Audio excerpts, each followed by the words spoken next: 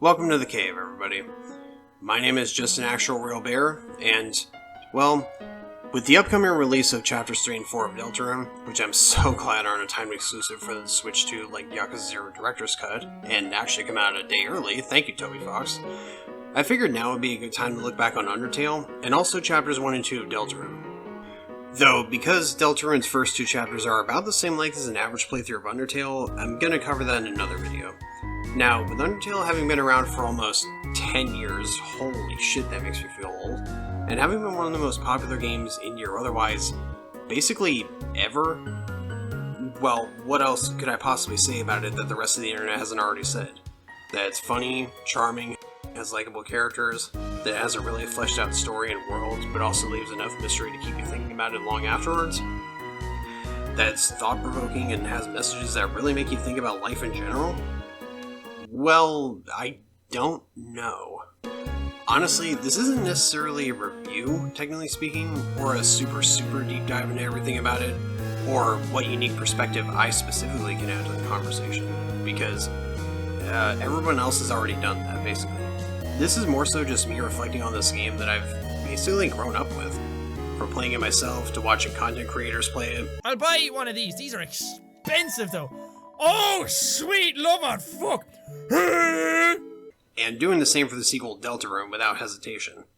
These games have been special to me for most of my life, basically, and I'm so excited for the upcoming chapters of Deltarune and to see where the story of that game goes. Not just to stand apart from Undertale, but also just stand on its own, becoming just as iconic as Undertale. Though you could argue it already is, but still. This is a story of love, loss, family, friendship, hope, self-discovery, becoming your best self, avoiding self-destruction, overcoming nihilism, redemption, and most importantly, determination. It's about helping people you love overcome their insecurities, and all around just bettering themselves as people. To give them a friend when they need it most. To not let their anger or guilt over their past mistakes consume them. To open themselves to others and not isolate themselves. A story about letting go and moving on. A story about never giving up and picking yourself and those you love back up when you're knocked down. Because even when things seem impossible, you can do anything, as long as you stay determined. This is Undertale.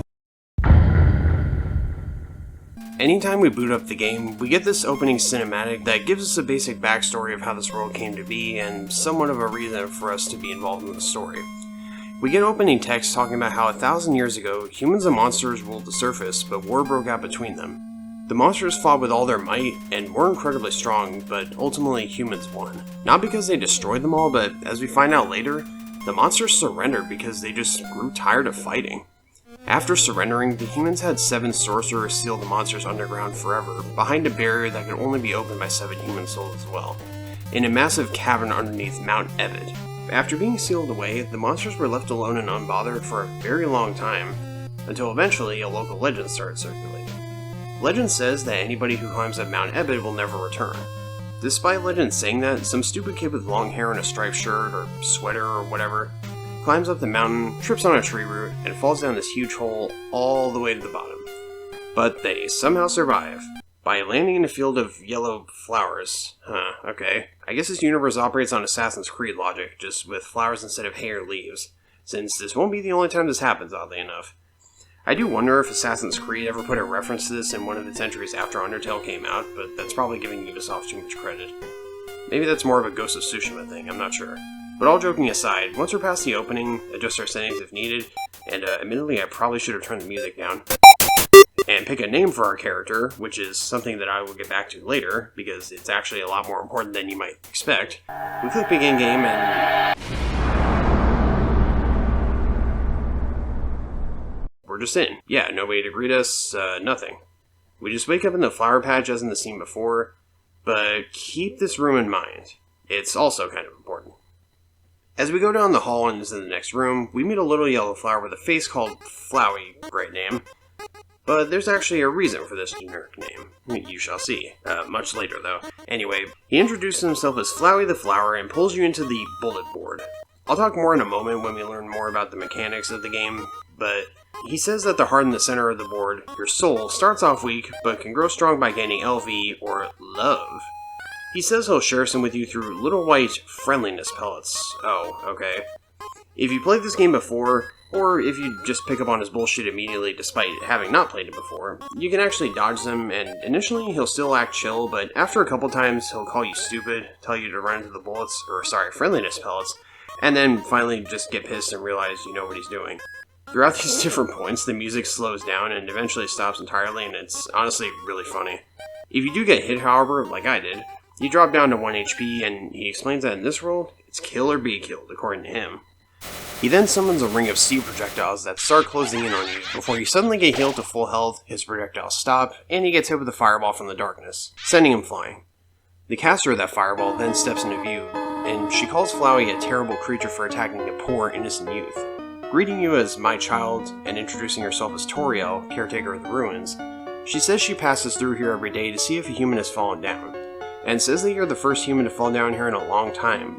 Oh, huh. So we're not the first human to fall down here. But that's something we can touch on later. As she kindly guides you into the next room, you'll see this little yellow star-looking thing at the base of the staircase as Toriel goes up. This thing is a save point, which... damn, that's actually something you only really see in older games these days. Very nostalgic. But whenever you encounter a save point, along with just saving your progress, it'll actually fully restore your health, kind of like in something like Kingdom Hearts. Plus, whenever you do encounter one, or, well, most of the time, but we'll get to that, you'll usually get a little text blurb that either gives you some narration describing the environment around you, or a fun gag, like this save point a little further along, across from a mouse hole, and says that you think that the mouse will one day get the cheese that's stuck to the table. Regardless of what these blurbs say, they'll almost always be followed up with either it fills you with determination, or you're filled with determination, or something along those lines. We'll get to why the determination part is so important later, but for now just keep it in mind. After saving for the first time and going up the stairs, she introduces you to something you'll be seeing a lot throughout most of the game. Puzzles. Ancient fusions between diversions and door keys, she calls them, which is a great description. Most of them aren't very taxing at all, being pretty simple even later on, just that those later ones require good timing and are kind of faster paced. But I do appreciate that you actually do need to think with some of these. Mind you, this was released a little bit before stuff like AAA PlayStation games started getting really bad with hand-holding players with puzzles that were already stupidly easy, to the point that even Atreus' voice actor in the newer God of War games got annoyed with the hand-holding dialogue in-game from his own character when he played Ragnarok on a stream at one point. Like, my god. Anyway, she does this first one for you, stepping on these buttons and pulling a lever to open this door, telling you to adjust to the sight of them. In the next room, you need to hit a couple switches to proceed, but she's thankfully labeled them for you. As you'll see in the room before this, and this room, there's a lot of stuff you can interact with. Signs, NPCs, objects that aren't just a straight up wall. Hell, sometimes you can even find something on a wall that you can't see but can interact with. But in the next room, Toriel informs you that as a human in the underground, other monsters may attack you, and that you'll need to be prepared for the situation. She explains that whenever you encounter a monster, you'll enter a fight. Despite saying that, however, she advises us to strike up a friendly conversation instead of attacking, to stall for time, and she'll come resolve the conflict. Before we practice talking to the dummy, we can actually interact with her and ask for ideas on conversation topics. She suggests issuing a how do you do, asking them about their favorite books, and saying jokes can be useful for breaking the ice, before telling you one herself. Listen to this one. What did the skeleton tile his roof with? Shingles! Well, I thought it was amusing. This doesn't actually lead to anything when interacting with this dummy, but it's something I wanted to point out because it's both adorable and really helps endear you to Toriel, and this will actually get a callback much later on. Actually, a couple of callbacks. Another thing to keep in the back of your mind. Interacting with the dummy, it'll bring up the battle menu properly. You'll have 4 options available to you: Fight, Act, Item, and Mercy. If you select Fight, it'll bring up this meter where you have to press the interact button while these bars slide across it to deal damage to the enemy, with the highest damage coming from when you hit the center. Though, for reasons I'll explain shortly, outside of a couple of very specific encounters, you never want to fight, like at all, trust me. Technically speaking, you actually can get a monster to go away and be able to choose the Mercy option to let them go if you attack them enough without killing them outright, but honestly that's not a great idea. What you should do instead is press the Act command. It doesn't do anything for the dummy specifically as it doesn't talk, but whenever you deal with other monster encounters later on, you'll have act options to say specific things to them or perform specific actions like, say, petting a dog, or cleaning something, or asking to be clean, humming, and all kinds of other things. It's practically endless. In some cases, you can even use an item or give an item to monsters that'll work, though those instances are a lot rarer. In between your turns, the enemy will have a turn where they bring up the bullet board like Flowey before, and you have to dodge a variety of projectiles and other attacks from any enemy you're facing. Homing projectiles, standard projectiles that go up, down, and all around, or even just a little guy dancing, or running away with a bone. But whenever you do the correct act interaction, the rare cases of giving or using an item, or as I said, damaging them enough to where they want to leave, even though, as I said, I don't recommend doing that one, but regardless, you can then select the mercy option on the next turn, and if their name is yellow, or pink if you have it changed due to a dialogue exchange I'll mention in a bit, you can spare them, which causes any monsters you chose the correct interactions with to leave the encounter. You'll still have to deal with any that you haven't properly interacted with yet though, but less enemies on the field does mean less projectiles to dodge, which is very helpful. Toriel teaches you these things over the course of a couple of encounters in the next few rooms, but I just figured I'd explain now to get it out of the way so we can focus more on the story and occasional funny interaction going forward. Anyway, the dummy doesn't actually do anything regardless of your choice besides falling apart if you attack it, but if you actually try attacking multiple times and miss, the dummy will just...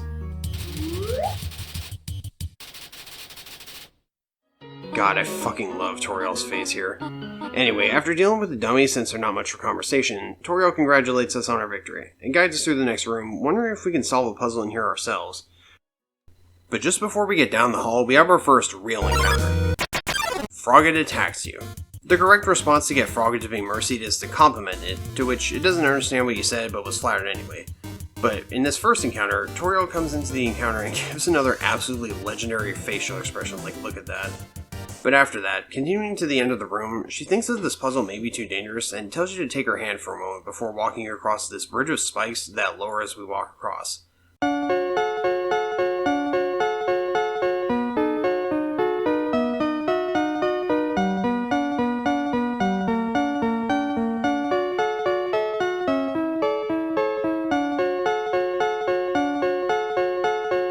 Such a great scene. She says that puzzles seem too dangerous for now, but then immediately in the next room, she says she'd like us to walk to the end of the room by ourselves. Bit of mixed messaging here, but okay.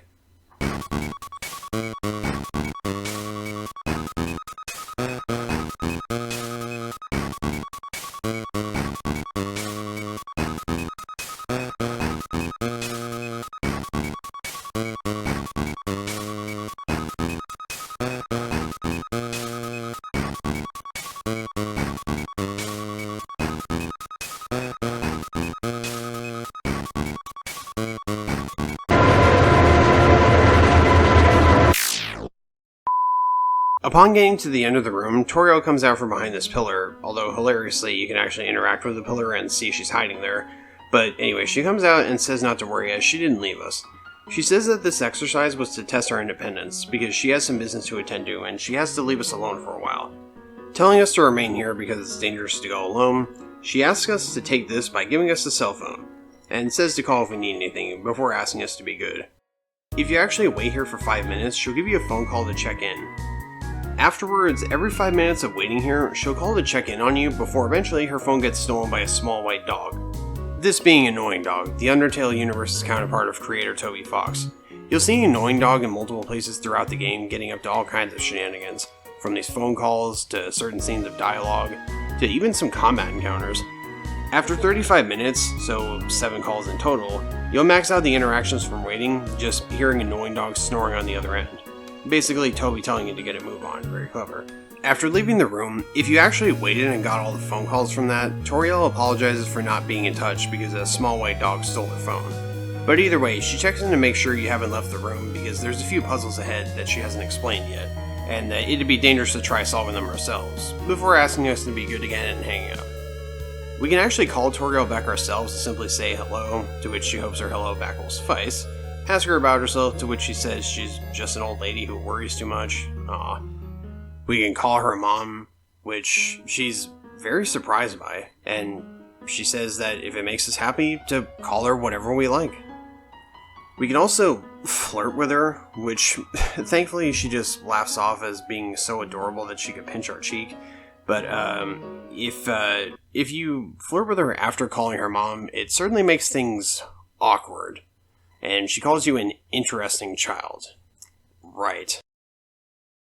She also says we can do a lot better than an old woman like her, but honestly, Toriel, you shouldn't sell yourself so short. You're lovely. Anyway, after leaving the initial room, we're free to explore the ruins, and this next room even has a save point. If we go into the northern room up here, there's actually a bowl of candy with a take one sign. And we can actually take more than one, but after taking 3, to which the game's narration says we feel like the scum of the earth, if we try taking a 4th piece, the bowl just falls over and we'll have to live with the consequences of our actions. Well, shit. This game is full of excellent moments of comedy that are just so iconic. The only thing I wonder is if they're funnier in context or out of context.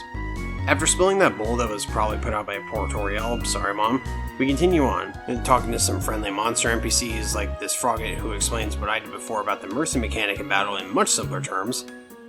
Have another Froggerkist encounter. What is bro doing? And then when we enter this next room, Toriel calls us again and asks us for no particular reason if we prefer butterscotch or cinnamon. We can choose either one, but either way she thanks us, then a minute later calls back to make sure we don't dislike the other option, before thanking us for being patient and hanging up. After pushing a rock onto a switch to deactivate these spikes and encountering the living manifestation of depression and crippling anxiety, we continue on. We go past this puzzle where we have to walk on the correct sections of the floor, indicated by a sign saying don't step on the leaves, which you'll see red leaves if you fall to this room below. While down here we encounter a living bowl of jello, and proceed on to this room with 3 switches that need rocks pushed on them. The first 2 move just fine, but the third one is alive and starts talking to us, which was actually foreshadowed in the room with the first rock switch, where a sign said 3 out of 4 gray rocks recommend you push them. And after convincing him to move on the switch and stay there, we find the save point with that cheese gag I mentioned before. And then we encounter one of my favorite characters in the game. This ghost in the middle of the floor lays here pretending to sleep, but hilariously, this game's narration points out that he's actually saying the letter Z out loud repeatedly instead of pretend snoring. Our only real option is to move it with force, which triggers an encounter, and we hear one of my favorite tracks in the game.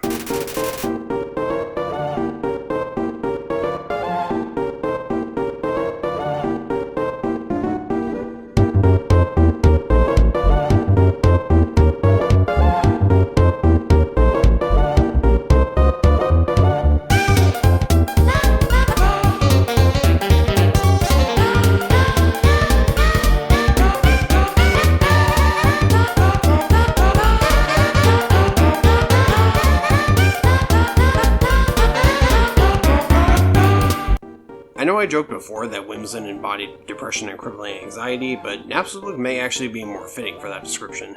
He's very down on himself, literally attacks you with tears, oh god. And one of his attacks is just a caption saying, really not feeling up to it right now, sorry, in the bullet board. Poor guy.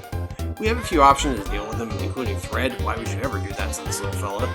But instead we choose the correct options and are nice to him. After cheering him on, smiling and cracking the occasional joke for a bit and dodging a few attacks, and even flirting, only for him to say that he'd weigh us down, aw, he'll eventually want to show us something. He then uses his tear attacks to make a little top hat for himself, which he calls a Tapperbook style, aw. Whatever option we choose to respond, he then ends the encounter and leaves, but if we were nice to him, he appreciates it, saying that despite coming to the ruins because there's usually nobody around, today he met somebody nice, before apologizing for rambling and fading away. Napstablook isn't a major character necessarily, but we encounter him a few times throughout the game, and honestly he might as well be a main character. I love him so much. Moving on, we're supposed to go up, but if we go in this room to the right, we'll see these 2 spiderwebs behind a sign that advertises a spider bake sale. All proceeds go to real spiders. The left web has spider donuts for 7 gold, while the bigger web on the right has spider cider for 18 gold. Okay. Oh yeah, I forgot to mention earlier, but when you spare enemies with the mercy option, you'll actually still get gold from them like any other RPG. And it starts off small here, with only a couple G from most monsters, but as the game goes on, they give you pretty stupidly high amounts of gold in the hundreds, like goddamn. So you should never be short on health items, realistically speaking. Especially since you actually have limited inventory space, only having 8 slots. You get upgrades to your inventory later, but I'll bring it up then. In the next room we encounter 3 Froggets that give us some advice on certain things in the game, like how pressing the X key to skip through the dialogue to bring it up faster, To which this frogget appreciates me not doing that, because I forgot it was a thing you could do at first, I'm not even joking.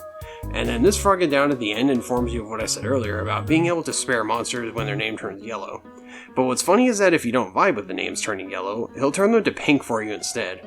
And if you do this, every spare for the rest of the game turns pink instead of yellow. Yeah, like, I'm dead serious, it actually does. It's such a cool detail that Toby didn't need to put in the game, but it just adds to the game's charm. After talking to these guys and finding an ant-sized frogget in this spot on the wall, Toriel checks in again, saying she just realized it's been a while since she cleaned up, that there's probably stuff laying around here and there, advising us not to pick up too much random junk in case we see something we really like that we want someday, and want to leave room in our pockets for. Aw, thanks, Mom. You always give the best advice. In the next room, we have to fall down different pit traps to find the right switch to open the following door. You can encounter Napstablook again, who says he fell and can't get up before remembering he's a ghost and doing the... Again, get a faded ribbon, which we can actually equip as armor. We can find a handful of items around the game that can be equipped as either armor or a weapon. While I said it's better not to attack people outside of a couple of specific encounters, some of the weapons, along with their accompanying armor, have special passive effects that are worth equipping them for. Like longer iframes, or invincibility frames, or restoring your health by 1 HP every other turn, for example. By the end of the game, I had the Torn Notebook as my weapon for better iframes, and the Stained Apron for its health restoration. But these first couple sets of items you find, like the Faded Ribbon and Toy Knife here in the ruins, and the Tough Glove and Manly Bandana in the next area, don't have any kind of special effects. But also in this area with the pit traps is a monster called Vegetoid. When you encounter them, they'll teach you about some of the rare monster encounters that actually have special green attacks, where if you touch their green projectiles on the board, they'll actually heal you instead of dealing damage. There's not many monsters in the game that do this, but it is neat. And it does help sometimes. After moving on and getting past a puzzle where we have to hit 3 different colored switches in 3 rooms that are designed to be the same but at different perspectives, we see these diverging pathways, and while we're supposed to go up again, we can once again go to the right. This frogget says that he saw Toriel come out of this doorway a while ago carrying some groceries. He didn't ask what they were for because everyone in the ruins is too scared to talk to her. Also, this balcony out here is where we find the toy knife that accompanies the faded ribbon I mentioned before. Heading back inside and up the other pathway, we come across this kind of eerie black tree, but before you can wonder about it, Toriel comes out from where she's been and walks out starting to call you before seeing that you're right there and walking up to you, asking how you got here and making sure you're not hurt. I'm assuming her line about healing you means she does actually heal you if your health is low, but I didn't have that issue. She says she shouldn't have left you alone for so long, and that it was irresponsible to try and surprise you. And now that she accidentally spoiled the surprise, she goes on ahead asking you to follow. If you inspect the tree, it says that every time it grows leaves, they fall right off. I'll come back to this later. Carrying on, appreciating the sight of a small, tidy house in the ruins and saving, we head inside and hear another one of the best tracks in the series.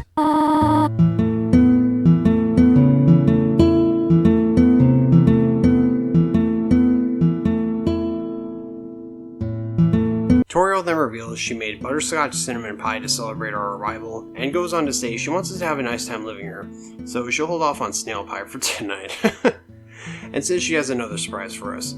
Guiding us down the hall, she reveals that she set up a bedroom for us, and hopes we like it, before petting her head. Go Mom, you are too good to me. Then she smells something burning and runs off. Now we're free to explore the house a little bit. We can actually go in the other open room down the hall first, where we can find a cactus, Toriel's sock drawer, and read a book to learn that this water sausage plant in the hallway is called a typha. Neat. We can also read this diary that Toriel has on the table, where she has a circle passage of a joke she's written down.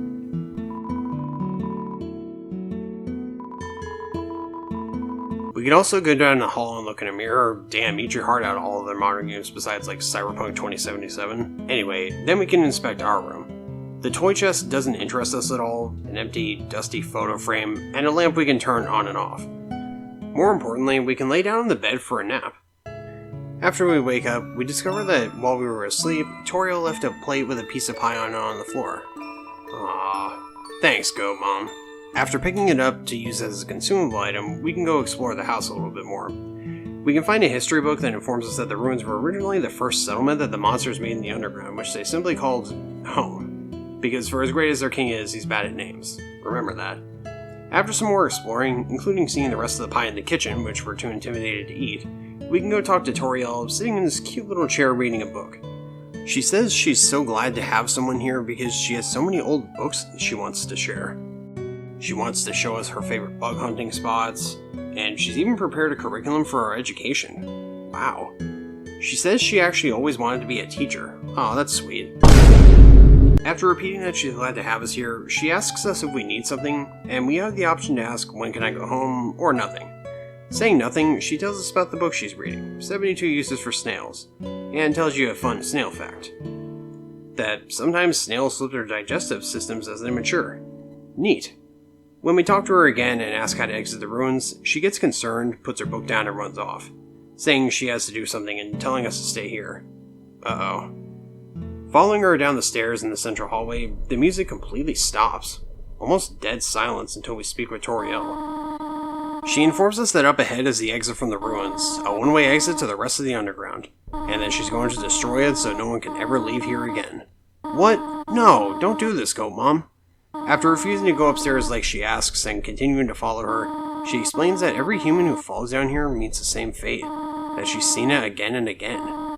They come, they leave, they die. She calls us naive and says that if we leave the ruins, they, specifically someone she calls Asgore, will kill us, and that she's only protecting us. She gives us one final warning to try not to stop her, but ignoring said warning, we approach her at the door. She says we're just like all the others and that the only solution is to prove ourselves. Prove to her that we're strong enough to survive. We then enter a battle against Toriel.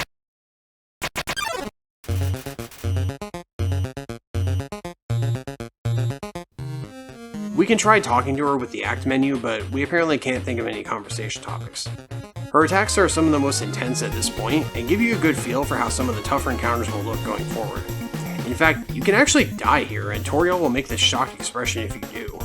But ultimately, what we're supposed to do is simply choose mercy and spare repeatedly. After a while of that and dodging her fireballs, she'll keep telling us to either fight or run away, and eventually start getting upset enough that she'll start intentionally missing with her attacks. Eventually, she stops her onslaught finally, and says she knows we want to go home, but that she'll take good care of us here, and that we can have a good life.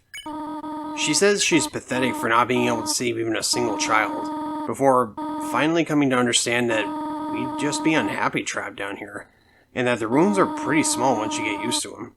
She realizes that it wouldn't be right for us to grow up in a place like this, and finally says she'll put aside her expectations, her loneliness, and her fear for us.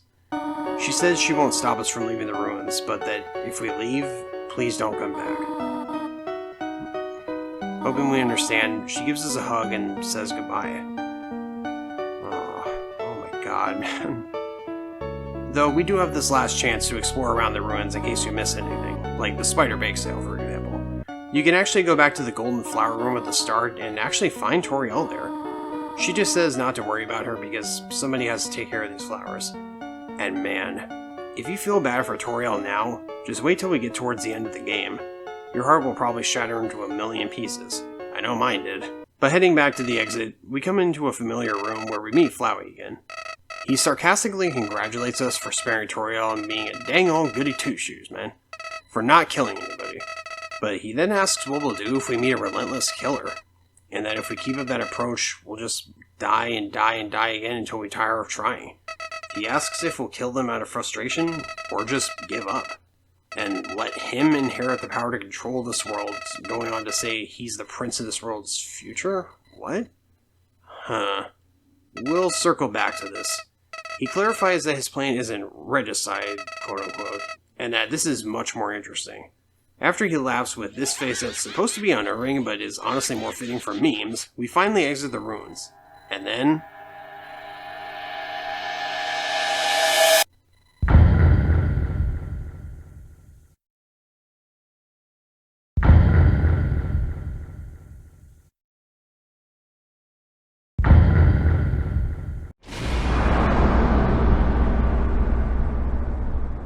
Once we're outside the ruins, sure enough, we can't go back in. Can't interact with the door, anything. But if we interact with this bush next to it, we do see that there's a camera in it? Huh. Interesting. As we continue on through this eerie forest, we eventually get the feeling that someone's following us. Oh. When we get to this bridge, that someone approaches us.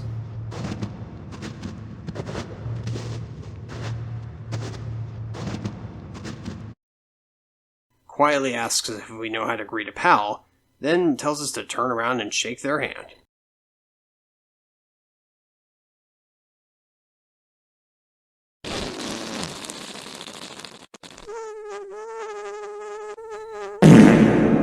You know him, you love him, it's Sans, everybody. I'll save talking about his character until we're further along, but he's iconic for very good reason. After saying the whoopee cushion and the hand trick is always funny, and that it's hilarious that we're human, he introduces himself, Sans the Skeleton. He says he's actually supposed to be on the lookout for humans, but doesn't really care about capturing anyone. But that his brother Papyrus is a human hunting fanatic. After telling us to cross this bridge, which is apparently supposed to be a gate, but Papyrus made the bars too wide to stop anyone, great, we get over here where Sans tells us to hide behind this conveniently shaped lamp. And then...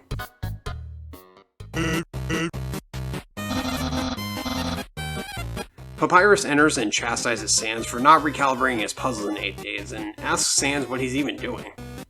Sans says he's just appreciating this conveniently shaped lamp, and asks Papyrus if he wants to look at it. Sans, what are you doing? But thankfully Papyrus says he doesn't have time because, what if a human comes through here? And that he wants to be ready. He says that he will be the one to do it. So that he, the great Papyrus, will get all the things I utterly deserve. Respect, recognition, and going on to say that everyone will want to be his friend, ? And that he'll be bathed in a shower of kisses every morning. You know what? You go, Papyrus. Achieve your dreams, pal. Sans keeps trying to get him to look at the lamp, but Papyrus is still distracted. After criticizing Sans some more for sitting around and boondoggling, okay, whatever the hell that means. Anyway, after that, Sans makes a joke that he's gotten a ton of work today. A skeleton! I love how Sans points out that Papyrus is smiling, and Papyrus literally says, I am, and I hate it! After questioning why someone as great as him has to put in so much effort to get recognized, and Sans making another joke, wow, sounds like you're really working yourself down to the bone. Papyrus finally has enough and leaves to attend to his own puzzles, but not before making his own joke and ending with a signature laugh. That was probably awful, I'm sorry. Anyway, after he's gone, Sans tells us to come out from behind the lamp, and says we should get going before he comes back, before we have to sit through more of his hilarious jokes. Haha. And then he describes the journey ahead as nothing to be afraid of, just a dark cavern full of skeletons and horrible monsters. Great thing to tell a kid who's like, 8 probably? But before we leave this room, Sans actually asks us for a favor. He says that Papyrus has actually been kinda down lately, and that seeing a human, aka us, which he never has before, may just make his day. He says he's not dangerous even if he tries to be, and oh boy, will that fact become clear soon. He thanks us and says he'll be waiting ahead, before going in the opposite direction. Okay then. In the next room is another save point, and also this box. The sign next to it says, it's a box, and that we can take items out or leave them in, and that the same box will appear later on. So it's literally just save from item boxes from Resident Evil. Unlike those, however, it actually has finite space. You'll eventually get an upgrade for it, but yeah. Thank you though, box lover. After encountering Snowdrake and saving, and also finding a phone number on a fishing line up here, we head down the right path, then run into the brothers again, where we get our first mention of someone named Undyne, before Sans and Papyrus...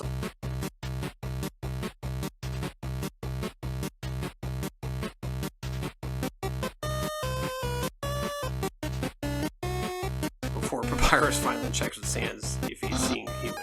Sans tries messing with him, pointing at the rock behind us, and then confirms that the thing in front of the rock, us, is in fact a human. Papyrus goes on again about how he'll finally be popular upon capturing us, before calming down and telling us that he'll capture us and deliver us to the capital, and then he's not sure what happens next. But in any case, we're only to continue if we dare. After he leaves, Sans tells us not to worry and that he'll keep an eye socket out for us. We can quickly look at Papyrus' sentry station, which, unlike Sans' back in the woods, which looks properly constructed, Papyrus' looks like a kid's cardboard fort. But what's really funny is that the narration for it is done by a sign that Papyrus put on the well-crafted sentry station that we ponder who could have built it. Perhaps it was that very famous Royal Guardsman. Note, not yet a very famous Royal Guardsman. God, I love this dude. After ice caps thrust into view, and I forget what the right option is to spare them correctly, we then encounter...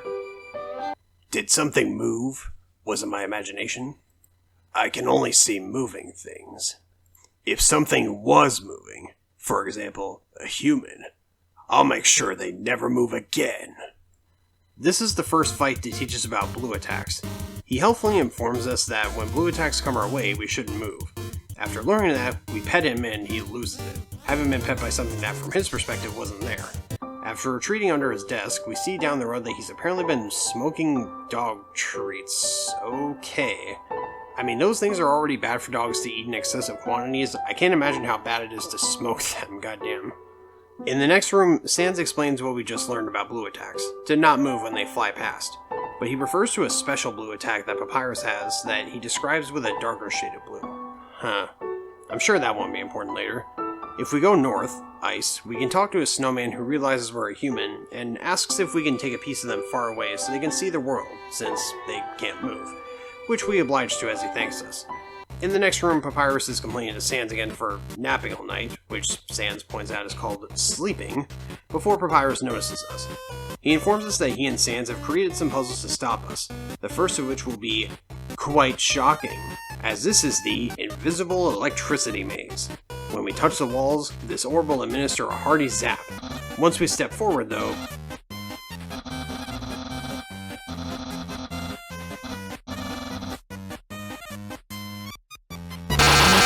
Papyrus gets the shit zapped out of him instead, at which point Sans tells him that we are supposed to hold the orb.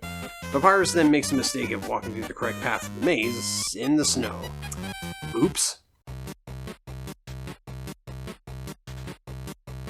After successfully conquering the maze, Papyrus runs off, saying the next puzzle will not be so easy, as Sans designed it apparently.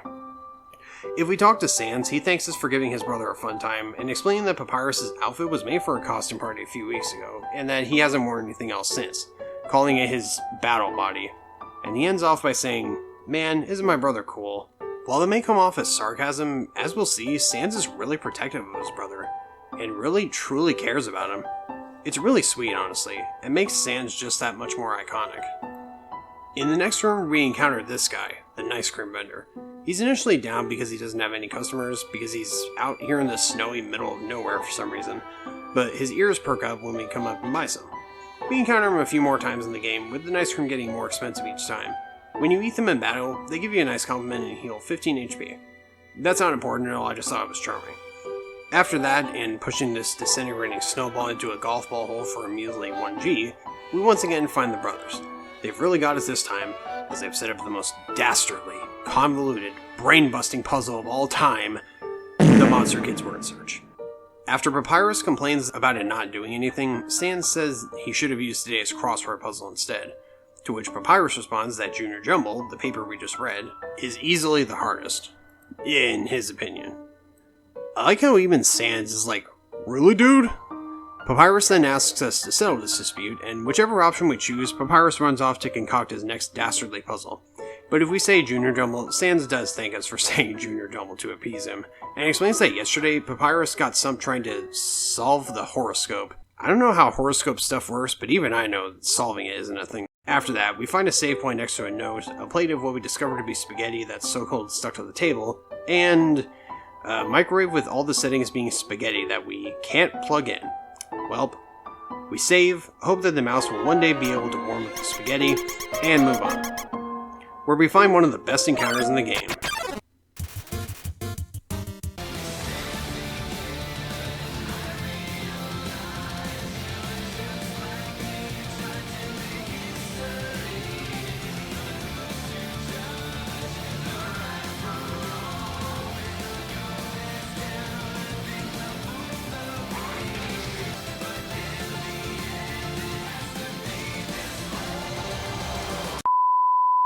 After hitting a switch that we get guided to by a map in the snow, we then encounter a dog mirror. Yes, you read that correctly.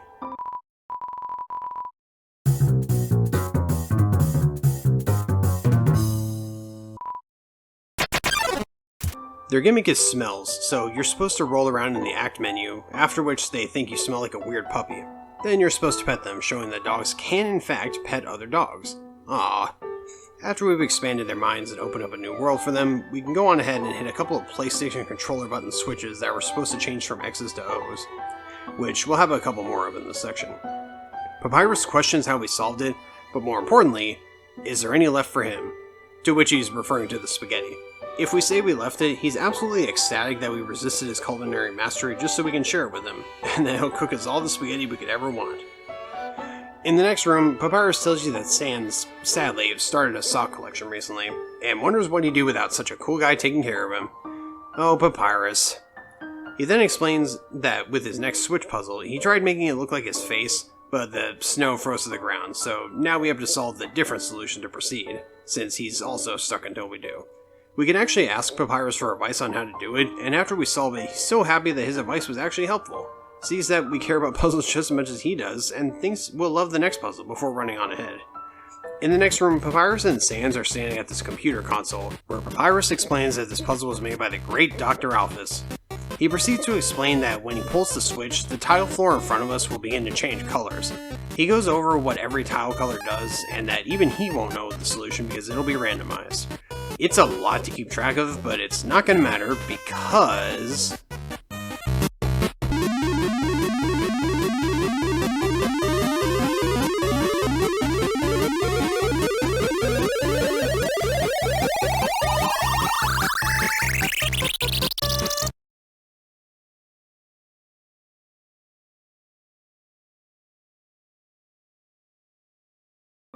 Welp, rip bozo, I guess. If we talk to Sans, he reveals he ate the spaghetti from earlier, saying it wasn't too bad for Papyrus, and that if he keeps practicing his cooking, then in a year, maybe he'll make something edible. Damn, he really just said that, huh? In the next room... Well. If it isn't the consequences of my actions. This reindeerish monster across from the save point reveals that lesser dog came in here, full of inspiration and trying to make snow sculptures of itself, but kept getting too excited and messing up. They even say it was sad to watch, but they couldn't turn away. Damn, okay. After doing this last switch puzzle where we slip and slide on ice, and also fall down once to see these snow sculptures of Papyrus and Sans, with Sans as just being a pile of snow with his name written on a red marker, which is hilarious, we slide on through the trees. We're supposed to go right once again, but going off the beaten path has us encounter Sans again, and also Gift Trot, an even more reindeer-looking creature whose mercy action is to take the random decorations off of him. We can also go in this cave, but all that's in here is this blue door that just leads to a developer room with some Easter eggs, and that's it. I'll come back to it later though, as it's something you can only unlock in post-game. After proceeding on and examining Snowpuffs, but is it really a Snowpuff? And also one with 30G in it, we come across...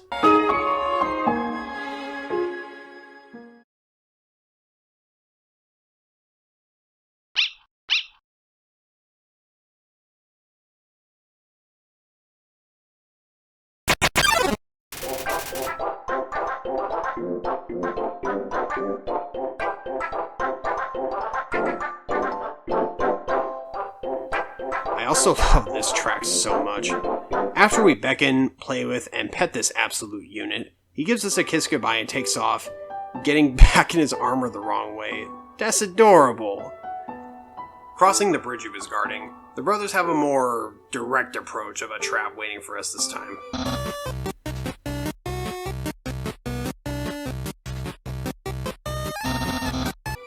But Papyrus can't bring himself to activate it.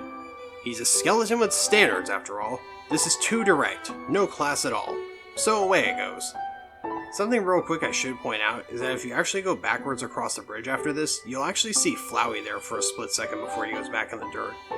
I'm pretty sure there's multiple instances of seeing him stalk you throughout the game, but along with this one, the only other one I know is one in Waterfall that I'll mention when we get there. After talking to Sans again, where he reminds us of blue attacks, we finally reach the first truly populated area of the game, Snowden. Right at the start of town, there's a shop and an inn right behind the save point run by two bunny sisters. If we try selling items to the shopkeep, she'll tell us she doesn't buy, only sells, and this applies to most vendors in the game, except one we'll get to. If we talk to her, she gives us some insight into Snowden. Girlies has food, the library, yes they know the sign is spelled wrong, has information, and she informs us about the inn her sister runs next door. And if we're bored, we can sit around and watch those wacky skeletons get up to some hijinks. She explains they just kind of showed up one day and asserted themselves. and that the town has gotten a lot more interesting since then. We can actually ask her about the history of this place too, to which she reveals that upon being sealed down here, monsters settled in what's now called the ruins, but eventually started leaving there and settling across the underground, with fuzzy folk like her and her family sticking around here and building Snowden. We can even ask her about her life, where she says it's same as usual, a little claustrophobic, but that they all know deep down that freedom is coming, and that as long as they've got that hope, they can grit their teeth and face the same struggles day after day, because that's life, ain't it? Man, pretty memorable quote from such a minor character in the grand scheme of this game. But on a less downer note, she has some pretty good items like a cinnamon bunny, very clever, a bicycle, and the manly bandana armor and tough glove weapon that I mentioned earlier. The bicycle is one of the better consumables in the game since you can use it twice, giving you 2 health items in one basically. If you go into the inn, you can pay her sister ADG to get a room, but because you sleep next to these 3 who are loud as shit, you only stay up there for like 2 minutes, after which she pays you back, saying you can pay her if you actually stay overnight. Her daughter actually tells you that resting in the inn restores your HP to above max, and she's actually right. If you pay for the room, you actually do get an extra 10 points to your max health. Not a huge increase, but it is helpful for sure, especially in what happens next. After exploring the town a little bit, including interacting with this yellow lizard kid who I'm sure won't be important later, meeting me in real life, and other miscellaneous NPCs, including patrons of the library and also Growlies, and also going up to this area where, in something I didn't expect, I actually got the wrong number song Easter egg my first time here. This is an Easter egg that a lot of people think ties to a cut character from the game, Dr. Gaster. We don't know much about Gaster other than he was actually the royal scientist before Dr. Alphys, and apparently died when he fell into his creation, the Core, a massive power plant that powers the entire underground, which we'll see and get to know in depth later. Sands and Papyrus are apparently connected to him in some way, with a text log made of Wingding writing in the unused room his model is located in saying, "What do you two think?"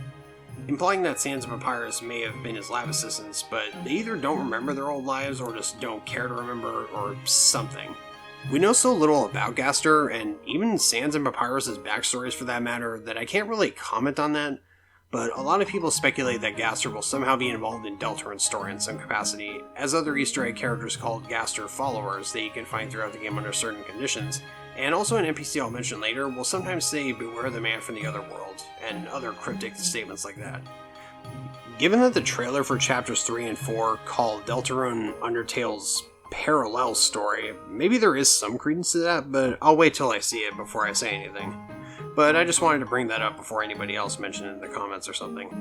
Anyway, after exploring a little more, including reading books in the library, which give us a little more insight into monster culture and the aftermath of the war that I'll get into later, we head east out of Snowden and...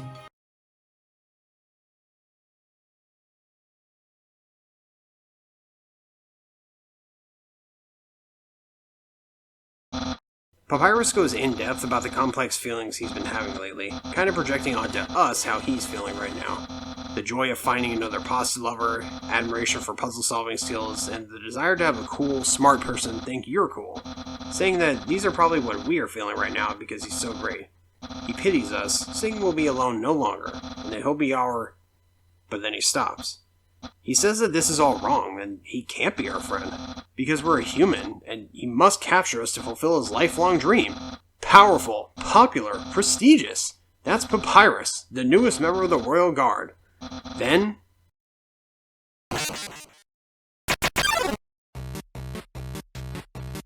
Our act options besides check are to flirt with him or insult him. We pick the correct option, and he says that he's a skeleton with very high standards. I can make mas spaghetti.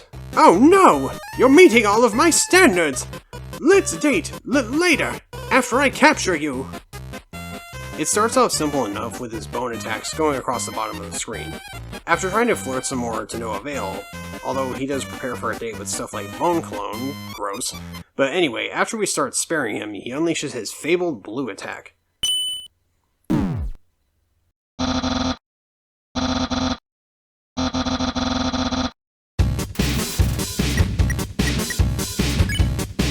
This changes the dynamic of the fight entirely because he's essentially cast the Kingdom Hearts 1 gravity spell on us, and now we're stuck to the bottom of the bullet board until the end of the fight, needing to basically jump over his attacks, starting off slow and easy still, but requiring both higher and more precise jumps as the fight goes on.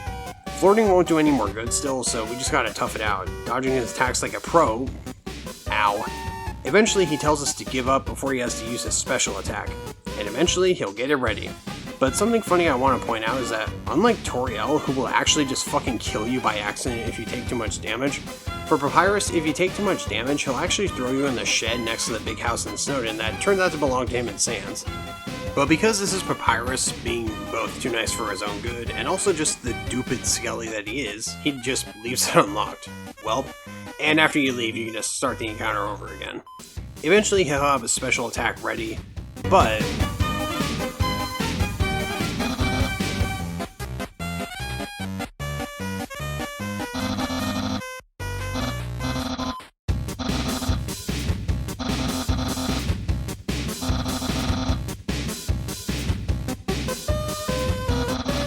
when that fails, he just uses an absolutely normal attack, and then eventually a really cool regular attack with this massive forest of bones ended off by one giant bone, which I'm pretty sure you're supposed to hold the up key to get over, but I think I messed it up because I pressed the key repeatedly instead of holding it.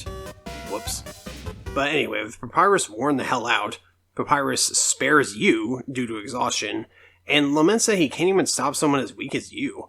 He says that Undyne will be disappointed in him, and that his friend quality will remain stagnant. How tragic.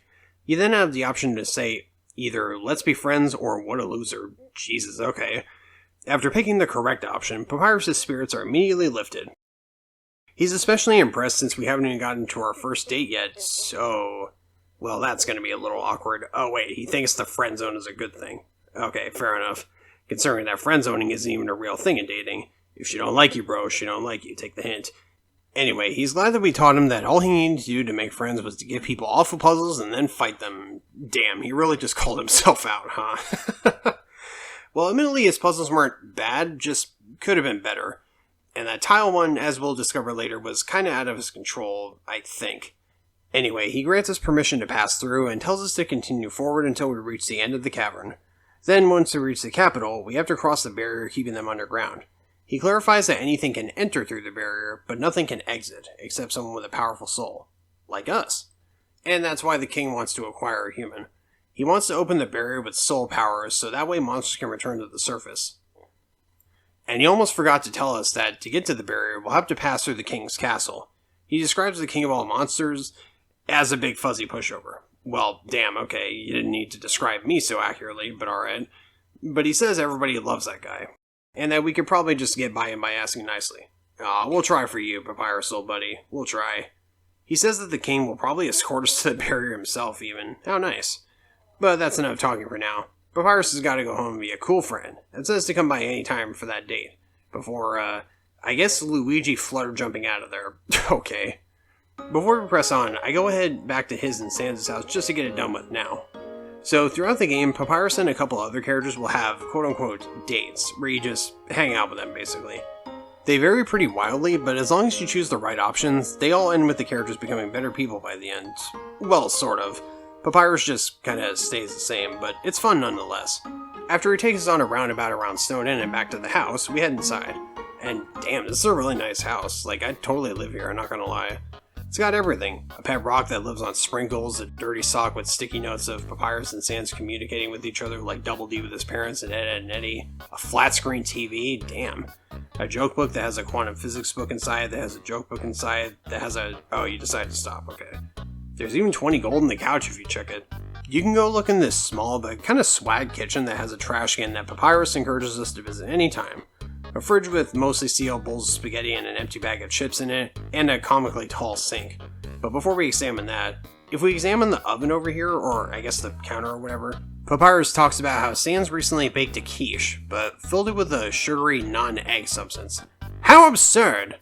This is actually a bit of an Easter egg that I'll mention later. But examining the sink, we find out that Papyrus is the one who made it this tall to store his bones under. But upon opening it, we find that damn dog again.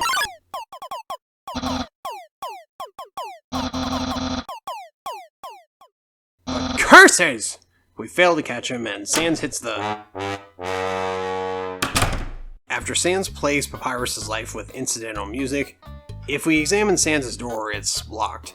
But once we're done looking around, we can go into Papyrus's room where we see a box of bones he used for his attacks, an old looking PC where Papyrus explains his follower count has actually reached double digits, but he's been getting trolled by somebody he doesn't know is Sans. His closet just has clothes hung up neatly, and his bookshelf has books like Advanced Puzzle Construction for Critical Minds and Peekaboo the Fluffy Bunny. The ending always gets him. Then there's a pirate flag, which Papyrus uses to theorize that humans are descended from skeletons. Oh, Papyrus, you poor boy.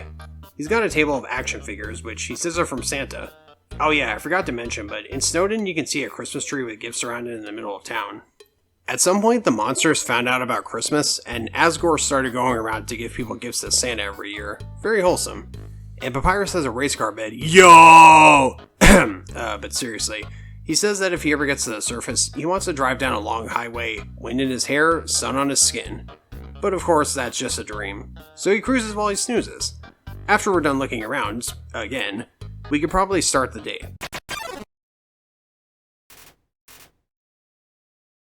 He straight up says that he's never done this before, and pulls out an official dating rulebook that he snagged from the library for just such an occasion.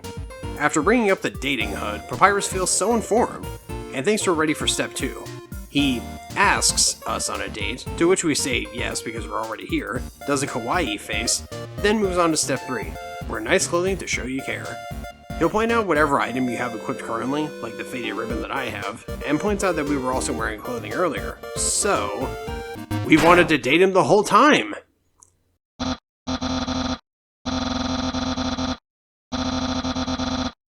Once our dating power goes up, he realizes that we're way better at dating than him.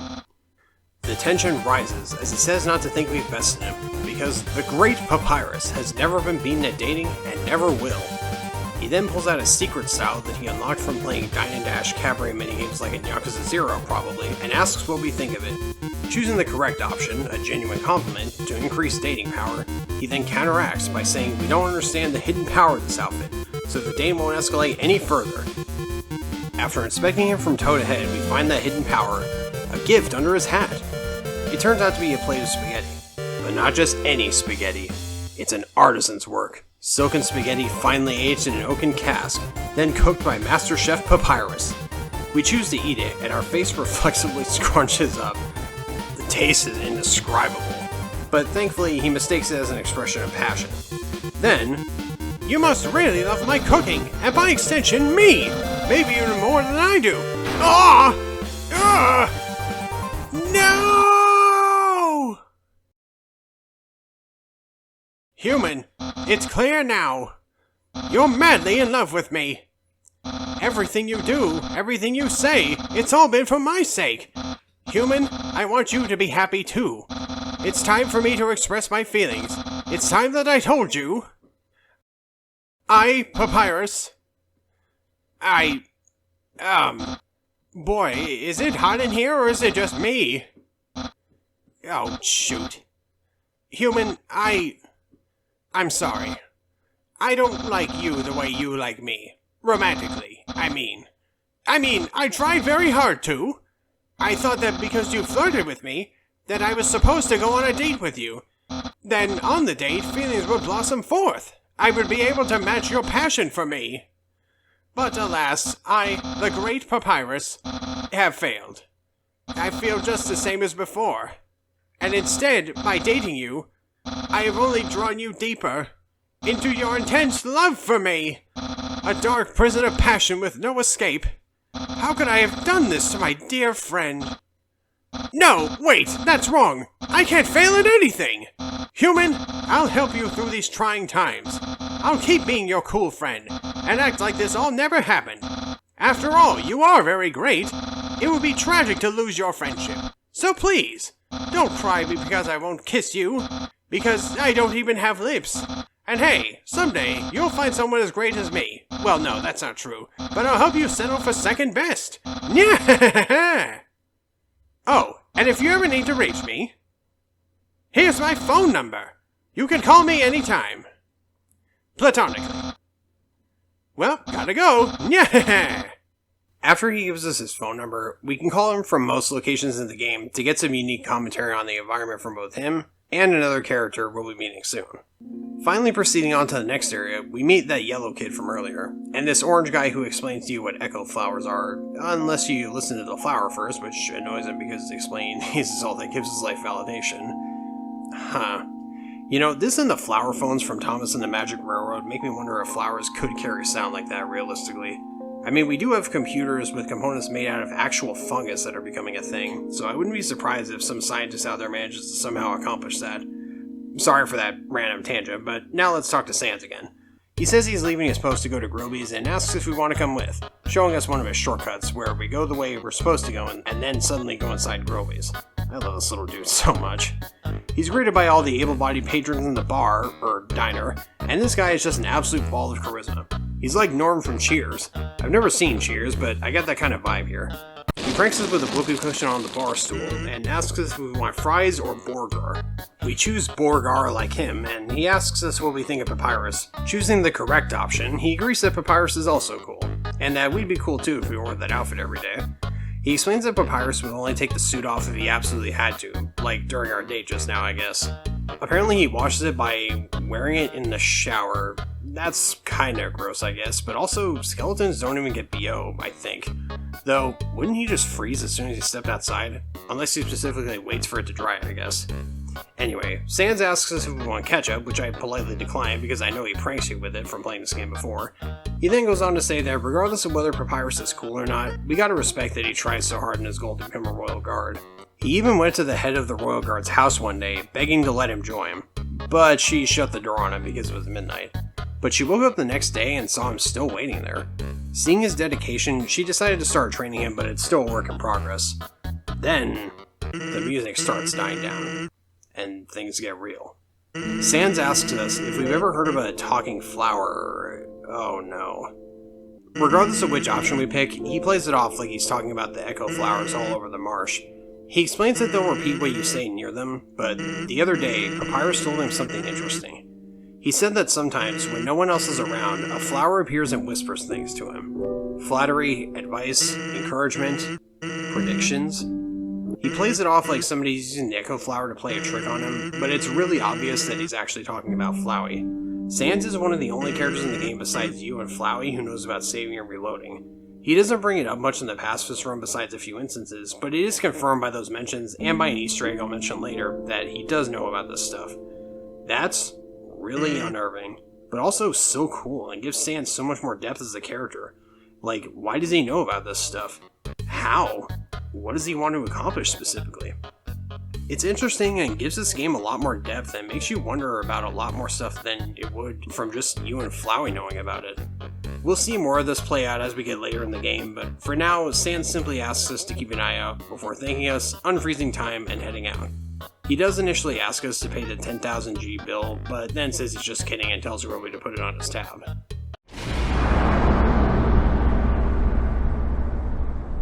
Now, actually proceeding properly into Waterfall, if we venture down these docks, we can find another echo flower that hints at something behind the waterfall here at the start, which turns out to be another camera. Huh.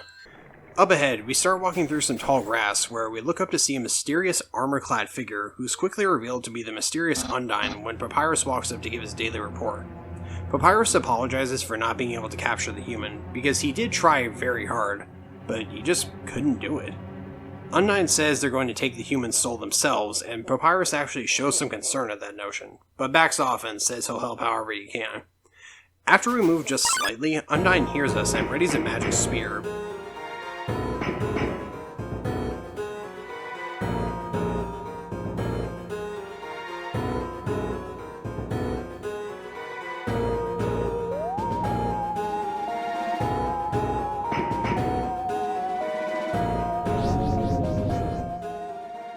Before backing up and fading into the darkness. After we exit the tall grass, that yellow monster kid from before follows us out because he wants to go watch Undyne beat up bad guys. Alright. After saving, we find our first puzzle of this area, the bridge seeds. Pretty easy to deal with. I was gonna say how did Monster Kid get past this, but we do automatically put the seeds on our head, so maybe MK does too? I don't know. Oh yeah, and by the way, that yellow kid, his actual name in the game is just Monster Kid. He doesn't seem to have an actual name as far as I can tell. Anyway, after encountering a Giga Chat seahorse who then flexes himself out of the room, we find the next bridge sea puzzle. And first, I use these to find this secret area where underneath this bench there's an abandoned quiche. I assume Sans left this here, like Papyrus mentioned earlier. But in reality, it's an Easter egg referencing a time that tobyfox found an abandoned quiche underneath a bench, apparently. Apparently that's something that actually happened and he tweeted about it. Surprised it wasn't devoured by pigeons before he even found it if it was in a park or something, but I guess whoever made it just wasn't ready for the responsibility. Alright. Back to the actual bridge sea puzzle in the previous room, and damn, this took me longer than it realistically should have. Maybe because I was tired from work or something while recording, but it took me a couple minutes to realize you're supposed to go down here to place some of the water, as the seeds only sprout when you put them in a straight line. Don't know why that took me more than like 20 seconds, but after getting past it, Papyrus calls us? Hey, I didn't call you yet, that footage wasn't until later. Apparently he dialed every number sequentially until he got ours. Huh. Okay, I guess. To be fair, besides Papyrus, Toriel, and a couple characters later on, we don't see anybody else use phones down here, so I guess it makes sense. Kind of like that one Family Guy bit where Peter's ancestor had one of the first working phones. Anyway, Papyrus asks what we're wearing for a friend, who wants to know, because said friend thought she saw us wearing our faded ribbon from earlier. We tell him yes, he winks, and tells us to have a nice day. Up ahead, we hear a few miscellaneous conversations from Echo Flowers, including one that says that monsters used to look up to the stars in the sky to make wishes, but now all they have are these sparkling stones on the ceiling. A girl wishing that she and her sister could see the real stars someday, so that's sad. And then we encounter Washua and ask him to clean us, then look through a telescope that tells us to check the wall. Then on this next dock area, we see several plaques about monster history, specifically about their war with the humans. They explicitly state that humans attacked first, but aren't sure why, as from the monster's perspective, the humans had nothing to fear, as humans are so powerful that it didn't take the soul of nearly every monster to equal the power of one human soul, apparently. Not so sure about that, but maybe that's just because I'm a baby, I guess. The plaques go on to say that, ironically, humans have one weakness, and that's that the strength of their soul allows it to persist after death.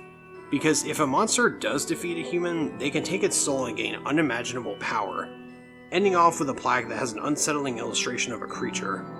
Alright. Huh. After taking this raft across the lake, we start walking along when suddenly...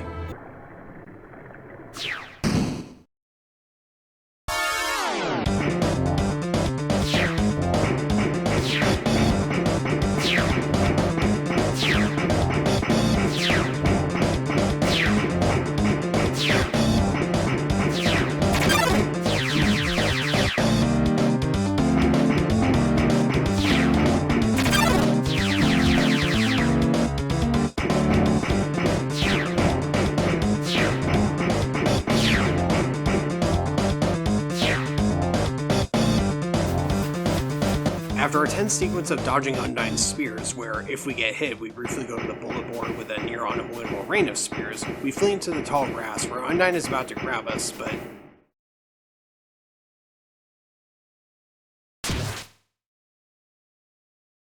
Thankfully, they accidentally grab Monster Kid, who somehow got here before us. And after exiting the grass, he says he'll never wash his face again. After hoping that the mouse near the save point can someday get the cheese out of the magic crystal that's growing around it, we find Sans with a telescope in the next room. He says he'd normally charge 50,000 G for it, but since he knows this, it's free. After only seeing red, we back out and see a stain around our eye. Welp, at least he'll give us a refund. Wait a minute.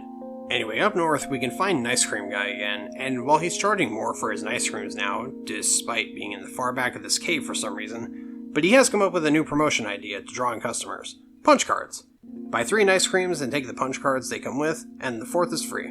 Bit of a ripoff since he's charging more for this nice brand ice cream, but I humor him and get them. We then proceed on and can hear more random conversations from different Echo Flowers, and if we go down here, we'll actually find ballet shoes as an equipable armor. Something I didn't mention before is that with the exception of the stick weapon and bandaged armor, which if you unequip it and use it in battle is actually consumed like a health item, the other equipable weapons and armor in the game are actually items that belong to previous fallen humans, with each set corresponding to different ones. I bring this up now because while most of them don't have a specific backstory of how the human got as far as they did, as far as I can tell anyway, The ballet shoes actually had an unused Echo Flower interactable that would have been nearby and would have said, "I can't run any longer. Somebody, anybody." Like, Jesus, man. But it does make me wonder if some deeper backstories for these items, besides a couple at the end we'll talk about, were planned earlier in development. It's not necessary to know how exactly the previous humans fell, so to speak, but it is interesting to speculate how those specific humans got to these specific locations and what happened to them exactly. After heading a little further down the actual path, Papyrus calls us up again and clarifies that the friend who asked him what we were wearing earlier may have some murdery opinions on us, but that he figured that after such a sus question, we'd have the sense to change our clothes, that way we're safe, and he didn't lie. Oh, Papyrus, you cad! Being friends with everyone is easy, buddy. Also, my PC alt-tabbed me for a second because the storage on my main drive was full because of Microsoft's OneDrive sync system being really stupid. That's not important at all, I just thought it was funny to leave in because Microsoft are pieces of shit. Anyway, we listen to more Echo Flowers and read another plaque that states that humans were afraid of the power that monsters had to take human souls. Then we move into this room where...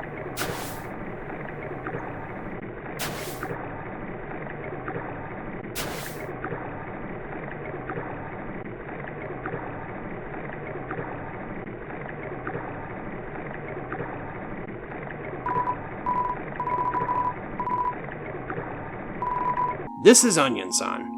Onion-san, you hear? Pretty chill and nice dude, just lonely because all the other aquatic monsters that used to live here moved into a crowded aquarium in the capital. He can't follow us out of this room, but he tells us to have a good time. In the next area, we have one of the more unique encounters in the game. This is Shyren, and you can hit hum just once in the act menu and then spare her, but if you keep doing it, it becomes a full-blown concert where Stan sells tickets, and then a full-on tour with fans, groupies, everything a star could want. But eventually, it's time. We have our own journeys to go on. So, Shyren hums one final song with us that literally almost kills me because I'm stupid.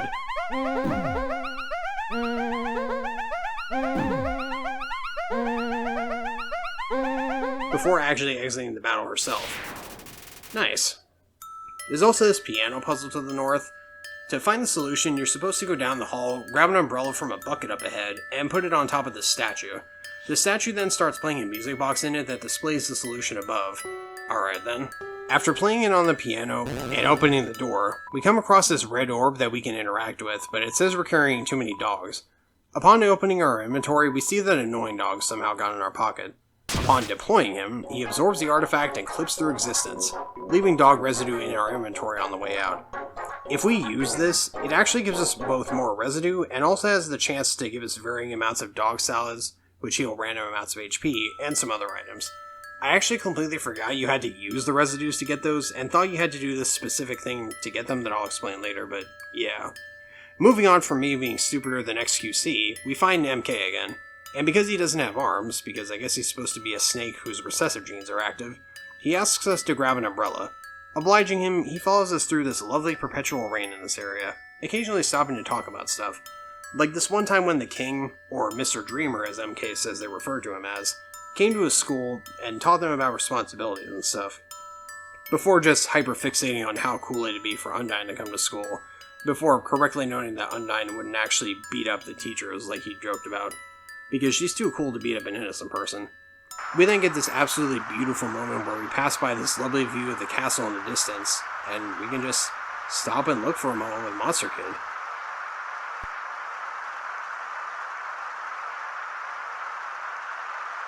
After that, we get to this ledge that's too steep for Kid to climb up. He lets us use him like a step stool before saying that he'll find another way and continuing his gag of constantly faceplanting as he runs off. Trekking forward, we see more plaques talking about pre-war history, that the humans, afraid of monsters' power, declared war, attacking suddenly and without mercy. United, the humans were just too powerful for the monsters to handle, and no human souls were taken by the monsters, but countless monsters were turned to dust. In a book you can find in the library back in Snowden, you can actually read about monster funerals. Whenever monsters die, they always turn to dust. When they do, that dust is then spread over a prized possession of theirs so that in a way, their essence can live on. It's sad, but also kind of beautiful in a morbid circle of life sort of way. This is actually also referenced in Genocide Run. where monsters literally fade into dust when you kill them, and the game will eventually know that your hands and items are covered in dust. Ew. Anyway, in the next area...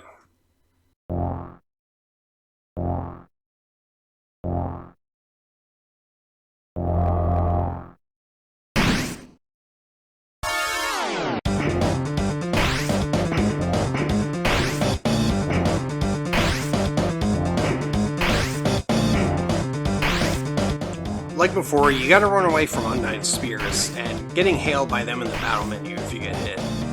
But this time the hazards come from below instead of above. And while you can see where they're coming from and have a second before they pop up, this maze of docks is liable to get you turned around, like it did me, as this was actually my first death of this run. Oops. But now's a good time to mention the game over screen. Whenever you die in battle, you get this big game over on the screen, and a very deep voice calling you by the name that you typed in at the start of the game, saying various lines that usually end with stay determined or you have to stay determined or something like that. We'll come back to this later, but holy shit, this will actually be so much sadder in context when you reach the end of the game. But after running through it again, this time we actually reach the end, though we're forced to backtrack upon reaching a dead end. And instead of just killing us now, Undyne makes movie villain mistake number 4, cutting the platform we're on and hoping the fall will kill us instead of just capping us herself. Oh yeah, and also Undyne is the female friend that Papyrus mentioned earlier if you didn't pick up on that by now. Anyway, after the fall, we hear a dialogue-based flashback where we're spoken to by a soft voice we've never heard before.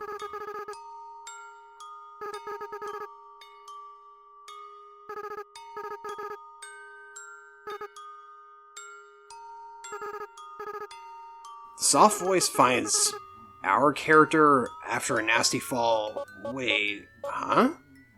And this is after we landed in a field of golden flowers again. Intriguing. As we proceed through this area, we find tons of garbage everywhere, which, as we find out later, floats down here from the surface. There's even crap like a bike, a beat-up old PC, this orange cooler with 2 things of astronaut food in it that we can take as consumables, and they're really good health items, and a DVD of an unspecified anime. Sword Art Online, maybe? That's something fitting to be in a sewer, probably. I don't know enough about Sword Art Online to give a definitive opinion either way, but after passing a dummy reminiscent of the one Toriel trained us on, this happens.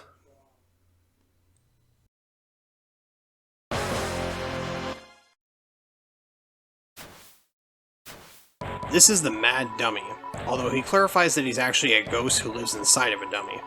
He says that his cousin used to live inside a dummy too, and was living in the ruins. But according to this jerk-off, said cousin was abhorred by the things we said during our training exercise that Toriel put us through, so he's here for revenge. Okay. I'm just gonna say this now. This guy, Napstablook, the Ruins Dummy, and another character I'll talk about later are actually all related. Specifically, they're all cousins.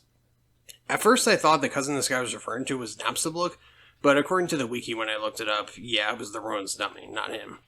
It's interesting, but I do question if the cousin was just really extremely anxious and that's why he didn't say anything, or if Mad Dummy here is just looking for a reason to be a prick. Though I'm definitely leaning more towards the latter. And despite him coming off as intimidating at first, this is one of the funnier encounters in the game.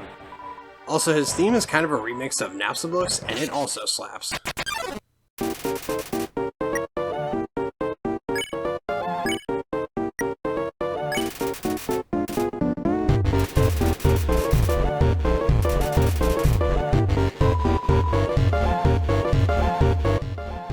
The gimmick with this fight is that most of his projectiles hit you from the sides or below, these little Charlie Brown squiggle looking things, and you have to move at the right time to get these to hit him.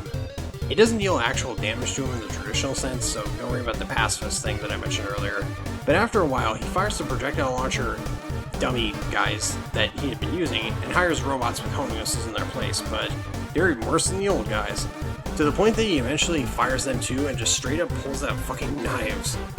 Or rather, a knife, which he immediately throws.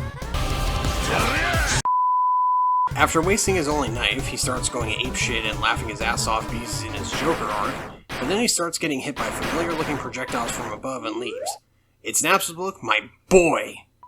But he feels bad for making Mad Dummy leave because he thought we were having fun, and then casually invites us to hang out at his house up the street, which we do after saving. His house is the blue one on the left here, and this pink house next door we'll check out later. Upon entering Napstablook's house, he's actually surprised we stopped by and says have a look around. If we check the fridge, he'll offer us a ghost sandwich, but we just phase right through it. Well, afterwards, he asks us if we want to join him in laying down on the ground feeling like garbage because it's apparently a family tradition. And after not moving for a few seconds, this happens.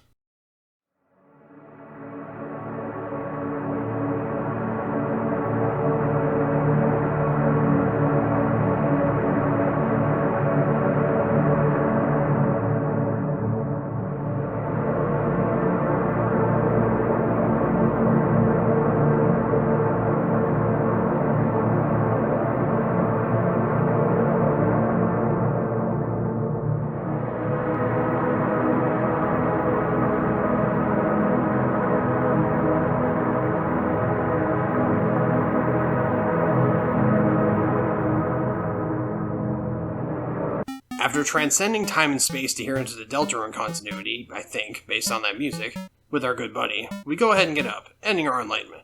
But Napstablook thanks us, appreciating that we joined him. We can now look around his house again. Nothing on the TV right now. His PC is open to a music sharing for him, and if we talk to him, all he says is that he's going to keep working on his mix CD. But if we interact with these 3 CDs on the bottom of the room, you can play these 3 different tracks and he'll actually comment on each one, so that's neat. Leaving the house with the music playing, I think specifically the one that's called Spook Tunes, but I'm not sure if you have to play that one specifically or if any of the 3 can work. But when you leave his house, you have the chance to encounter Aaron and Washua like a pair like you have a few times now in this area, to which, after they listen to the music, Washua will literally say, "Wow, this is worse than Shiren. Jesus Christ, what an uncultured swine." But I do love that Washua points out that Aaron keeps winking despite being scared, with Aaron shouting, "They're winks of fear!" before Washua just pisses off and leaves him. And Aaron leaves after him, thinking that this is his punishment for being a creep.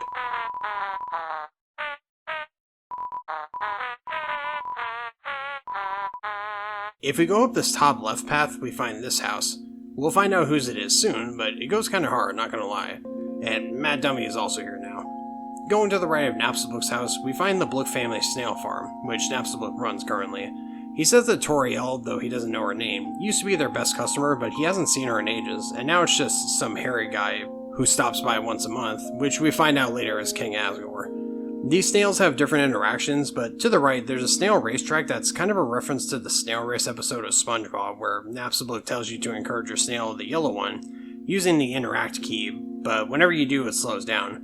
And if you encourage your snail too much, it just falls over and catches fucking fire, oh my god.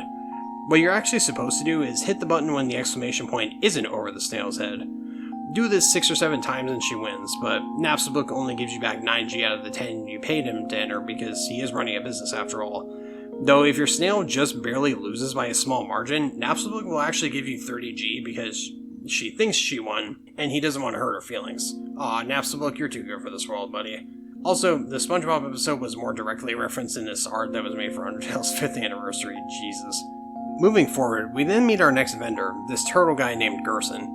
He's actually been around since before the war, and he'll tell you some history about the Underground, both now and especially in post-game. After all, history is easy to study when you've lived through so much of it yourself. Wahaha! If we ask him about the emblem behind him, he'll reveal that it's called the Deltarune, the emblem of their kingdom, before joking that King Fluffy Buns can't name for beans, since they're just called the Kingdom of Monsters. Apparently the Deltarune predates their written history, its original meaning being lost to time. Huh. Interesting. But most monsters today know that the triangles on the bottom represent the monsters below, and believe that the upper symbol with the winged circle is the angel from the prophecy. Upon asking him about it, he specifies that the angel is supposed to be someone who's seen the surface and comes down to free them, but lately some have been taking a bleaker outlook, and saying it's the angel of death coming to free them from this mortal realm. Another reason to not bother with, Anyway, for some levity, Gerson says he thinks the circle's just neat. Then, if we ask about the king, Gerson says he's a fun, happy-go-lucky kind of guy, and that if we keep walking around long enough, we'll probably meet him, because he loves to walk around and socialize with monsters around the cavern. You can never actually meet King Asgore before you're meant to, but so many monsters across the entire game see this friendly, jovial side to him. And while it is pretty accurate to his character, as we'll see, life has a funny way of making you give in to the worst sides of yourself that you may have not even known were there. Anyway, your character asks Gerson why he calls the king Fluffy Buns, but he can't remember. He says to come back later and he'll probably remember by then. Asking him about Undyne, he'll explain that she's a local hero around here, and that through grit and determination alone, she fought her way to the top of the Royal Guard. He also explains that she actually just came through here asking about somebody matching our description, advising us to watch our back and maybe buy some items, because it may just save our hide. Some of the items he has for sale are actually the cloudy glasses and torn notebook I mentioned way earlier that increase your invincibility frames, so for now I go ahead and buy those. He also has crab apples, which are apparently apples shaped like crabs, so that's funny. But his best item is Sea Tea, which not only heals you, but actually increases the speed your soul can move in battle. Very helpful. Also, after stepping out of the door, this was actually the first time I called Papyrus, and he said to stop, drop, and roll on some great deals. Thanks, Papyrus, you're a real one. As we venture ahead, we find some more plaques that talk about the war and the barrier, saying that if a great power equivalent to 7 human souls attacks the barrier, it'll finally break. There's also this one that takes a more bleak outlook, saying that they'll be trapped down here forever because there's no way a human would come here. Moving into the next area, where we have to squeak these glowing mushrooms to reveal the path, we have our first encounter with Temmie. This creature is the OC of Temmie Chang, the main character designer for the game, much like Annoying Dog is for TobyFox. Temmie basically talks in broken English like meme animals, like Doge memes and that kind of stuff. Since Kaposu, the Shiba Inu who served as the inspiration for the Doge memes, passed away a couple years ago, I'm surprised our owner hasn't tried suing the Republican Party and all the other assholes trying to push the stupid cryptocurrency based off of Doge. If it's done in Japanese court, she could probably win because they're pretty stringent over there. Sorry, what was I saying? Oh right, Temmie. With Temmie, you can feed her a variety of different Temmie flakes, which I did not have on me because I haven't reached the shop where they're sold yet. You can flex, which causes Aaron to show up out of nowhere. Hey, I thought you turned over a new leaf, bro. And then Temmie dies of cringe. Before we then have to flex Aaron away again like usual. I actually only triggered this encounter once, as I actually didn't know until recently with Penny Parker, aka Snapcubes, streams of Undertale, that you could trigger a Temmie encounter more than once. Like, I just legit have not tried that before, I'm not even kidding. But if you do offer her Temmie flakes, then deny them to her, Temmie does this. No! Can't play the Park Retreat. I never knew about that, and when I saw that, I lost my shit. It's so good. Anyway, if we go down the southeastern path and down past where the trail lights up, we... Oh. After ingratiating ourselves with the local Temmies, even finding out that not only are we apparently allergic to Tems, but Tem is also allergic to Tem, apparently.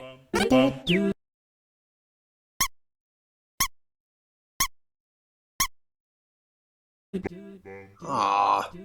There's also this dancing mushroom guy. I don't know why he's here, but he comments on the state of the underground and he's kind of funny, so that's neat.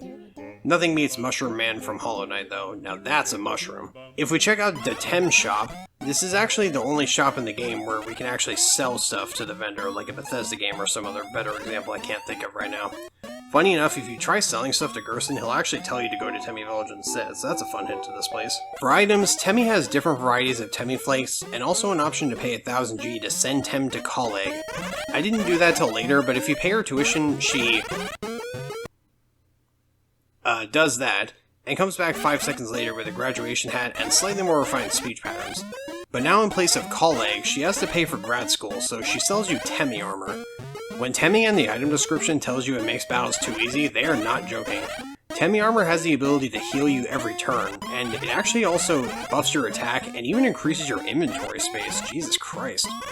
It doesn't heal you to full health or anything, but it is really useful and busted.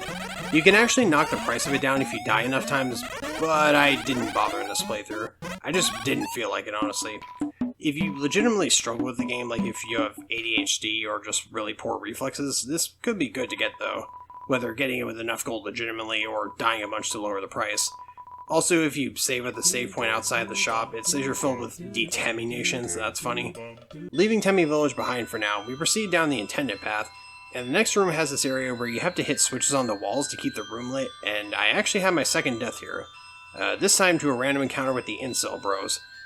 Once again, I really should not have died here, but should have gotten through in like 20 seconds, but I was just being stupid and not paying attention, honestly.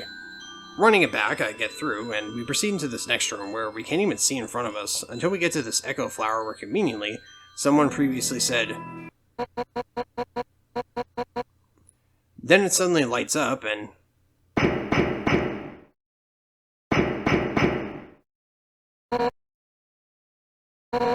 Undyne then starts explaining that with the power of 7 human souls, ours being the final one, the king of monsters, Asgore Dreamer, will gain godlike power, and inflict the suffering and pain that the monsters have had to endure for 1,000 years trapped down here, back on the humans.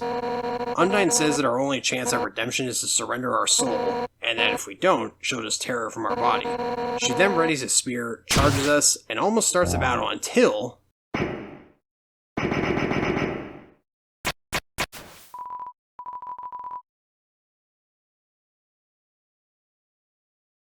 Initially ready to help Undyne, he takes a second to realize she's after us, before she drags him away by his face, I guess, since he has no ears. I think.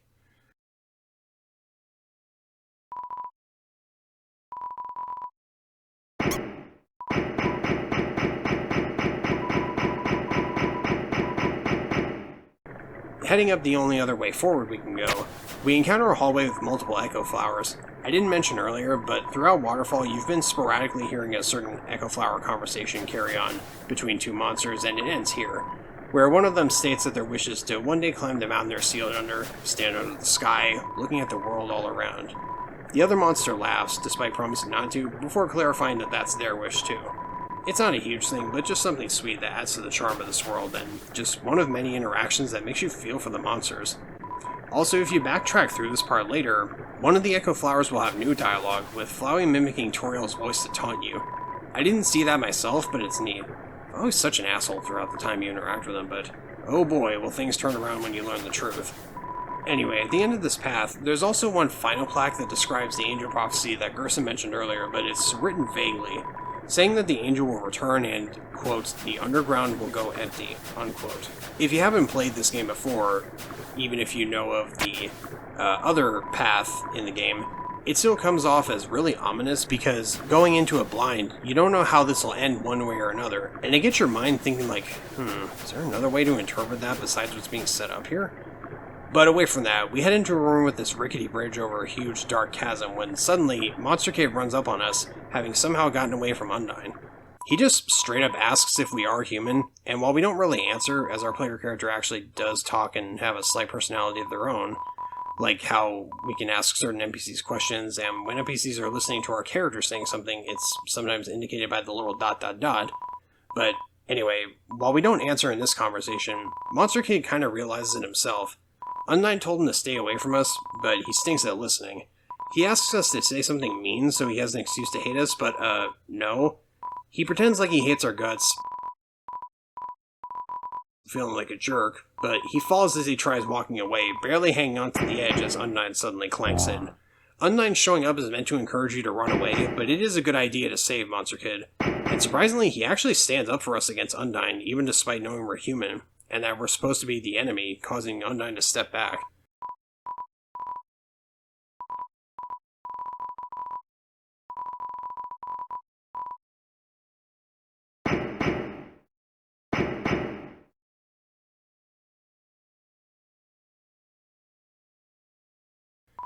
MK then says that being enemies was a nice thought, but we'll just have to be friends instead since we saved his skin. But he has to get home because his parents are probably worried sick. And so we press on. In the next very boss fighty looking area, yeah, there she is. Undyne is waiting for us with this pose on this mountain that goes really hard, not gonna lie. She repeats what she said earlier about the soul stuff with Asgore, and that we're the last soul that they need out of 7. Initially, she was going to tell us the story of their people, as is apparently customary for humans who make it this far. Before...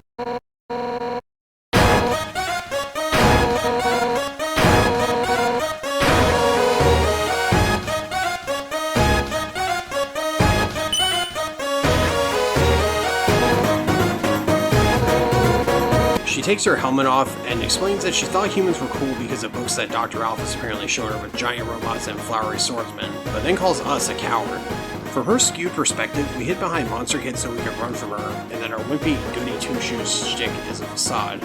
and that we'd be better off dead, since our life is all that stands between the monsters and their freedom.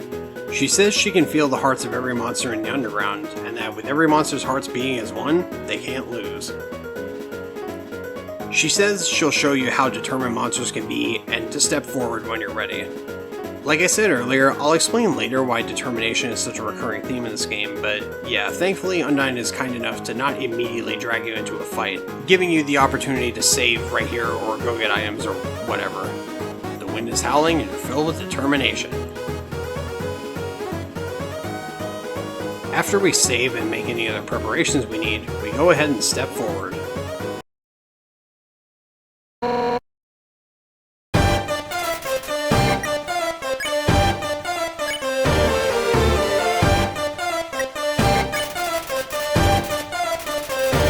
Out of nowhere, Undyne turns your heart green. It's kinda cool that this didn't have build-up like Papyrus's blue attack did, but unlike Papyrus's blue attack, which just hits you with the KH1 gravity spell, Undyne's green attack just locks you in place entirely. You get this shield type thing that you move with the different directional keys or stick if you're on console, and you're supposed to block her projectiles with it. If you choose challenge in the act menu, she'll shoot her attacks faster, and pleading doesn't really do anything. What you're ultimately supposed to do is wait her out until she hits you with her spear again to hit you with a shot from the side, which turns your heart back to normal, and then use flee to get away, running up ahead until Undyne catches up to you again. This cycle kind of repeats for the next few minutes as Undyne keeps getting angry, but I'm too busy jamming to the steam of hers, I'm sorry.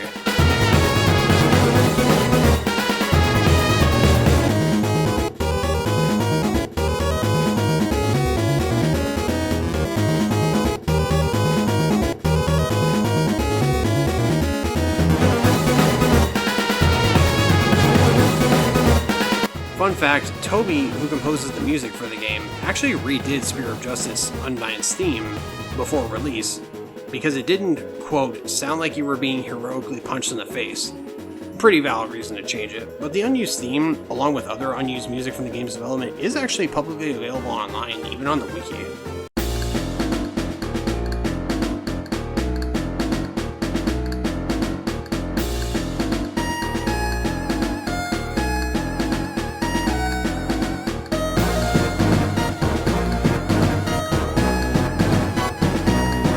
I can totally understand Toby making a new song for Undyne that fits her character a lot better, but this is still really good. Like, I can totally see this being used for some other boss fight, or even a certain situation we'll see soon. Anyway, after a few minutes of pretend fighting with Namor here, including these yellow arrow projectiles that slingshot around to the opposite end of the grid to catch you off guard that I suck at blocking, we keep fleeing. When you reach this sign that says Welcome to Hotland, you suddenly get a phone call from Papyrus, ironically saying that the three of us, me, him, and Undyne, should hang out sometime. He says we make great pals and to meet up at her house later. That's that badass fish monster house we saw near Block Acres earlier. But after a couple more cycles of blocking and fleeing, we finally reach Hotland, where Undyne is distracted by Sans just being here, allowing us to give her the slip. Except not quite, as she refuses to give up despite getting heat struck from that armor of hers. At this point, you're given the choice to walk away or interact with the water cooler that's randomly here for some reason. What you're supposed to do is get a cup and give it to her, pouring it on her head, at which point she gets up and runs off. Alternatively, you can actually dump the cup out next to the cooler and keep doing it until the cooler's empty. What a douchey choice, Jesus.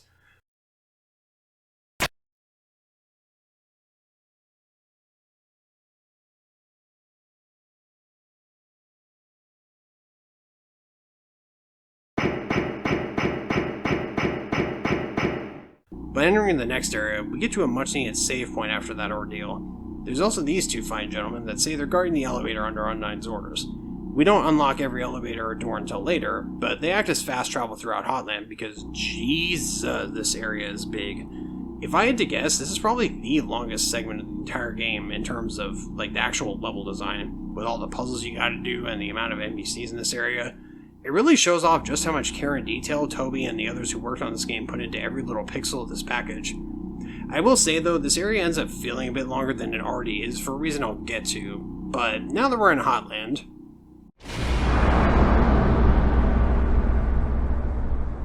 Okay, so actually, before we actually press on ahead to the lab described by the save point here, we can actually go down this way to find the riverboats person. We never find out who they are, but they act as fast travel between Hotland here, Waterfall, where they drop us off near Gerson's shop, and Snowden, where they drop us off at that area where we heard the wrong number song earlier.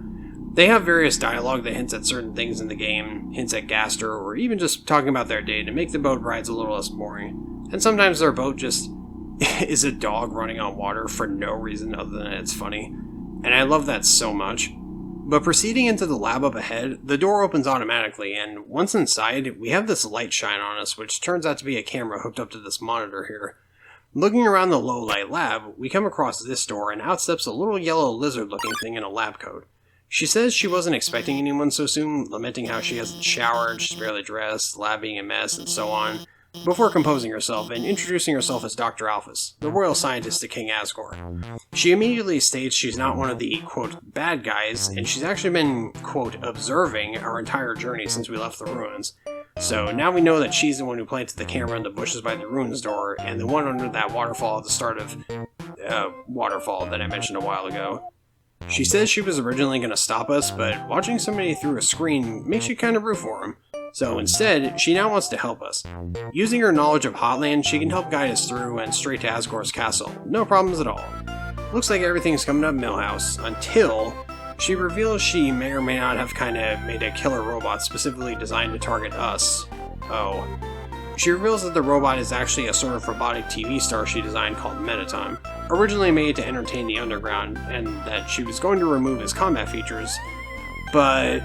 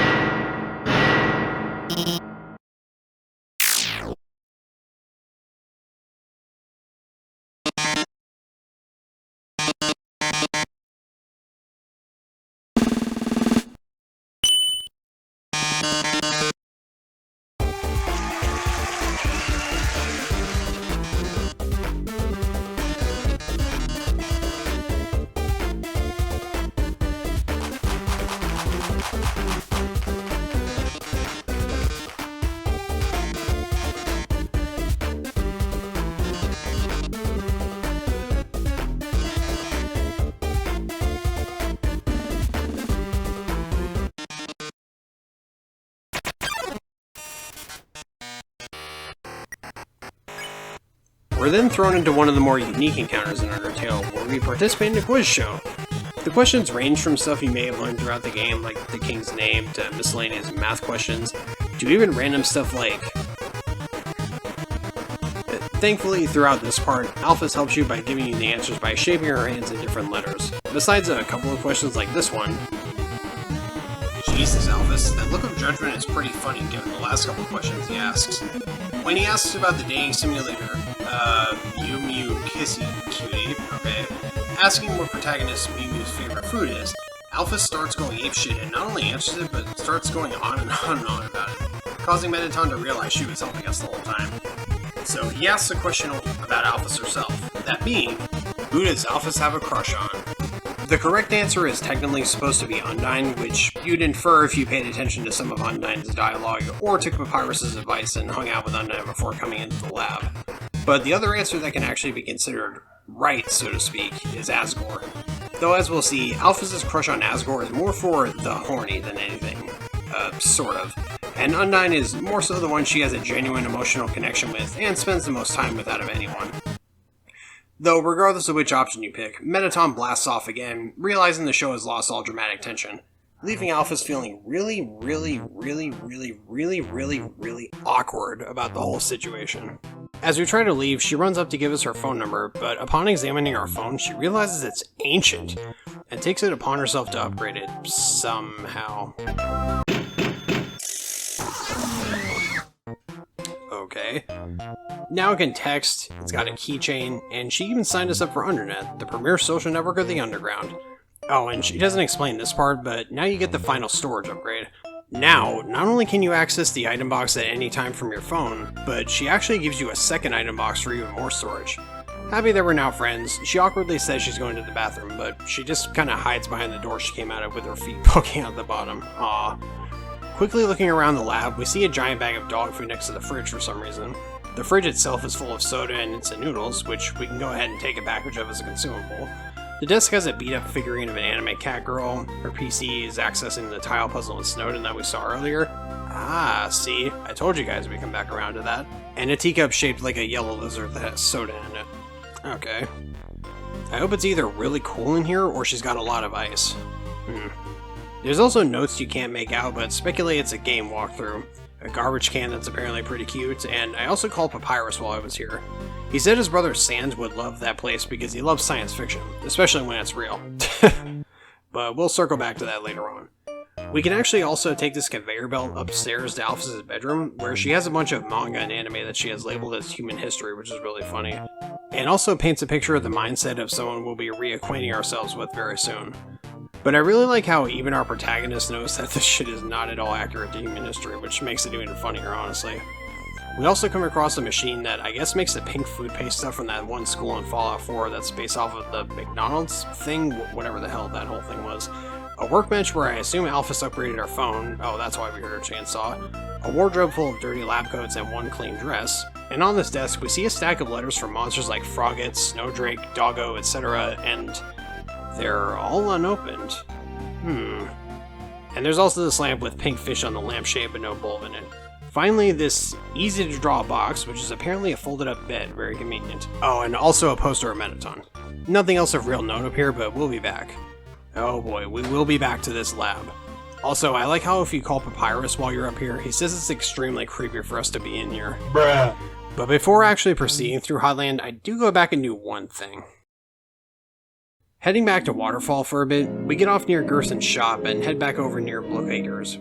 We head up to the left to Undyne's house as I mentioned before, and Papyrus is already waiting for us, encouraging us to hang out. We don't have to do it now, I'm pretty sure, but it's better to do it sooner rather than later, you know?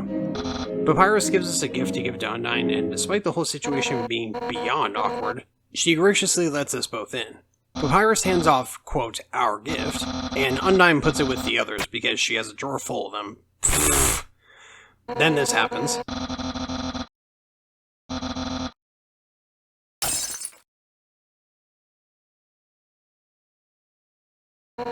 Initially, Undyne thinks we're here to rub our victory in her face, to humiliate her even further. I'm pretty sure that with this, and a couple other dialogue options as you go along here, it's actually possible to completely and totally fail to befriend Undyne, but picking the correct option, she then realizes why we're actually here. We think that we can just be her friend. You are friend! But seriously, after a bit of sassing and showing that she still holds on to the same anger she had earlier, she tells us that if we weren't her house guests, she'd beat us up right now, then demands we get out. Papyrus then comes back to the window and, like the bro that he is, comes in clutch with a really hard line. Dang, what a shame! I thought Undyne could be friends with you, but I guess I overestimated her. She's just not up to the challenge. Now seeing this as a challenge, she invites us to have a seat. But before we do, we can look around real quick. If we check out this big-ass sword over here, Undyne comments that humans suck, but our history is pretty cool. Even though, as you can tell from some of our dialogue before, and the contents of Alphys' Goon Cavern, Undyne believes that Alphys' manga and anime, and her OVAs and all that are actual human history. Undyne actually questions if humans actually do use swords 10 times their size, and we can choose to either say yes or shatter the illusion, and we'll have different opportunities to do this as we'll see. It doesn't actually change anything and just leads to some funny interactions more than anything else. If we inspect her window, she reveals that Papyrus actually jumps through it frequently, but usually he nails the landing. It's so stupid and I love it. If we inspect the piano, which you could actually hear Undyne playing before we came in, Undyne says that one time she had Alphys over and she brought a friend who just laid seductively on the piano and fed himself grapes. Undyne says she doesn't like him, but she likes his lifestyle. Right, okay. Inspecting the oven, Undyne reveals it's an MTT brand product, or Mettaton brand as we'll see. She says that for as much as technology advances, nothing beats a meal home-cooked with fire magic. I forgot to mention earlier, but you see a similar thing in the ruins if you examine Toriel's oven, so that's kinda neat. There's a silverware drawer that, along with the usual suspects, also has tiny swords, axes, spears, and nunchucks apparently. Okay then. Finally, hot fridge. Undyne hates cold food, so she had Alphys modify her fridge to heat things up instead. World's greatest invention. We can try going into Undyne's bedroom, but she says no nerds allowed. Well, maybe some nerds. Aw. Someone's got a crush. Dies of cringe. After finally sitting down, Undyne pulls out some stuff to make drinks, and we get up to pick what we want, but she throws a fucking spear at us, goddamn I thought we were past this, and asks us to use the spear to point out what we want. We are the guests after all. We can actually point at different objects around the room, but the options for drinks are sugar, which goes in tea, soda, hot chocolate, and the blatantly correct choice, tea. We'll see what the game means by this later. After she boils the tea and pushes us into drinking it right away, we note that it's hot as hell, but otherwise good. But as we drink the tea, Undyne starts opening up. She says it's strange that we chose that specific tea, golden flower tea, which is Asgore's favorite. She says that we actually remind her a lot of Asgore. Initially being a smartass and saying we're both total weenies, she then gets real and corrects herself. She continues opening up, saying she was a pretty hot-headed kid and tried fighting Asgore to prove she was the strongest one around. She emphasizes the word tried, though, because she couldn't land a single blow on him, and the whole time he refused to fight back. She felt humiliated, but he proceeded to apologize and ask, "Excuse me, do you want to know how to beat me?" And after she said yes, the rest is history, with him training her ever since. One day she finally knocked him down during practice, and she felt bad. But Asgore was beaming. Undyne had never seen someone so proud to get their butt kicked. Long story short, he kept training her, and now she's head of the Royal Guard. So she's the one who gets to train dwarfs to fight, like Papyrus. But she's not sure he has what it takes to be in the Royal Guard, and she feels she can never let him in, before telling us not to tell him that. She explains that it's not because he's weak or anything, far from it in fact, but he's just too nice. After all, he was supposed to capture us and ended up befriending us instead. So yeah, good point. If she sent him into a real battle, he'd get ripped to little smiling shreds, and she's not wrong. And this is why she started teaching him how to cook instead. That way he can do something else with his life. She then apologizes for talking so long and goes to get us more tea. But then she realizes that Papyrus is actually supposed to be having his cooking lessons right now, but since he's not here, we'll have to have it for him. She gets back into the challenge mindset, making a mess, knocking all the stuff off the counter, and saying that if she teaches us cooking, we'll become closer than we could ever imagine. After grabbing us by the scalp and Hulk leaping across the room, she stomps vegetables down from the ceiling and we have to help cook. Even if we punch strong, all we do is knock over a tomato. But with our hearts united against these healthy ingredients, Undyne gets into it!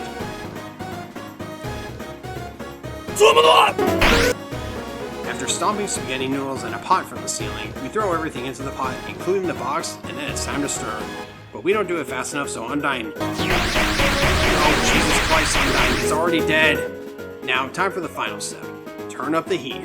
Let the stovetop symbolize your passion! Let your hopes and dreams turn to burning fire! We, turn it up too much, and,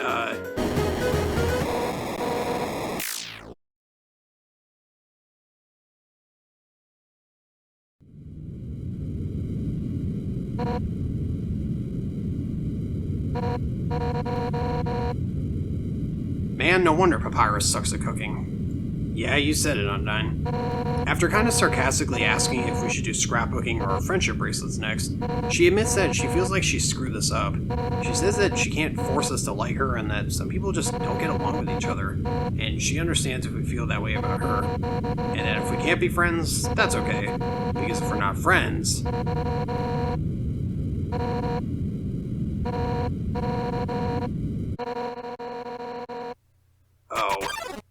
So she pulls us into a battle again. Feeling defeated, with her house in shambles, and probably referencing an anime that I don't know because I'm more of an uncultured swine than Washua, and thinking she even failed to befriend us, she says she doesn't care for her guest anymore. She wants one final rematch, all out on both sides. It's the only way for her to regain her lost pride. Upon doing a fake attack, and dealing an impressive 1 damage, she's like, "That's it?" And realizes that even attacking her at full force, we can't muster any intent to actually hurt her. Keep that line in mind, I'll circle back to it later on. Anyway, she puts away her spear, admitting that she doesn't actually want to hurt us either. She says that at first, she hated our stupid saccharine shtick, but the way we hit her just now reminded her of Asgore. Now she knows we aren't just a wimpy loser, but a wimpy loser with a big heart, just like him. She goes on to say that it seems me and Asgore are destined to fight, but knowing him, he probably doesn't want to. She tells us to talk to him. and that we can probably persuade him into letting us go home. She figures that eventually some mean human will fall down here, so she'll take their soul instead. Oh, if only you knew. Poor girl.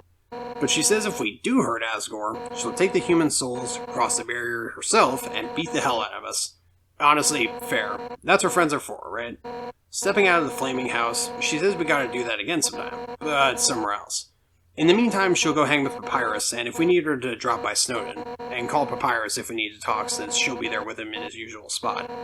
If we actually call Papyrus before leaving this area, we actually get some dialogue of Undyne exhausted and out of breath just arriving in Snowden. She literally ran there in a couple seconds when it took us hours to get from there to Hotland and then back here. Jesus Christ. Also, Undyne's house is crying as it burns, so like, is it alive? Alright, with that detour out of the way, now we go back to Hotland. Okay, so here's the part about Hotland that gets a little annoying after the lab. Alphys' constant status updates. Well, near constant, sort of.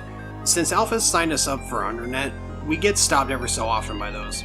They're not the worst thing ever or anything, but they are definitely kind of annoying and pace-breaking at times. Sometimes intentionally so, like with some puzzles involving lasers as we'll see, but yeah. I'll talk more in depth about Alphys' actual character later, but I'm gonna say, while I don't like to admit it, Alphys is actually the character who I have the most in common with and relate to. That probably sounds really cringy or off-putting, but with Alphys, a big part of her journey in this story is all about bettering herself as a person, and more importantly, not letting her past mistakes, which played a part in making her who she is today, consume her. I think a lot of people can relate to her in that regard, both with her general personality and her negative qualities. And I think it works well, and that her part of the story is really worth paying attention to and highlighting.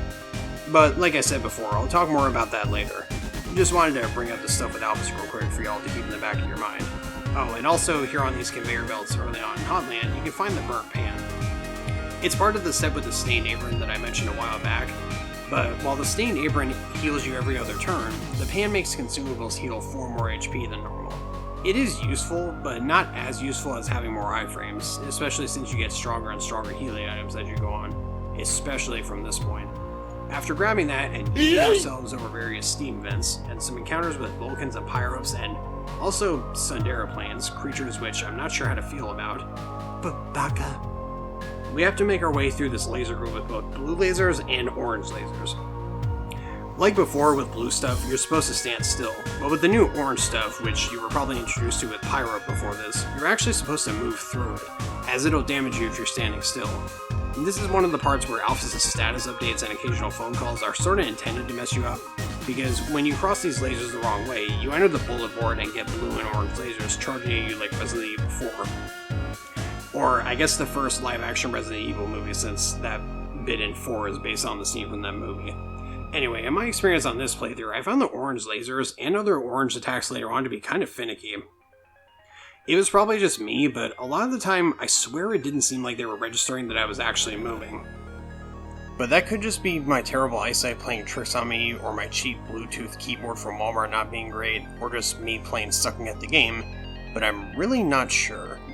Eventually we get to this big blue door, where we need to solve puzzles on the left and right pathways to unlock it.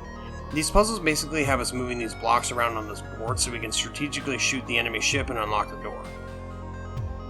Along the way, you have a couple people who comment on Mettaton's quiz show earlier, and also this Foxhead guy in the right puzzle room who's not important at all, but I love his design and that he talks With an upward inflection at the end of every sentence? Yeah, I don't know what I was thinking. Oh, damn it, now I'm doing it too!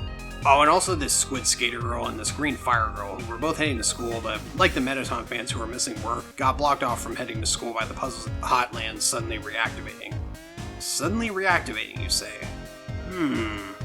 Moving through the big blue door and into the next room with more heat vents, we come into this room that's pitch black. Alphys says she'll get the lights on. Okay. Oh, yep, Mettaton's back. This time, instead of a quiz show, he's hosting Cooking with a Killer Robot! Mettaton says we're going to be making a cake today, and that we gotta get him the milk, sugar, and eggs that are all conveniently on the opposite counter. We can actually look around this soundstage or whatever this place is, and find out that MTT brand ovens can reach temperatures of 9,000 degrees. Jesus Christ. Whether that's in Celsius or Fahrenheit, that explains what happened to Undyne's earlier, goddamn. He also says the MTT brand microwave has a thing called the MTT Challenge, where if after microwaving something on high for 5 minutes, and you can still recognize your meal, they'll double your money back. Anyway, after getting the ingredients, even though the milk and eggs might be bad because he doesn't put them in the fridge apparently, he says we're still missing the most important ingredient. A human soul.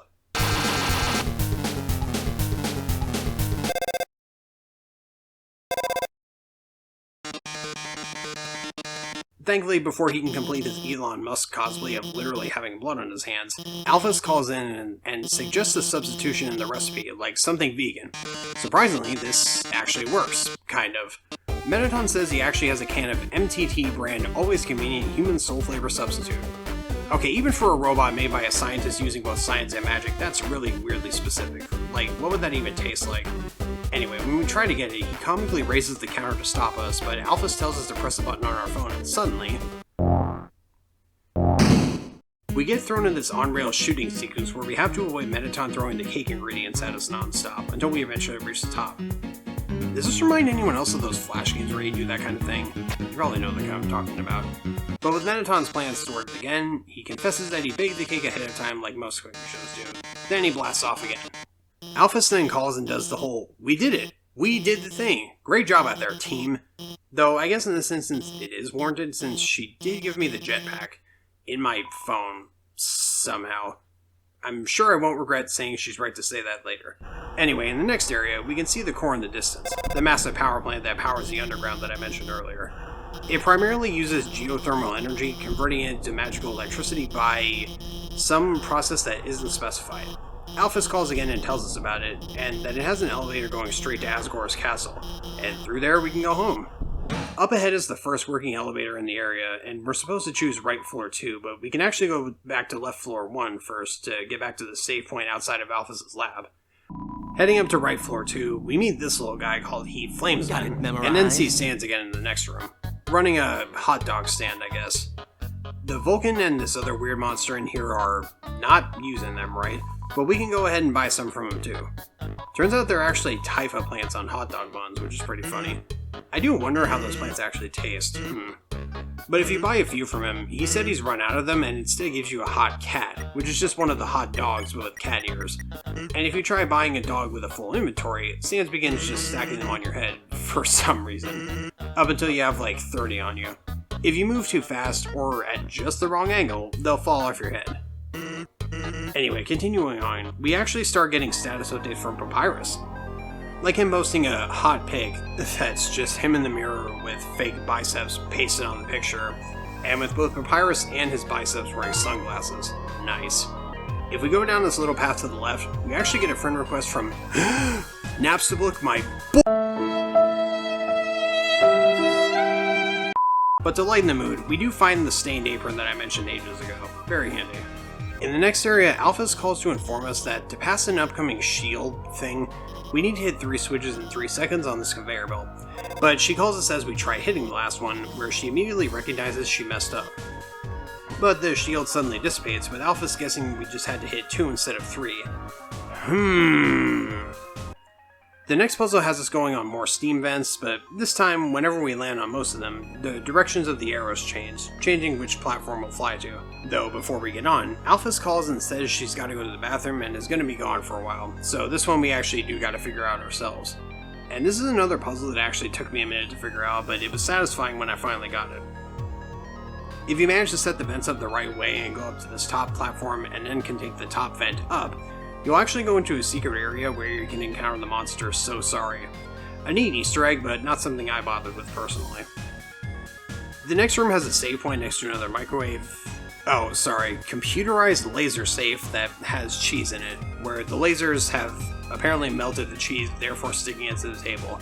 Damn, mice just can't catch a break down here, huh?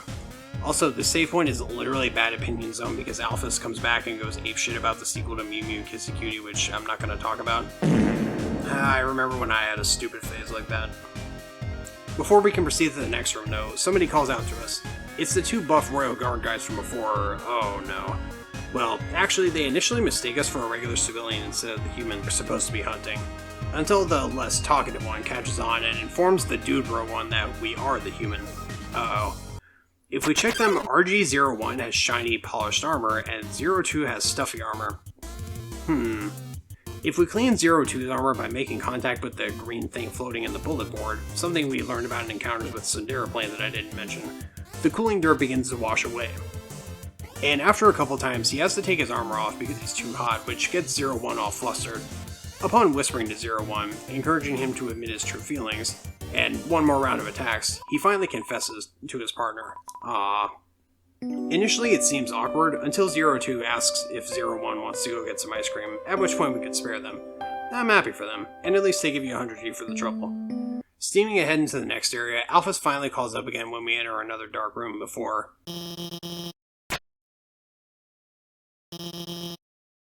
Ah shit, not Fox News.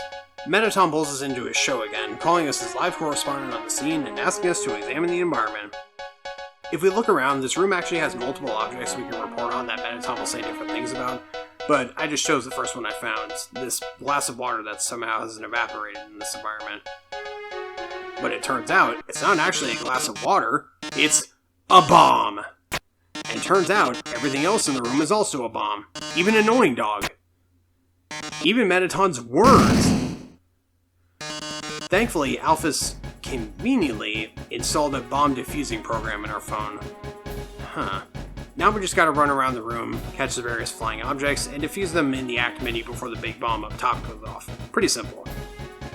Just requires good timing, and they don't even have to be centered either, thankfully.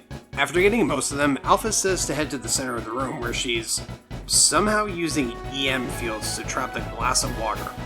Okay. After defusing the extremely agile glass of water, Mettaton reveals the big bomb is going to go off in 2 seconds.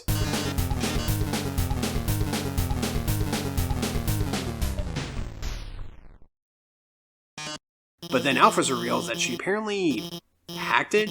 Jesus, how much of this shit is on Wi-Fi? This is like Battlefield 2042 all over again, where even guns have a Wi-Fi connection for no reason. After Mettaton blasts off again, Alphys says that she knows she was weird at first, but she feels that she's becoming more confident in guiding us, and not to worry about Mettaton because she'll protect us. And if it ever came down to it, we could turn something, but she stops herself before saying what exactly. Walking past another core overlook, Alphys calls us again and asks if we're worried about meeting Asgore. But not to worry, because like everybody else has said up till now, we can probably just talk to him to cross the barrier, and with our human soul we can pass right on through. So no worrying, just forget about it and smile. After getting into the elevator up ahead and going to the newly available left floor 3, we come across... this is... Muffet. She's a spider woman who's running a spider bake sale like back in the ruins. In fact, they're actually part of the same business, which is kind of funny. Muffet is a pretty minor character in this game, all things considered, and that's probably a good thing, since apparently the artist who made her is, not a great person from what I've heard. I know I said earlier that Temmie Chang was the main character designer for Undertale, but Muffet and a handful of other characters were designed by different artists who contributed to the game's development. And while I don't know all the details exactly, I just know that Muffet's creator is not great, sadly. But there's other videos that go into detail about that, I'm sure. Anyway, we can actually buy the Spider Bake Sale items here if we didn't buy them in the ruins earlier, something which this guy over here clearly regrets, as the prices here are way stupider than the ruins, goddamn. That is not how you do business, woman. What are you, an American corporation? Taking the Spider Donut and Cider out of my Resident Evil box and making sure they're in my inventory. Jumping on more heat vents, doing a couple more ship shooter puzzles like before, listening to Alphys go apeshit about her favorite anime again, talking to these two guys who look like they have unfinished textures, and stopping for a few minutes to contemplate my existence, we press on. After the next save point, we stumble into a boss fight with Muffet. Our act options are to either struggle or pay 10G. I could right now, but... Muffet turns your soul purple, which makes it so you can only move up and down between the 3 lines of webs she has on the board. Uh-oh. Now, ordinarily, this is one of the tougher fights in the game, just from Muffet's attacks and this purple heart gimmick of hers alone. But I specifically bought the Spider Donut and Cider when I had the chance back in the ruins, because I wanted to bypass it because, frankly, I just didn't want to deal with it and just wanted to get a move on. Though using the items does give us this funny interaction where one of the spiders brings Muffet a telegram from the ruins, saying we were passionate about spiders and bought stuff, so that's cute. After she lets us go, we stumble into...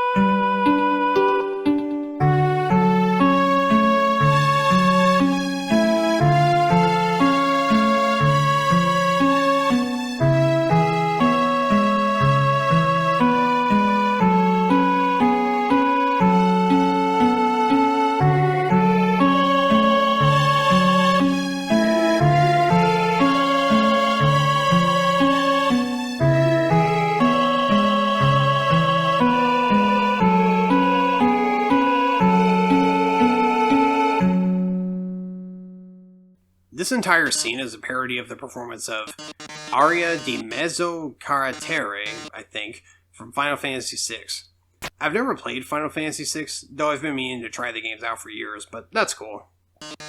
After Mettaton throws us into the dungeon via trapdoor, we then have to traverse... Hey, wait a minute. Yep, as Mettaton points out, we had to deal with this tile maze puzzle about 100 rooms ago. Unfortunately, this time, we have to actually try and do it, lest these jets of flames incinerate us, and I think you technically can do it, but that's very unlikely, given that we only have 30 seconds and there's so many different tiles to remember. It may look like time's up, but thankfully, Alphys manages to hack the literal firewall. We then get thrown into a battle with Mettaton because the green tiles are supposed to trigger monster encounters, specifically him. In battle, Alphys calls us and tells us to push the yellow button on the phone in the act menu, and then...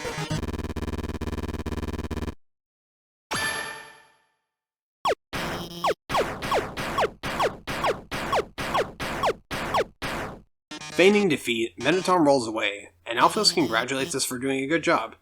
We can stay silent, but if you actually say all thanks to you, she tries downplaying her own contributions, saying she just wrote some silly programs for our phone. She goes on to admit that before she met us, she didn't really like herself very much. That she's felt like a total screw-up for a long time.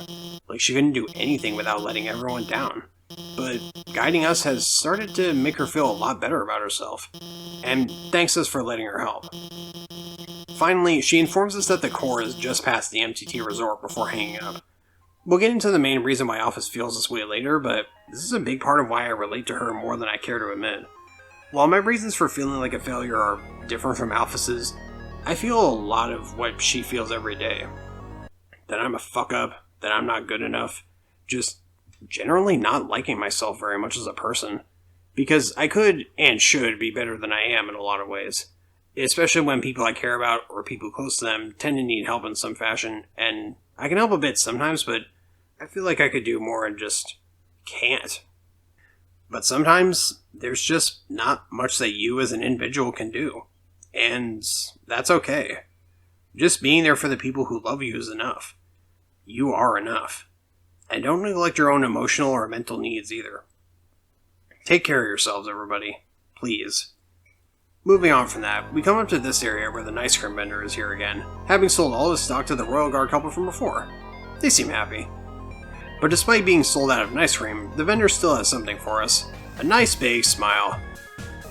Also, I briefly backtracked over here, and Heat Flamesman from before is stunned that I remembered his name. Finally exiting Hotland, we come to this door with a fancy red carpet. If we check the note on the ground, it says the creepy alleyway on the right has some great deals. Okay. I like how they actually describe it as a creepy alleyway. Sans is also here, and invites us for a bite to eat via a shortcut again. This time we don't even get any food, but instead, Sans starts asking us questions and getting real about our journey almost being over. He says that maybe sometimes it's better to take what's given to you. Like how down here we've already got food, drink, friends, and he asks if what we have to do is really worth giving that up. While we don't exactly answer him, he says he's rooting for us. Aw, thanks, Sans. Then, he starts telling us a story. He says that one day, when he got bored, he found the door to the ruins and started practicing knock-knock jokes on it. But one day, he was practicing and heard a woman's voice on the other side. She asked who was there, and naturally, he responded, "Dishes." She said, "Dishes who?" And Sans replied, "Dish is a very bad joke." She eventually started cracking her own jokes, and the two of them going back and forth for hours before Sans had to go home and put Papyrus to bed. Yes, really. But from then on, Sans and this woman, who, if you didn't already connect the dots, is Toriel, were great friends, telling bad jokes to each other through the door every day. Then, the music shifts. As Sans says that one day, she wasn't laughing very much. After he asked her what's up, she told him something strange. "If a human ever comes through this door, could you please promise something? Watch over them and protect them, will you not?" While Sans hates making promises, and he doesn't even know this woman's name, a woman who likes bad jokes has an integrity he can't say no to. He asks us, rhetorically, what would have happened if she hadn't said anything. Then...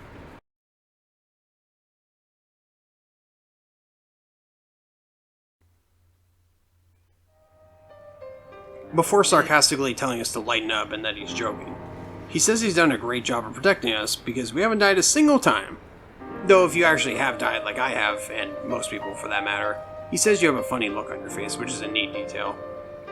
He tells us to take care of ourselves because someone else really cares about us too. I miss you, Toriel.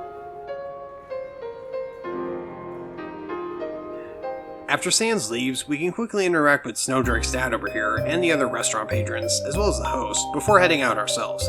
And here we are. MTT Resort.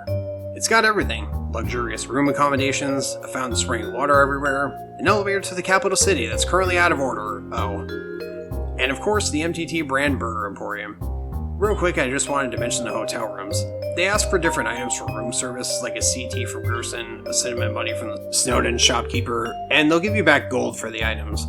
The third room is locked because it's supposed to be yours when you pay to stay here, and then the final room before this poor slime janitor guy over here, when you interact with it, just says you hear shuffling. When you put items like dog residues under here, it actually gives you more of them, and sometimes random items like hush puppies that give you stupid amounts of HP recovery and whatever else. Like I said way back in Waterfall, I thought putting the residues under this door was the way you got dog salads from it, but you actually just have to use the residues to get the dog salads, and more residues as long as your inventory has space. Oops. Yeah, I completely forgot, like I said. I did go sell the hush puppy to Temmie later to help her pay for colic, though. But before we press on to the core, we can go back in the alleyway outside where we meet.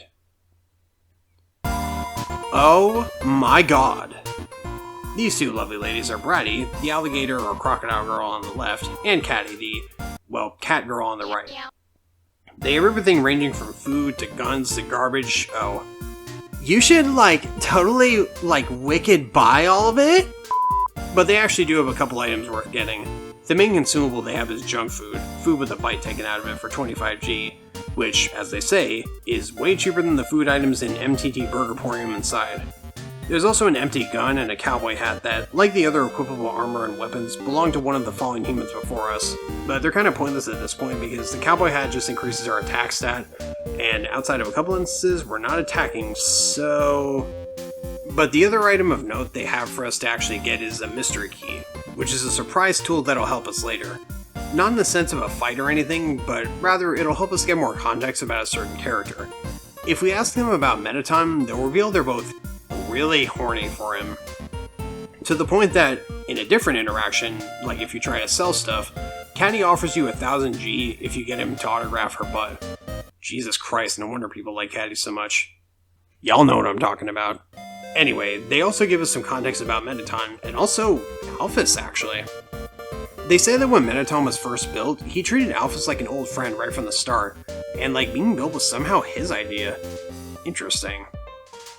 They also reveal that Alphys actually used to be their neighbor and friend, but since she became the royal scientist, she's become such a recluse that they actually think she might be straight up dead. That'll actually be even sadder given something I'll talk about soon.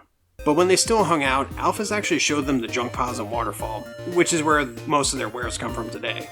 Besides the gun and presumably hat, which Catty said she found in a dumpster somewhere.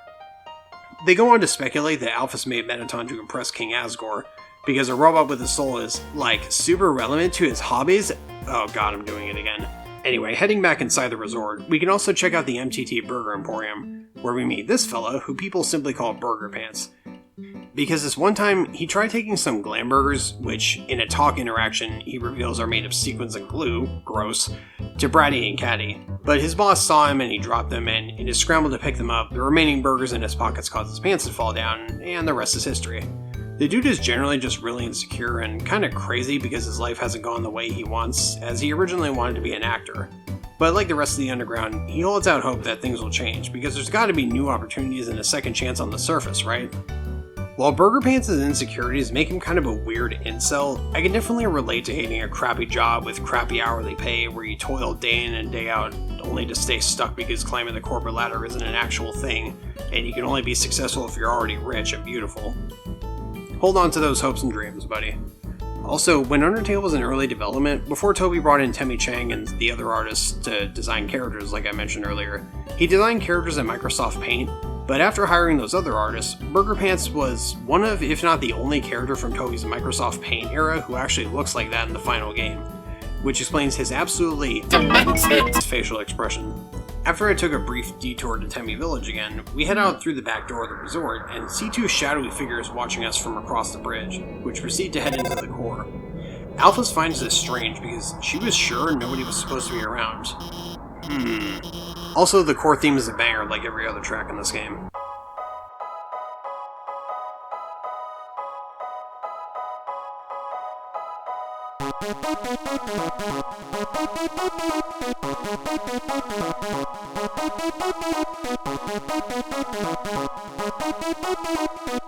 If you try using the elevator immediately upon entering, turns out it doesn't work, so we gotta just push through.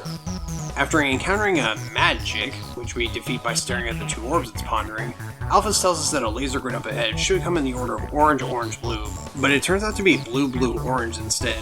Thankfully, I caught it out of the corner of my eye and made sure not to move until the orange one. But I do like how Alphys shows actual legitimate concern for you because she got the order wrong. Aw, it's okay, Alphys, we all make mistakes.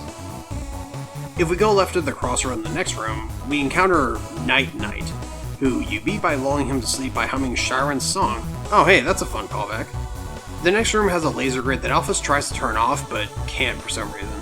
So she stops messing around, her words not mine, and turns off the power to the whole room, before suddenly it comes back on right as she calls us. Thankfully these are all blue lasers, but she says the power keeps turning itself back on. So she'll turn it off again, and then we move a little, so it's basically a game of red light, green light until we get out of this room. If we get hurt during this section, she calls again genuinely concerned and saying she couldn't keep it off long enough before composing herself. Before we get to the save point ahead, she tries advising us which way to go, but she doesn't know. And she says she has to go? What? No, not my buddy. Alphys, come back. Chances are she can't tell you the way because, as you can overhear from some patrons in the MTT restaurant, the core structure can actually be freely moved around. That doesn't actually factor into gameplay at all, but it is neat, I guess. If we go west, the Sage's Path, we see a conveyor belt drop giant ice cubes in the core. This is actually something you can see all the way back in Snowdin, because in the area between the main town and the area where you meet the boatman, woman, whatever, there's actually this spot to the right where Wolfman is chucking ice cubes from this machine into the water. You see them drifting by a couple places in Waterfall, and they eventually end up here, acting as coolant for the core. Damn, and I thought Liquid Cooled PCs were the coolest machines around.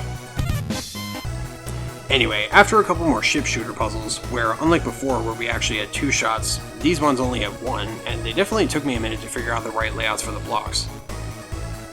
There's also this one room where there's a Glamburger in the trash that's advertised by a sign behind it, gross, this other trash can with 100G in it, and also encounters with upgraded versions of the Ruins monsters along the way. Frogget is replaced by Final Frogget, who understands your compliments perfectly this time. Whimsun is replaced by the knight Whimsalot, who you remind of his knightly oath, and Lux is replaced by Astigmatism, who, unlike Lux Eyewalker back in the Ruins, likes being picked on for some reason. They're tougher than their early counterparts for sure, but oh man, Night Knight and Magic as a duo? Ugh, no thank you. Those two together are a seizure-inducing pain in the ass. Finally reaching the end of the core, that is, we find an elevator door that actually takes you back to the start of the core, which is handy to go back and restock on items, because damn, these guys were actually kind of tough. But through this door with this cool insignia on it is our next challenge, a final showdown with Mettaton. However, Mettaton drops a bit of a bombshell here, is what I would say if it wasn't kind of obvious by now. Mettaton isn't malfunctioning like Alphys claims, and this entire montage of shenanigans we've had with him, with Alphys supposedly guiding us, was just a big show the whole time. An act. Remember how Alphys said she'd been watching us on camera since we left the ruins? And how she said that watching us on a screen kinda made a roof for us? Well, Mettaton reveals that she desperately wanted to be a part of it, and took it upon herself to insert herself into our story. Setting up this entire elaborate thing with him, even being the one who reactivated puzzles around Hotland and here, and disabling all the elevators. All to protect us from dangers that didn't exist. So we think she's this great person that she's not. Jesus Christ, Mettaton, you didn't have to do her like that, man. He even correctly states that she's about to try coming through the door to, quote-unquote, save us by deactivating Mettaton during our battle. Unfortunately, Mettaton has other plans, and he locks her out. Completely the opposite of Undyne before we befriended her, who wanted to take our soul and cross the barrier herself to destroy humanity. Mettaton's only desire is to entertain. After locking Alphys out, it's time for the real finale to begin. Real drama, real action, real bloodshed.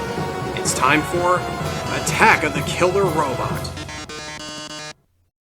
Mettaton also reveals during the battle that he rearranged the core and hired the monsters we faced in there to try and stop us. A short-sighted plan, he admits.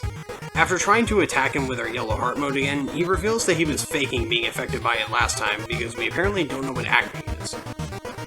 He says he's seen us fight and that we're weak.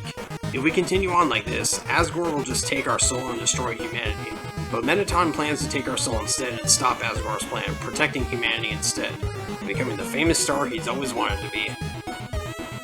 We get introduced to a few mechanics in this fight, like hitting these little buttons on these arms he sends down to move them out of the way, shooting his projectiles to destroy them, some of those projectiles being Bomberman-style bombs that explode in a cross pattern across the screen. And then after a bit, Alphys calls in and reveals that Mettaton has a switch on his back that should make him vulnerable. We tell Mettaton that there's a mirror behind him and flip the switch.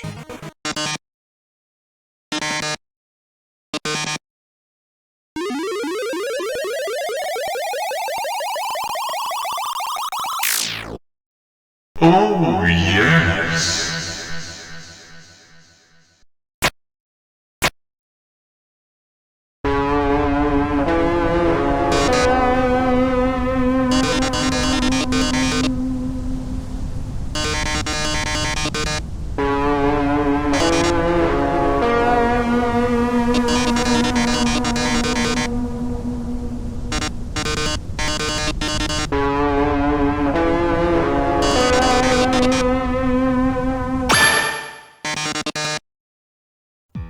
Promising to make our last moments absolutely beautiful, we now have to deal with Mettaton EX, and this is where the main gimmick of the fight comes in.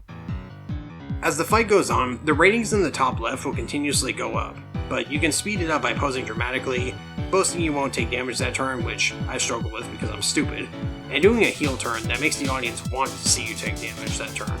The rating's going up if you do. You can also eat food items from the MTT Emporium, but since those are super expensive, I just stock them on junk food from Bratty and Patty instead. I think the foods only increase the ratings by 100 or so anyway, so not even a big increase. Anyway, throughout this fight, we're supposed to use the projectiles from our yellow heart mode to shoot at Mettaton's core, which he'll expose during certain attacks. Also, just real quick, once again, this track is a fucking bop.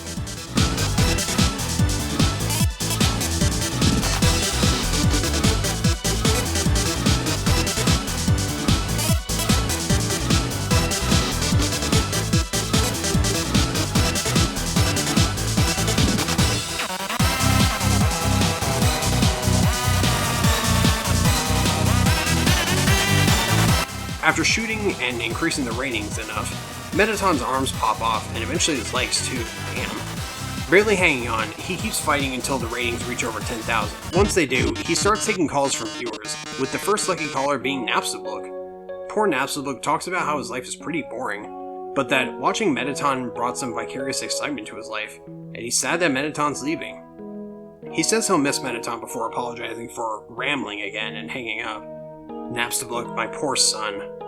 Interestingly, Mettaton tries to keep Napstablook from hanging up, referring to them as before cutting off. Basically, Mettaton's backstory can be discovered through buying that mysterious key from Bratty and Catty.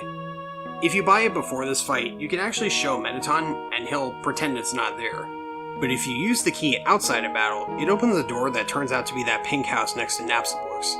Napstablook's cousin, who we find out from the game files and from a nickname given by Papyrus, is called Hapstablook apparently, used to live there.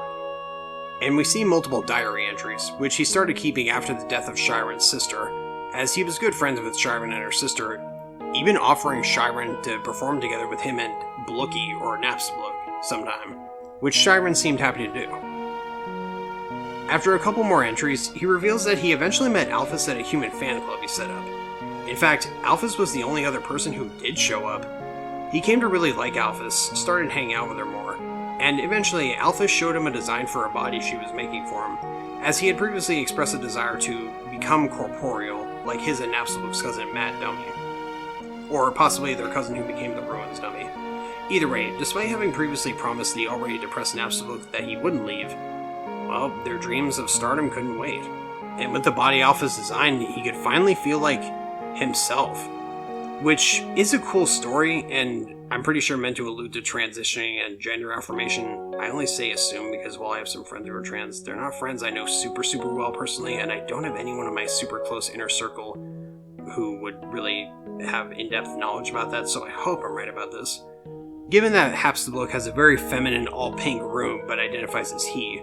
But fuck, man, if you didn't feel awful for Napstablook before, you probably do now. He's basically completely alone, with us being his only real friend at this point. My poor son.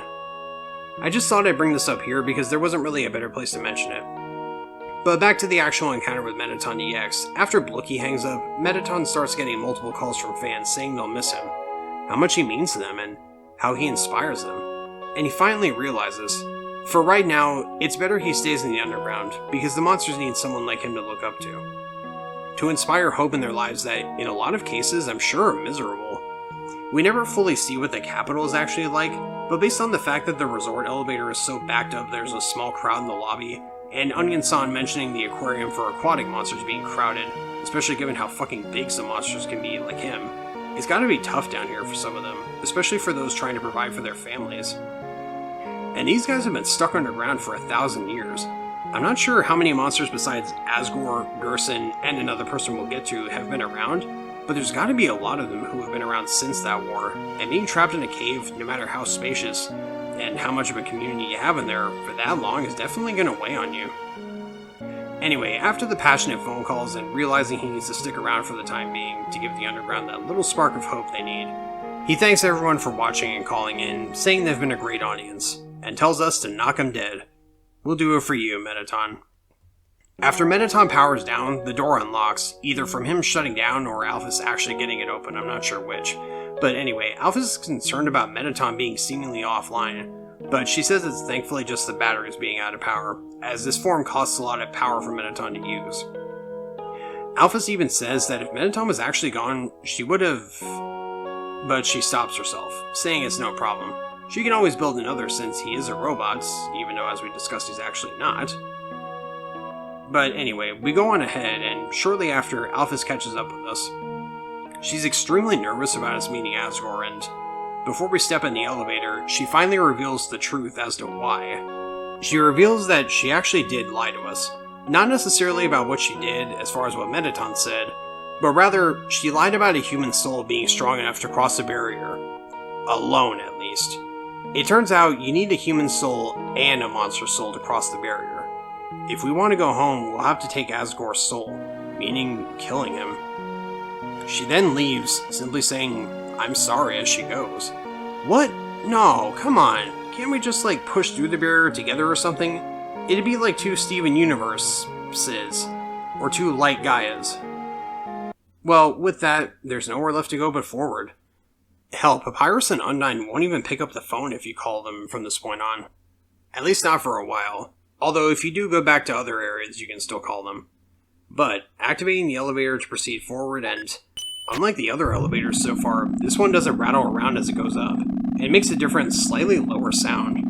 It's not much, but it definitely adds to the eerie atmosphere, giving you a hint of what'll happen next.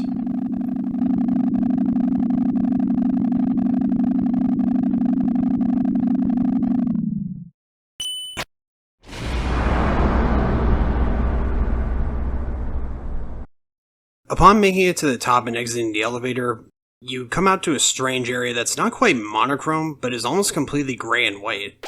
And when you proceed past the save point, it looks very similar to the view you saw from that balcony back of the ruins where we found the toy knife earlier.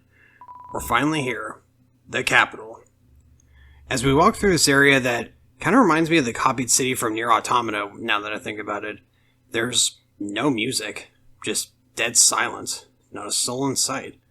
Until... Yep. A structure resembling Toriel's house in the ruins. If you thought that wasn't already trippy, just watch.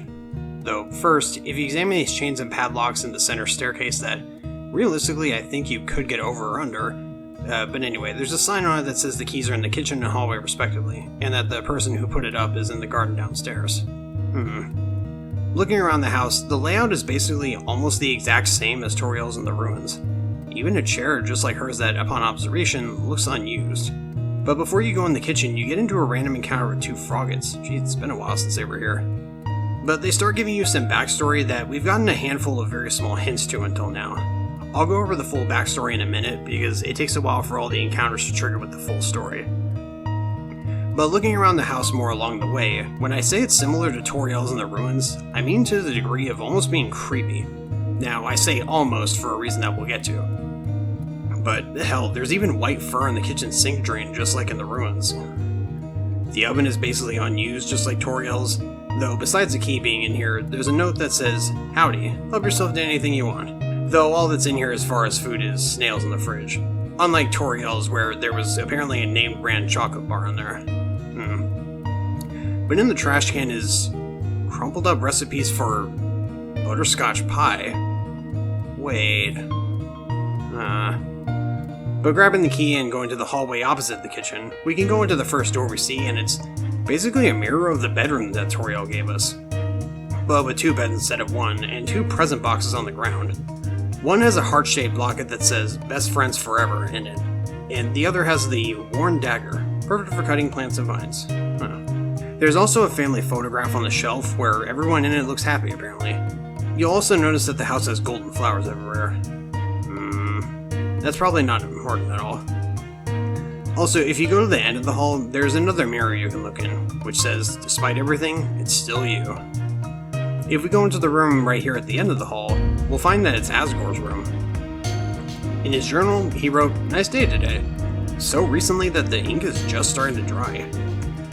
The cabinet, or bureau rather, has a Santa Claus outfit inside, and the dresser has robes, button-up shirts, and a pink hand-knit sweater that says, "Mr. Dad Guy." Alright. There's also this trophy here that says, "#1 Nose Nuzzle Champs 98. Grabbing the second key and heading back toward the stairs, the backstory continues as we head downstairs. Alright, so strap in, folks. This is gonna take a few. These backstory expositing encounters start off by reiterating that long ago a human fell into the ruins, but now adding the detail that, injured by their fall, they called out for help. Asriel, the king's son, heard them and brought them back to the castle. Over time, Asriel and the human basically became like siblings, with Asgore and the queen treating the human as their own. For the first time in ages, the underground was full of hope. Then, one day, the human became very ill. Oh no. They only had one request on their deathbed: to see the flowers from their village. The monsters thought there was nothing they could do, and the next day, the human died. Asriel, racked with grief, absorbed the human soul and transformed into an incredibly powerful being. With the human soul, Asriel carried the human's body across the barrier and back to their home village. Upon reaching the center of the village, he put the human on a bed of golden flowers. Screams rang out in the village as they saw Asriel, thinking he'd killed the human. The humans attacked him relentlessly, striking him repeatedly, and Asriel had the power to destroy them all, but instead of fighting back, he just smiled and walked away, carrying the human back across the barrier with him. Asriel stumbled home, and when he finally got back into the castle, he collapsed, dying from his wounds. His dust scattered across the castle garden, and the kingdom fell into despair. The king and queen having lost both of their children in one night, feeling as if the humans had taken everything from them. Again. Asgore decided to end their suffering by declaring that from now on, any humans who fall down here must die, since with enough souls they can shatter the barrier. Then the monsters start saying, "It's not long now. Asgore will let us go, give us hope, and save us all." Followed by, "You should be smiling too. Aren't you excited? Happy?" And finally, as the music stops, one last frogget says, "You're going to be free." There's a bit more to this backstory, and I'll come back to it in a bit, but holy shit is this a powerful moment. The music with the eerie atmosphere, the constant encounters initially making you think it's going to be a gauntlet of everyone you've encountered, only to reveal its exposition, to the backstory itself being really fucking tragic after you already had some heavy stuff going on before with the end of the Mettaton encounter, and Alphys revealing the truth about the barrier, and the music stopping at the perfect time. Holy shit. And now, we come to another iconic segment of this game. One that's iconic for very different reasons depending on how you're playing it. The last corridor.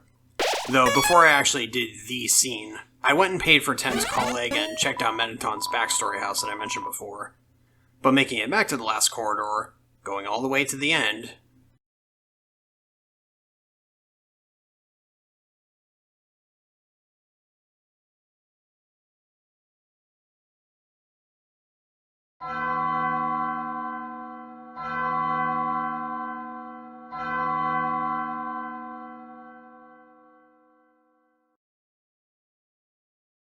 So you finally made it.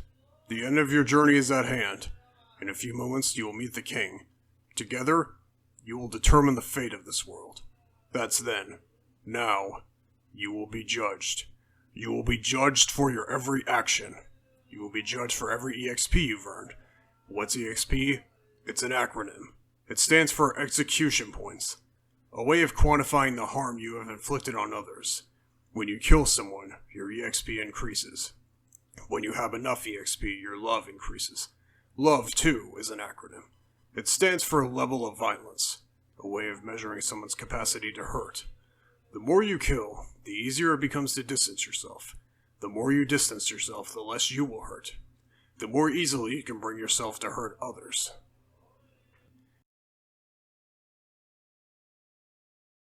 This is something that I've seen be considered kind of contentious with Undertale. Something that's a criticism you may see here and there. And I can kind of understand why. It does come off as a little pretentious and preachy, as does the sort of elephant in the room I've been kind of ignoring for a while now. So any of you watching who have been wondering why I haven't directly mentioned anything about the other route you can take in this game, the kill everything route, as I don't want to say the G word again and possibly get age restricted. But, well, I and many others just don't like it, and have no desire to play through the game that way for multiple reasons. Not just because it's annoying to have to exhaust all encounters in the area until you start getting the "but nobody came" crap. Not just because these characters, even the various ones you have frequent random encounters with, have so much personality. Not just because you're encouraged by Toriel right at the start of the game to talk to them instead of fight. Not just because the ending sucks and has a certain character I'll talk about in a bit literally pull a creepypasta-ass jump scare on you and permanently fuck over your save files so that even in the good endings they're ruined by you playing that route unless you mess with the game files or whatever. It's because, outside of the fact that the characters we meet in this game have so much personality that anyone with a heart probably couldn't bring themselves to cause pain to them, the way Sans explains EXP and level of violence, the way he describes it, while you can attribute it to other RPGs, and that is absolutely the intent of it, I don't think that's the only point. When he says that the more you hurt, the easier it becomes to distance yourself and to harm others, it's true. Our real world already has a small group of people who are, well, empty inside, like the character who instigate the violent route is.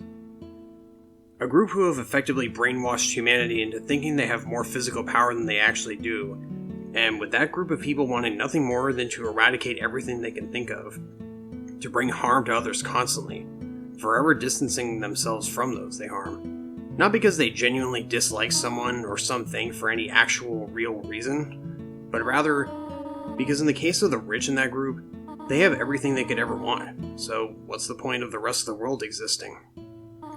They know that if they do, their resources will eventually run out, but they don't care.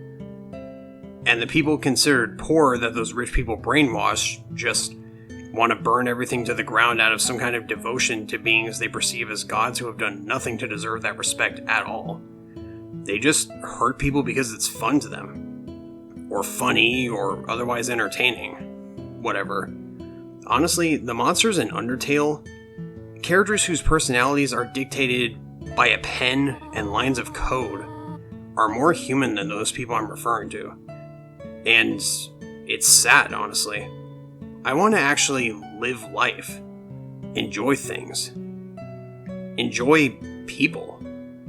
Not burn it all down just for fun. For reasons that anyone with a soul can see from a mile away are false. And that the ones trying to justify those reasons are utter liars. And know they're liars. And keep doing it anyway. The reminder of those facts of life are a big part of why I have no desire to touch that path of this game. And I'm not sure if I'll touch the Snowgrave stuff in Deltarune either, quite frankly. Though in the case of the violent path here in Undertale and Snowgrave and Deltarune, I will mention certain details you only learn about, or are given further context about in those routes. But yeah, I just figured I'd finally say my piece about it now, because At this point, if you've killed every monster in the underground, aside from certain NPCs like Burger Pants, for example, and other NPC monsters who went into hiding because of your rampage, then here in the last corridor, Sans fights you, serving as the final boss of the violent route. And he is by far the strongest, hardest boss in the game. I've never even played the fight myself, as I've said, but holy shit, just look at this. Man, if he'd been around during the war, humans would have been fucked. Oh my god. But given who Sans is as a person, I think he would have said something to break the ice and make peace between Asgore and the human leader, whoever that may have been. Because he's just that guy. Hell, if you actually do fight and beat him, he just leaves, asking his brother Papyrus, who you would have also killed by this point, if he wants anything. Probably the most heartbreaking of the deaths of the main bosses in that mode, if you know what he's like in the pacifist route. What is interesting, though, is if you kill some monsters, but don't destroy every last one, which is referred to as a neutral route, even if you kill Papyrus on a neutral run, Sans won't fight you unless you go out of your way to destroy literally everyone. He'll condemn you for any killings you have done, and absolutely hate your guts if Papyrus was one of them, rightly so, but he won't fight you unless you actively try to burn the underground down in its literal entirety.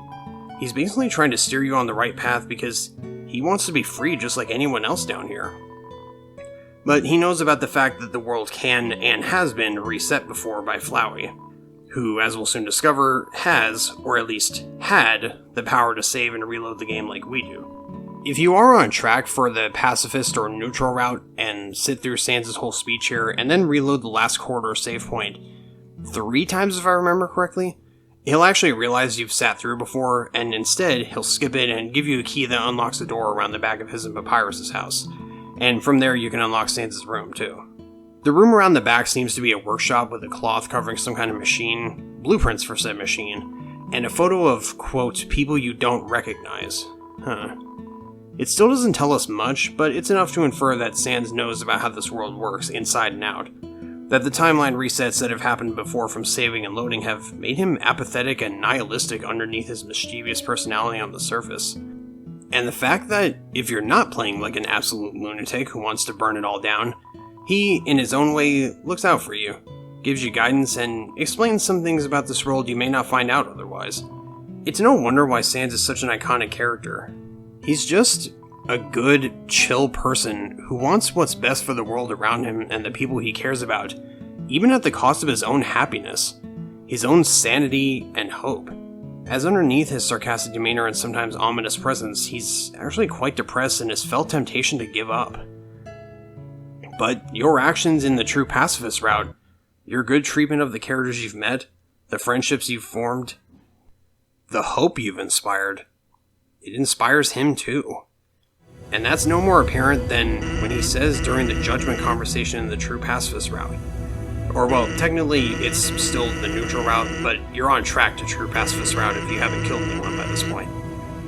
We never gained any love in the way that he describes.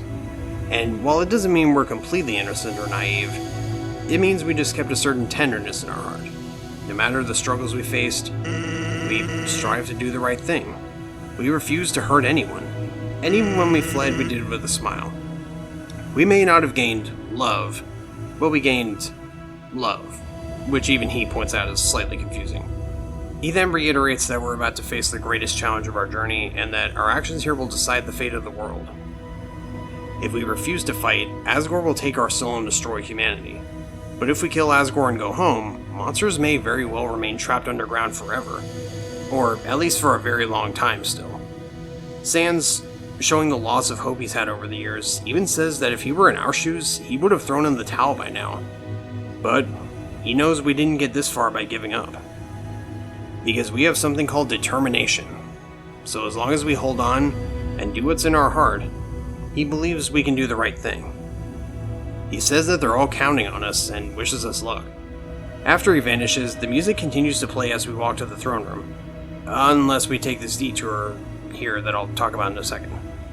Man. For as contentious and admittedly slightly preachy as Sans' judgment can be seen as, and I understand why, like I said, I can't deny that this, and this entire final act of the game, as we'll see, is all so powerful. What Undertale really is, what it's really trying to teach, is that real power, real strength, isn't anything physical. No.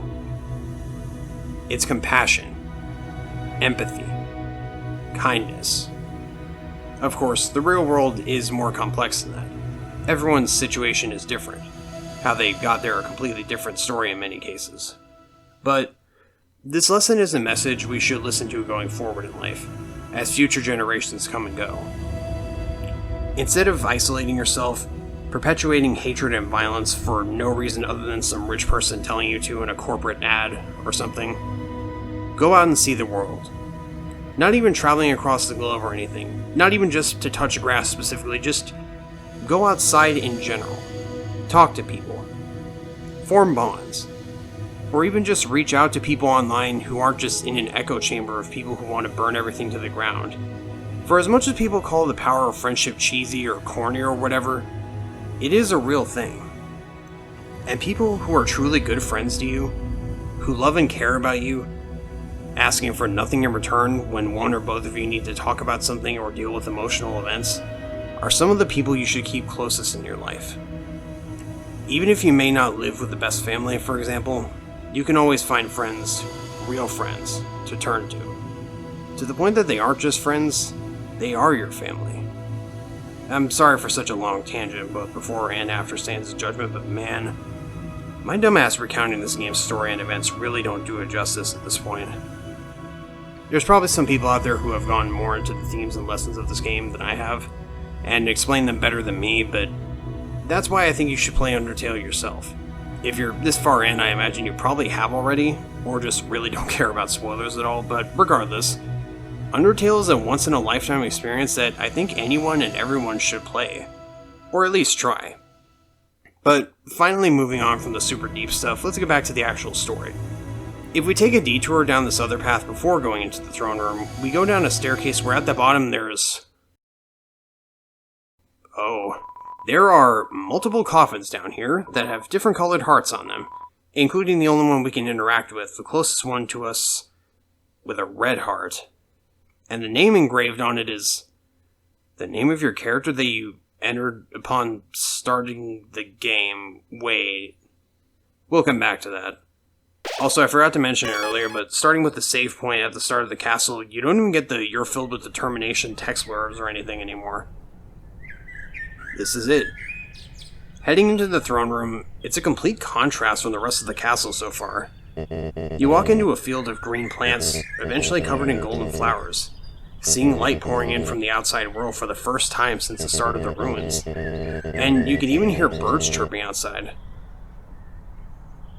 As you walk forward, you finally meet him, Asgore.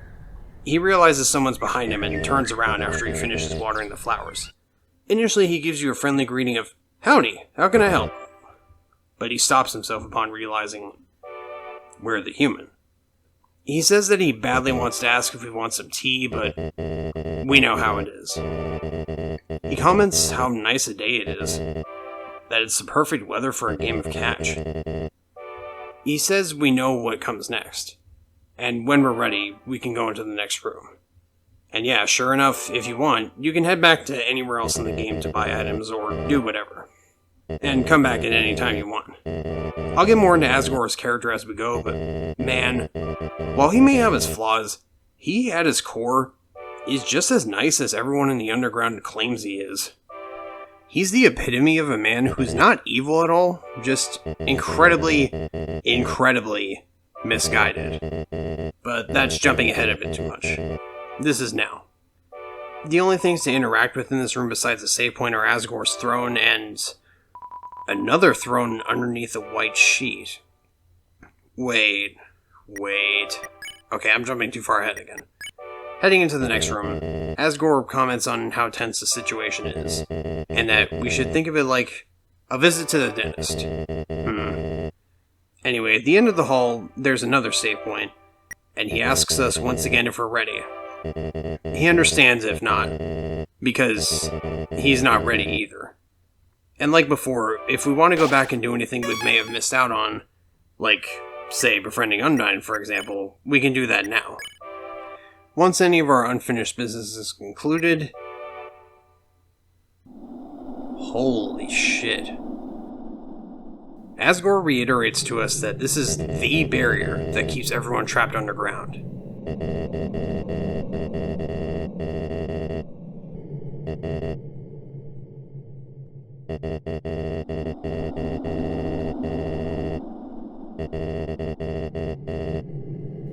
He gives us one final chance to wrap up any unfinished business, and upon pressing continue,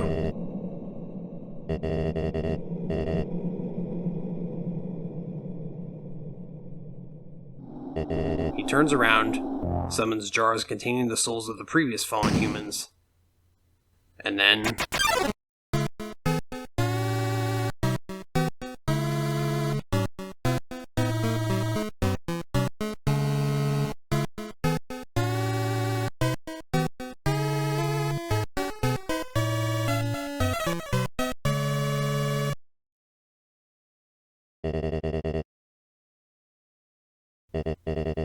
he says that it was nice to meet us, before...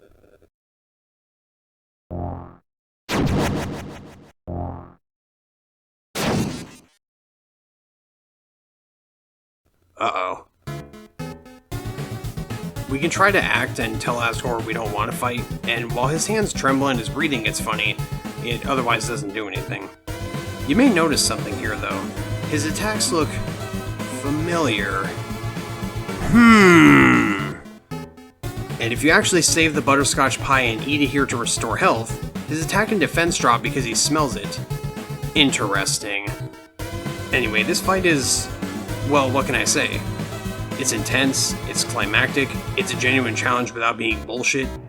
Well, besides the attack where he swings the trident with blue and orange energy back to back, where I think the orange attack hit detection is slightly funky, as I said earlier, but that could just be a me problem. But this fucking music, man.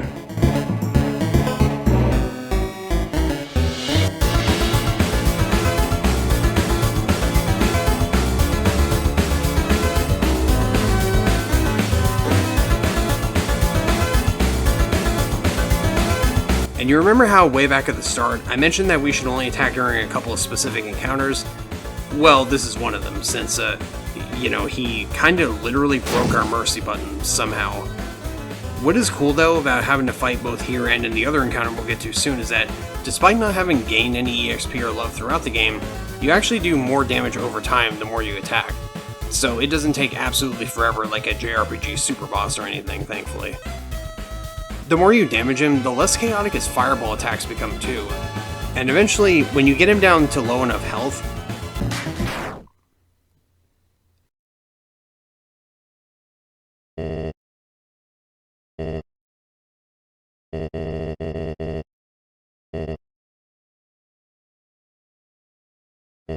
after he realizes he can't beat you, he recalls the day after his son died, giving us a bit more context on the backstory we heard earlier.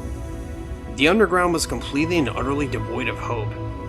As the backstory monster said earlier, the humans had taken everything from them yet again.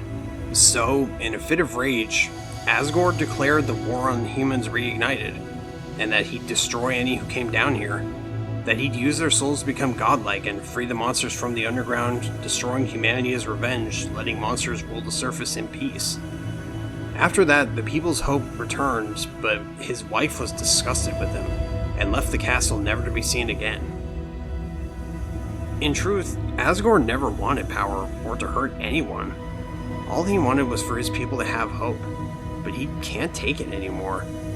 Now, he just wants to see his wife again, his son. He just wants his family back. Saying that this war has gone on long enough, he asks us to take his soul and cross the barrier. Somehow, our mercy button is now fixed, and pressing it, Asgore wonders how, after everything he's done to hurt us, not just himself, but sicking Undyne and the rest of the Royal Guard on us, he's astonished that we'd rather stay down here and suffer in his eyes than live happily on the surface. As a familiar tune starts playing in the background, he promises us that for as long as we stay here, he and his wife will take care of us as best they can, sitting in the living room, telling stories, eating butterscotch pie. We could be a family. Then...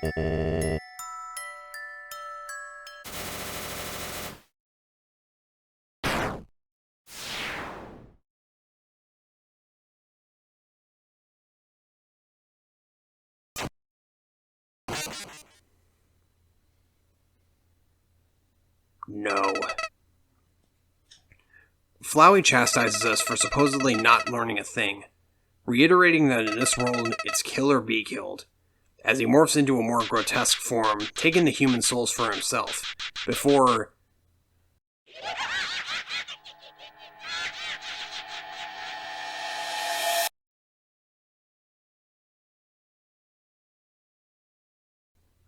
the game crashes. Oh. Welp. I think after 10 minutes, the game is supposed to restart on its own, but taking the initiative and restarting it ourselves...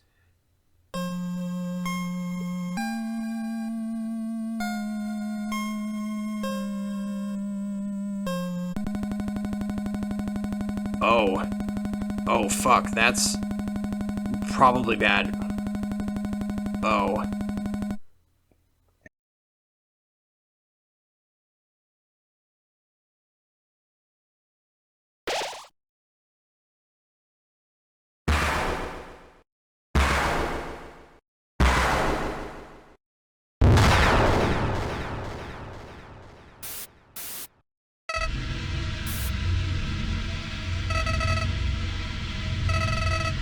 Flowey says he owes us thanks for doing a number on that old fool. Apparently without us, he never could have gotten past Asgore. This seems to have been his plan all along. He says he's been empty for so long, and that it's nice to have a soul again? Wait, what? He goes on and on, before saying that our old save file is apparently gone forever. But not to worry. Your old friend Flowey has worked out a replacement for us. He'll save over our death, over and over and over again. But our character, independent of what we do, steps forward. Flowey says, "You really are an idiot," before...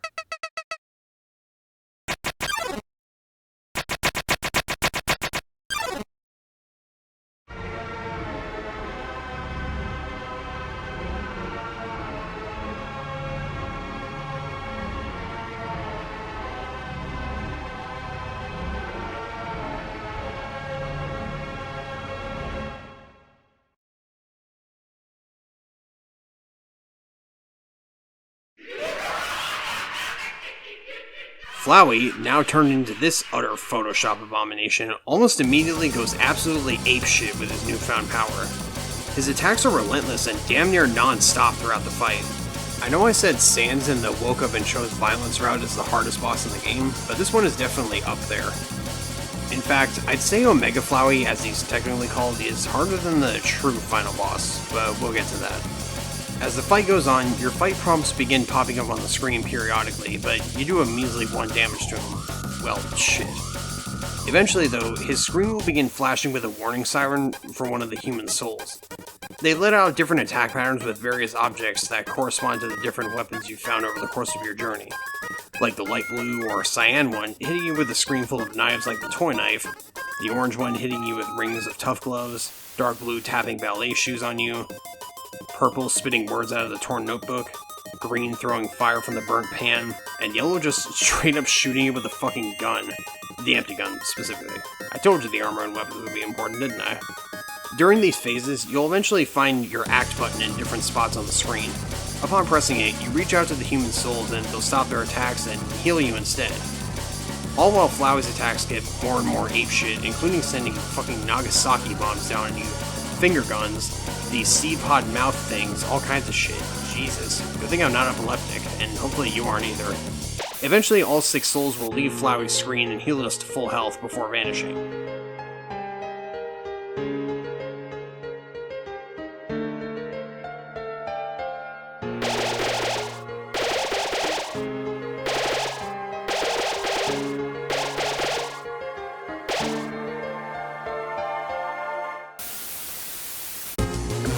At which point, we see that Flowey's defense dropped to 0.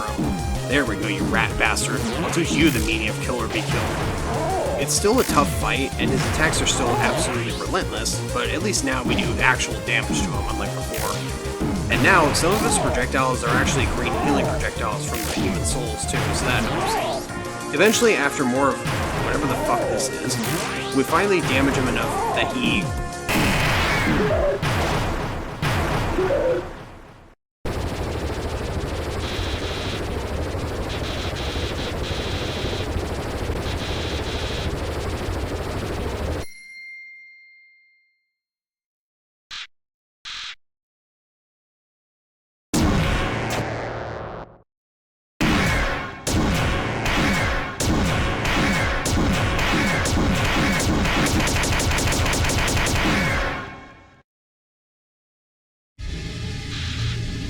it's like poetry, so if they rhyme. But before you can give us the George Lucas treatment, we call out for help, and the human souls leave Flowey's body entirely and turn against him.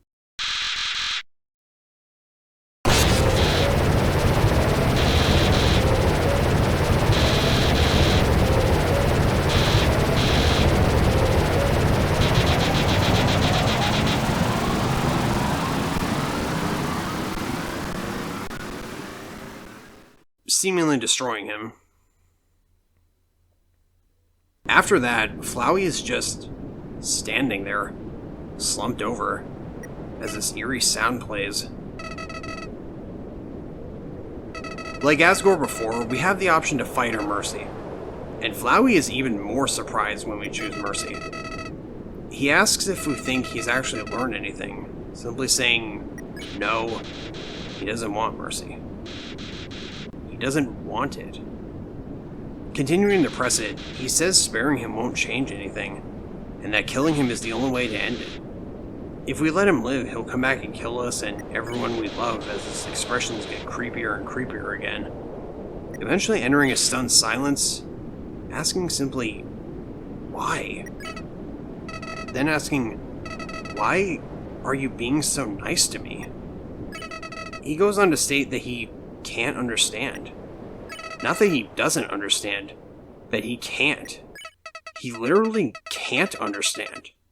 He is literally incapable of understanding compassion, empathy, love, or so it seems, but we'll come back to that. For now, yeah, Flowey's gone. Now, all that's left is...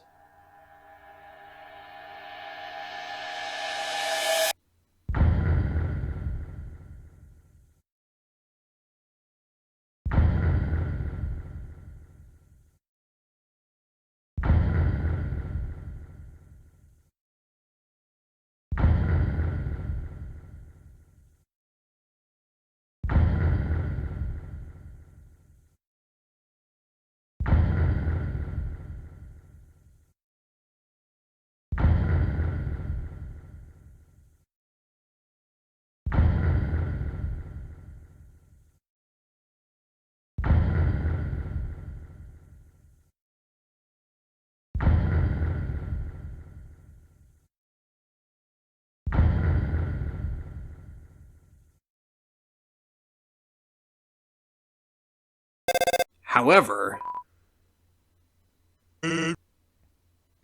after the credits, Sans calls us and asks if anyone's there, saying he'll leave a message. It's been a while since our encounter with Flowey. Sans says the Queen returned and is ruling the underground now, and stating a new policy that humans who fall down there in the future won't be treated as enemies, but friends. Sans says it's for the best, since the souls Asgore had gathered completely vanished, so that plan isn't going through anytime soon. He says the Queen is trying her best to not let the people give up hope, and he says that if they're not giving up down there, we shouldn't give up wherever we are either. Papyrus then jumps on the call, and while he's initially expecting to talk to nobody, like Sans jokingly said, Papyrus, being the bro he is, recognizes our phone number.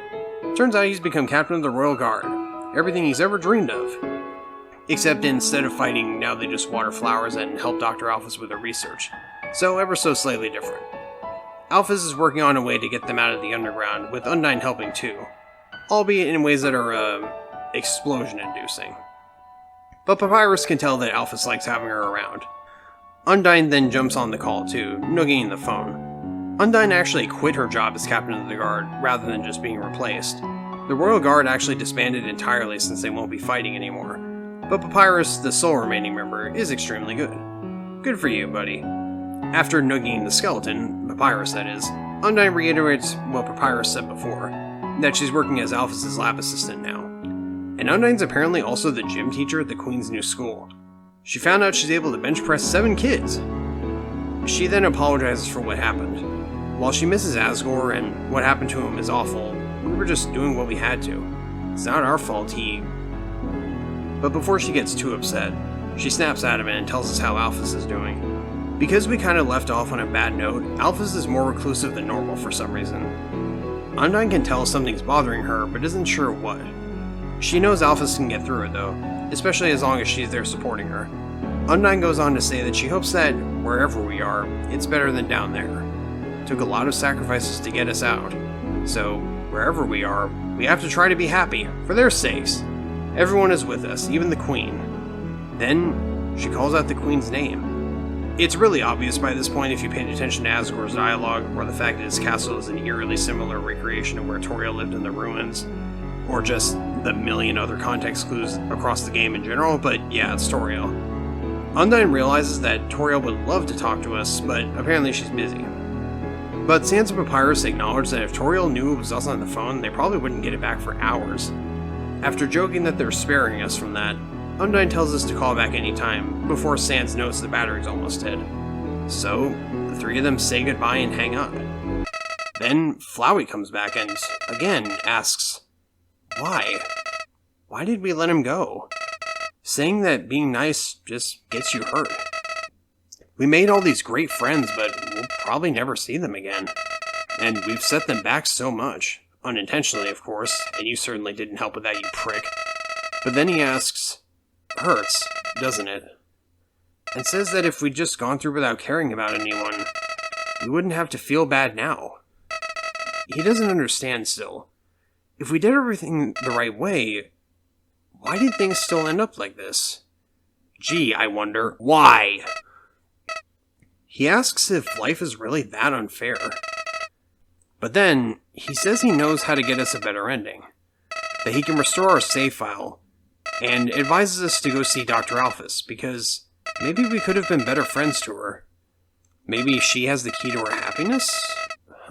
Then, he smiles and says, see you soon. Before booting us back to the main menu, as it was before the final fight. Now, besides Flowey and Undyne giving you those hints, the game doesn't explicitly or specifically tell you what to do. But when you head back through the map, eventually, when you get to the entrance of the core, Undyne and Papyrus, or more specifically Undyne on Papyrus's phone, I'm pretty sure, will call you, asking you to come to Papyrus's house in Snowdin for some reason. Upon arrival, Undyne apparently wants us to deliver a letter to Alphys.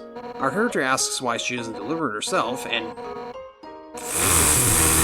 the fucking facial expression. Undyne makes the excuse that Hotland sucks, and she doesn't want to have to go there after what happened last time. She then gives us her letter, and off we go. After Papyrus reminds us we have no standards, when he mentions that Undyne keeps backing out of delivering the letter because she can't find the words and keeps rewriting it. You can actually try to open it, but it's apparently shut so strong you'd need a chainsaw to open it. Jesus Christ, is this an Ed and Eddie bit, like that episode with the red balloon? Or that one episode with the 3 jawbreakers locked in the desk or something? Jesus. Also, for some reason, you can sell it to Tem or just drop it and then go back to Undyne. Conveniently, she has a copy written down called Undyne's Letter EX, and this one cannot be sold or dropped, thankfully. Upon delivering it to the lab, we slide the letter under the door and knock, since it has no mail slot. After a second, Alphys checks and sees that it's a letter, commenting that it's another letter and that she doesn't want to open it. This will be important in a bit, but for now, she says she can't keep doing this, and that she will read this one. After taking it upstairs to use the chainsaw from her workbench to open it, she comes back to the door and asks if we wrote the letter, because apparently it wasn't signed.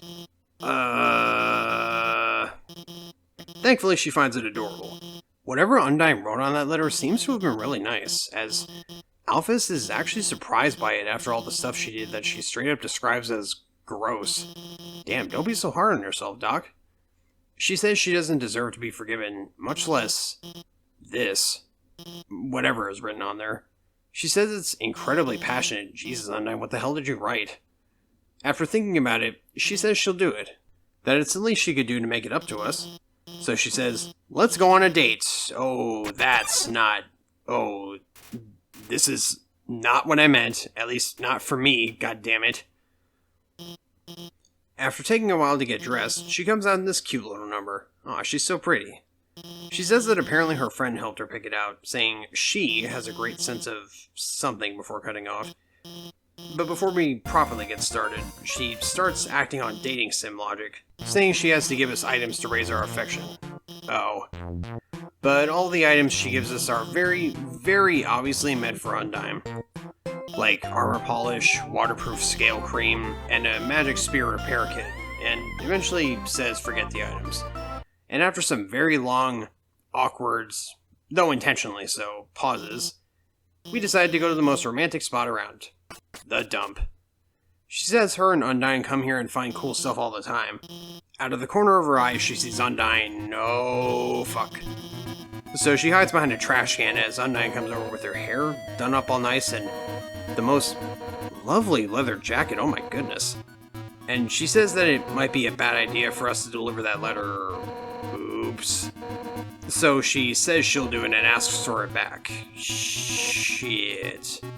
But after getting annoyed, she asks if we've at least seen Alphys around, and regardless of which option we choose, Undyne heads off to go look for her. Alphys then comes out and reveals the obvious.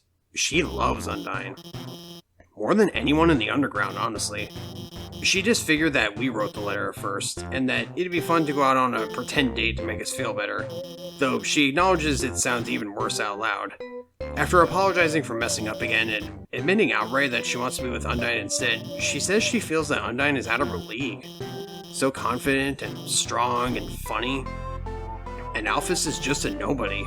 A fraud. She may be the royal scientist, but all she's ever done is hurt people. Oh. Alphys? What did you do? But before we answer that question, she goes on to state that she's told Undyne so many lies. She thinks Alphys is a lot cooler than she actually is. And Alphys worries that if Undyne gets close to her, she'll find out the truth about her. After choosing the correct option here, to tell the truth, Alphys worries that Undyne will hate her afterwards, and tries to use the logic of it being better to keep up the lie. She says that she always hears the expression, be yourself, but that she doesn't really like who herself is, and that she'd rather just be whatever makes people like her. This is another big reason I relate to Alphys a lot. I'm just kind of a big, geeky fucking loser, quite frankly, so I don't really like who myself is either. But Alphys eventually realizes we're right. Every day, she's scared that the truth is eventually going to come out on its own, and what'll happen as a result. That they'll all get hurt because of her, but she asks, how can she tell Undyne the truth? That she doesn't have the confidence to tell her, and that she'll mess it up. We have two different options to suggest role-playing in very different contexts. Whether we do an actual serious roleplay, or one to intentionally mess with her and get her all flustered, she eventually snaps and starts calling out for Undyne to hold her and that she's madly in love with her, which causes Undyne to come back, giving us another legendary facial expression, oh my god. Before Undyne notices Alphys' outfit and says it's really cute. After she asks what's the occasion, she looks at us and realizes we're on a quote-unquote date. Alphys eventually tells her the truth, that she's been lying to her about a lot of stuff. She goes on and on about specific things, but eventually Undyne comforts her as Alphys admits her feelings in a calmer tone, before...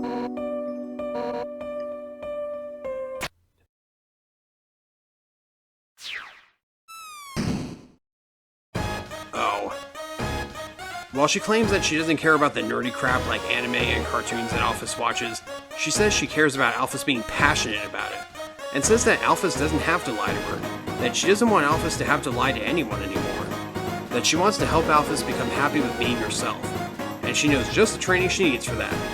Alphys is in ecstasy at the thought of Undyne training her. Before, Undyne reveals she's gonna have Papyrus do it instead. Oh. Well, rip Bozo, I guess. Again. Alphys says she'll do her best before they head off for a jog. But before Undyne leaves, she gets this crazy look on her face, asking again if anime is real. This is our second and final chance to shatter her illusion, but I keep it intact for now. I will say, though, this sped-up version of Spear of Justice is really unsettling. But then Undyne calms down and thanks us for taking care of Alphys. She didn't get to say what she wanted exactly, but she feels that things will get better for Alphys, before she runs off to catch up with her and Papyrus. After heading back out through the dump, we get a call from Papyrus, since apparently he and Alphys finished their training early. Very early. So he sent her home. Very home. And he feels strongly, for no apparent reason, that we should also go there to her lab house, and he has only good feelings about this. I'm sure that and the fact that he greeted us with howdy aren't red flags at all. After calling Undyne while we're here and having her clarify that not only is the junk that flows down here the only reason they have modern technology, but that the dump is also a great place to meet girls, and also hitching a ride with this duck and waterfall that acts as a shortcut between here and Snowden, sort of.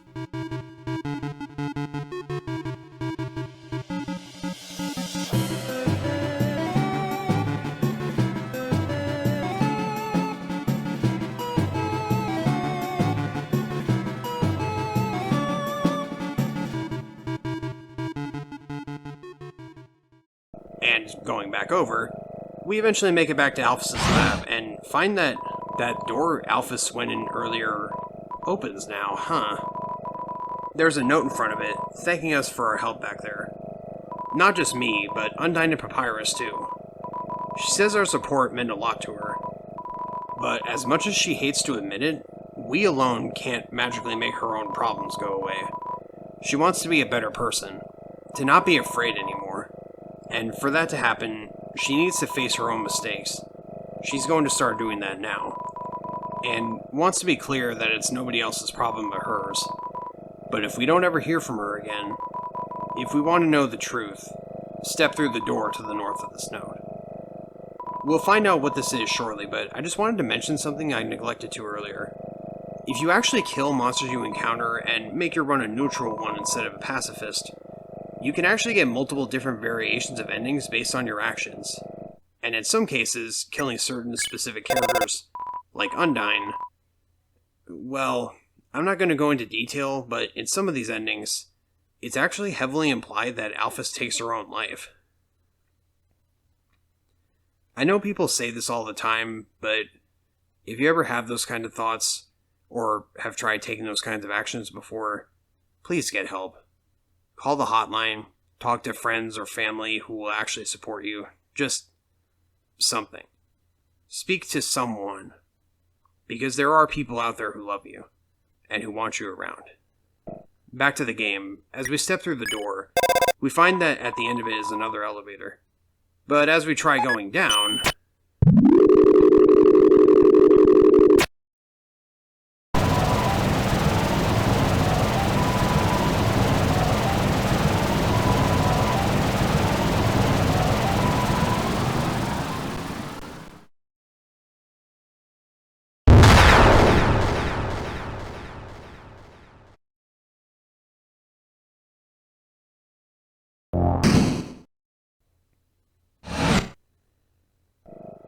not sure how we survived that, but okay.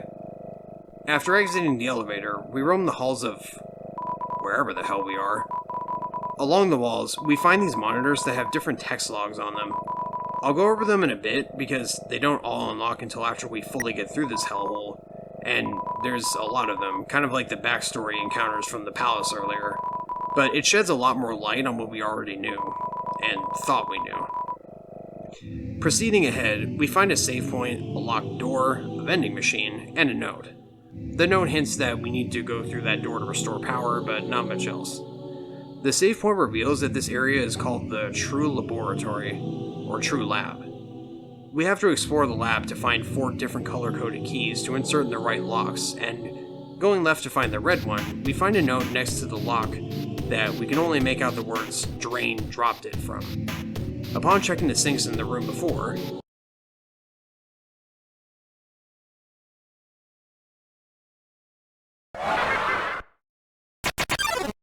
these are the amalgamates. We'll find out where they came from as we go through the logs all over the walls down here, but you'll have 4 unique encounters with these guys as you explore the lab. They each have different ways of dealing with them to spare them, but I think that for most of them, the solution in the act menu is kind of randomized. Not sure on that. But a couple of these encounters, like Lemon Bread over here, yes, that's actually their name for some reason. But yeah, I died to this jerk like 3 times for some reason. Damn, their attacks are annoying. Anyway, there's also this one room where there's a huge TV that you can watch old videotapes on. They're tapes of Asgore and Toriel's family life before and after the birth of their son Azrael and discovering the first fallen human. I'll go over them in a bit along with the logs, but man, If you didn't feel sad as fuck for Asgore and Toriel before, these tapes will probably do it. Alphys even says herself in one of the logs that she doesn't think Asgore has seen these, and she doesn't think he should. And I can see why. But before that, after finding all 4 keys, encountering the amalgamates along the way, including Endogeny,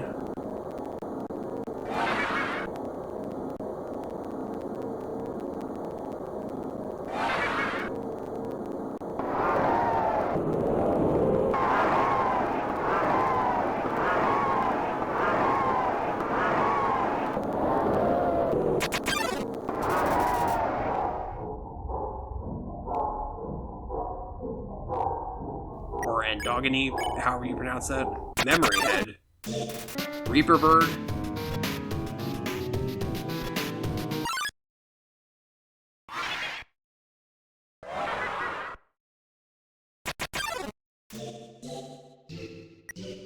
and Lemon Bread, who I died to multiple times.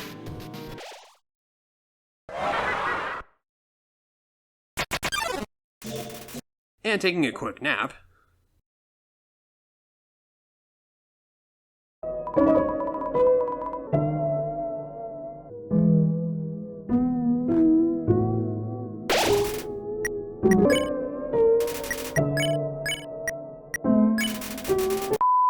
We managed to open the door and enter the lab's generator room. But before restoring power, I want to go over the logs around the lab real quick.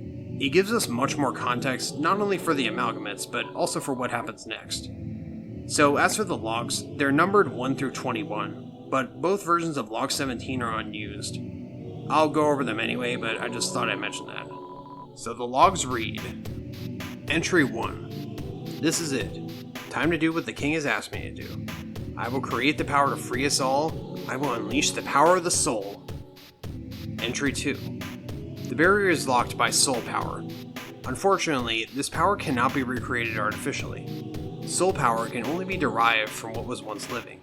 So to create more, we'll have to use what we have now, the souls of monsters. But extracting a soul from a living monster would require incredible power. Besides being impractical, doing so would instantly destroy the soul's host. And unlike the persistent souls of humans, the souls of most monsters disappear immediately upon death. If only I could make a monster's soul last. Entry number 4, which we find in the room with the VHS tapes I mentioned earlier. I've been researching humans to see if I can find any info about their souls. I ended up snooping around the castle and found these weird tapes. I don't feel like Asgore's watched them. I don't think he should. Entry number 5. I've done it. Using the blueprints, I've extracted it from the human souls. I believe this is what gives their souls the strength to persist after death, the will to keep living, the resolve to change fate. Let's call this power determination? Oh no. Entry 6. Asgore asked everyone outside the city for monsters that had quote-unquote fallen down. Their bodies came in today. They're still comatose, and soon they'll all turn into dust. But what happens if I inject determination into them? If their souls persist after they perish, then freedom might be closer than we all thought. Entry 7. We'll need a vessel to wield the monster souls when the time comes. After all, a monster cannot absorb the souls of other monsters, just as a human cannot absorb a human soul. So then, what about something that's neither human nor monster? Entry number 8, along with 18, are actually in the hall leading up to the lab's generator and can only be read after restoring the lab's power, and have a familiar looking smile on the screens. Oh no. But for entry 8, it says, I've chosen a candidate. I haven't told Asgore yet because I want to surprise him with it. In the center of his garden there's something special. The first golden flower that grew before all the others. The flower from the outside world. It appeared just before the queen left. I wonder, what happens when something without a soul gains the will to live? Entry 9. Things aren't going well. None of the bodies have turned into dust, so I can't get the souls. I told the families that I would give them the dust back for the funerals. People are starting to ask me what's happening. What do I do? Entry 10. Experiments on the vessel are a failure. It doesn't seem to be any different from the control cases. Whatever, they're a hassle to work with anyway. The seeds just stick to you and won't let go. Oh. Entry 11. Now that Metaton's made it big, he never talks to me anymore. Except to ask when I'm going to finish his body. But I'm afraid if I finish his body, he won't need me anymore. Then we'll never be friends ever again. Not to mention, every time I try to work on it, I just get really sweaty. Entry 12. Nothing is happening. I don't know what to do. I'll just keep injecting everything with determination. I want this to work. Entry 13. One of the bodies opened its eyes. Entry 14. Everyone that had fallen down has woken up. They're all walking around and talking like nothing is wrong. I thought they were goners? Entry 15. Seems like this research was a dead end, but at least we got a happy ending out of it? I sent the souls back to Asgore, returned the vessel to his garden, and I called all of the families and told them everyone's alive. I'll send them back tomorrow. Entry 16. No. There's actually two versions of Log 17, which are both unused. One that's written by Alphys, and the other by Gaster, which you can find in the unused room his model is located in when you debug into it. For Alphys' Log 17, monsters' physical forms can't handle quote-unquote determination like humans can. With too much determination, our bodies begin to break down. Everyone's melted together. For Gaster's Log 17, that I and many other people speculate maybe hints at Deltarune, Entry 17 unused. Dark, darker, yet darker. The darkness keeps growing. The shadows cutting deeper. Photon readings negative. This next experiment seems very, very interesting. What do you two think? Then, for 18, like I said, this and number 8 are both only seen when you restore power down the hall from the generator. Entry 18. The flower's gone. Uh-oh. Entry 19. The families keep calling me to ask when everyone is coming home. What am I supposed to say? I don't even answer the phone anymore. Entry 20. Asgore left me 5 messages today. 4 about everyone being angry, 1 about this cute teacup he found that looks like me. Thanks, Asgore. And finally, Entry 21. I spend all my time at the garbage dump now. It's my element. Holy shit. I'll go into it in a second, but first we gotta restore the power.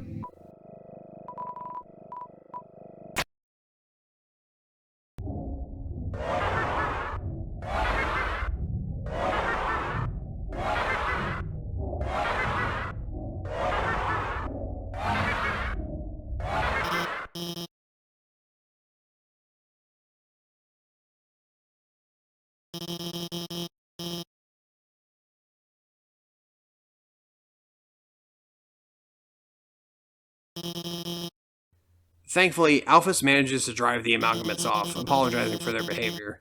Apparently, they get cranky when they haven't been fed. She realizes that this was probably a big inconvenience, but appreciates that we came here to back her up. She was afraid she might not come back. Not because of the amalgamates, because they don't attack her or anything. She was just worried she'd be too afraid to tell the truth. That she might run away or do something cowardly. Alluding to what I said earlier. She basically recaps what we learned from the logs, but gives us the short version. Asgore asked her to study the nature of souls, and during her research, she discovered a power called determination.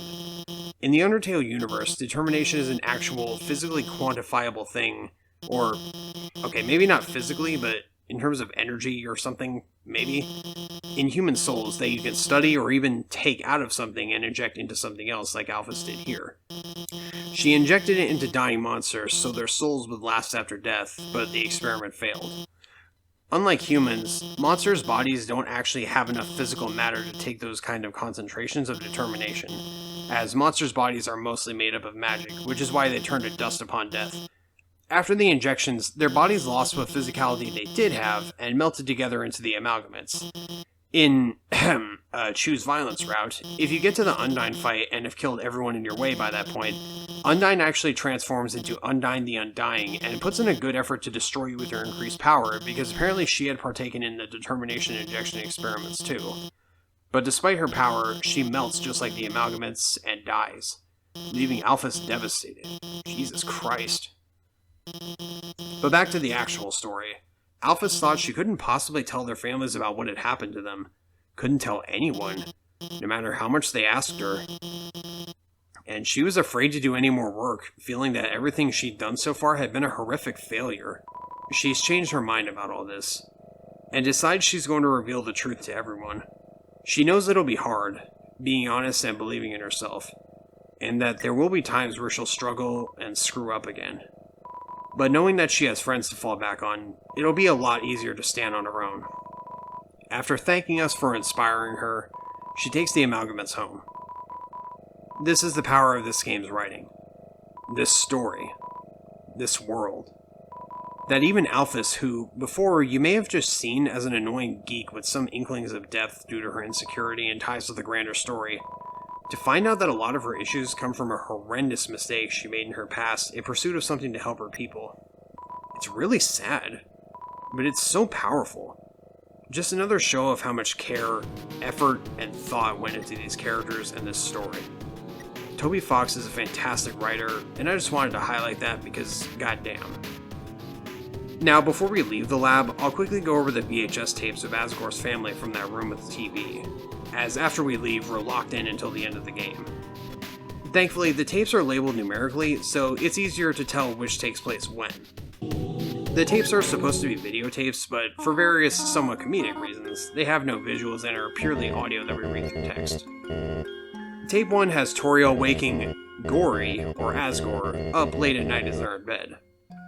Toriel tries telling a joke to get his reaction, asking him what her favorite vegetable is, and he replies carrots, but Toriel says, "No, eat a mom-y."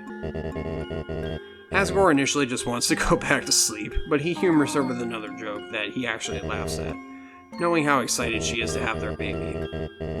Asgore tries cracking his own joke, and while Toriel pulls the same thing he tried, she reveals she's just teasing him. And then she realizes it's too dark in the room for the camera to pick any visual up.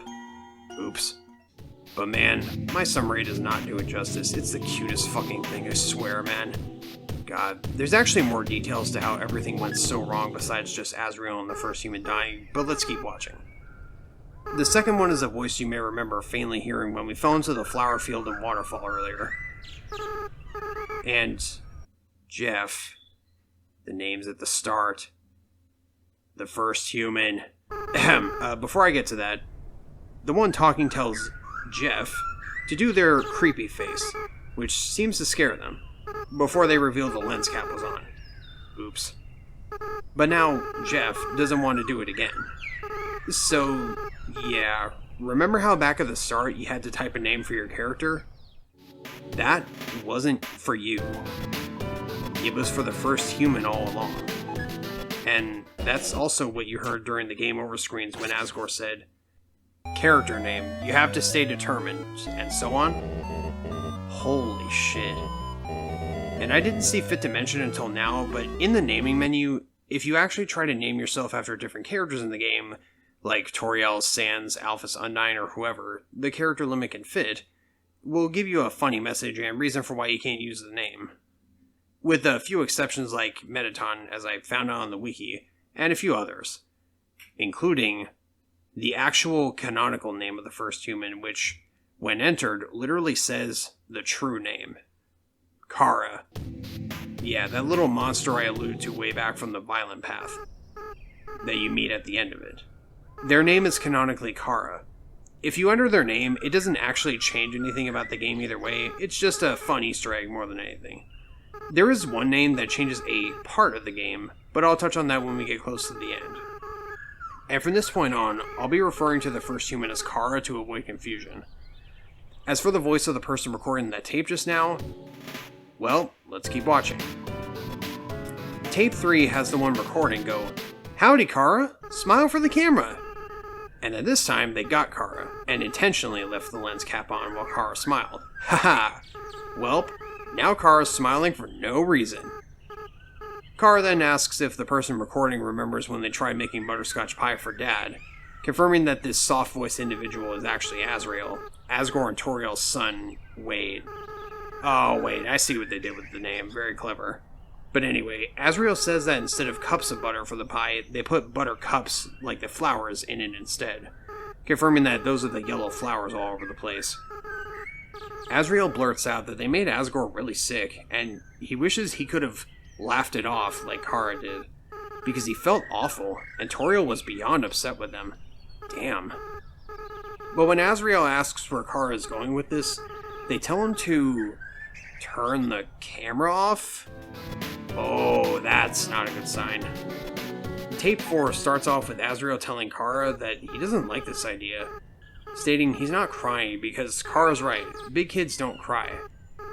Azrael goes on to state he'd never doubt Kara, and that they'll be strong, that they'll free everyone, and Azrael will go get the flowers.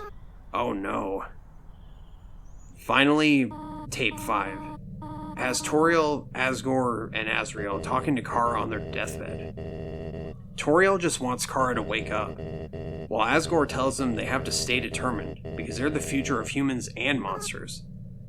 Azrael whispers to Kara, asking them to wake up because he doesn't like this plan anymore. But he states once again, in response to Kara asking something, that he'd never doubt them. He says they just have to get 6, and that they'll do it together. Oh. Oh no. So, as if it wasn't bad enough that Toriel and Asgore lost both of their children, this reveals that the human Kara did all this intentionally. Wow. We'll come back to this later. For now, let's get the fuck out of here.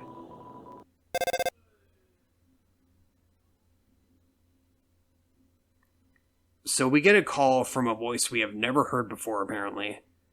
And they ask if Kara is there. They say it's been a long time, but we've done well. Thanks to us, everything has fallen into place, and that they'll see us soon? Wait, what?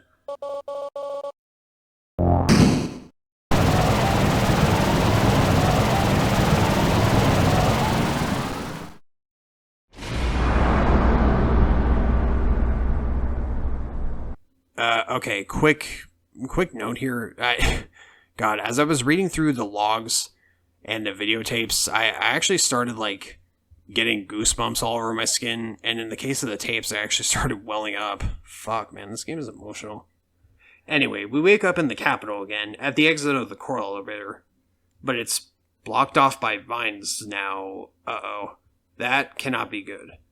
But making our way through the Capitol again, thankfully with the help of this other elevator to bypass the long walkway at the start, we go to the encounter with Asgore again. And at first, it seems like it'll just be a repeat of before, until...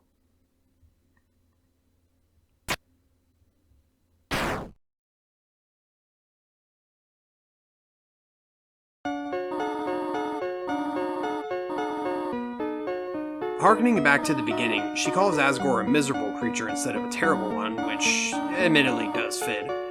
Toriel says she thought she'd just let us make our journey alone at first, but she just couldn't stop worrying, and decided that this time things would be different. She couldn't allow us to kill Asgore just for the sake of leaving the underground. It's not right to sacrifice someone just to let someone else leave this place. The very thing that Toriel had been trying to prevent all along. She says that as terrible as Asgore is, he deserves mercy too.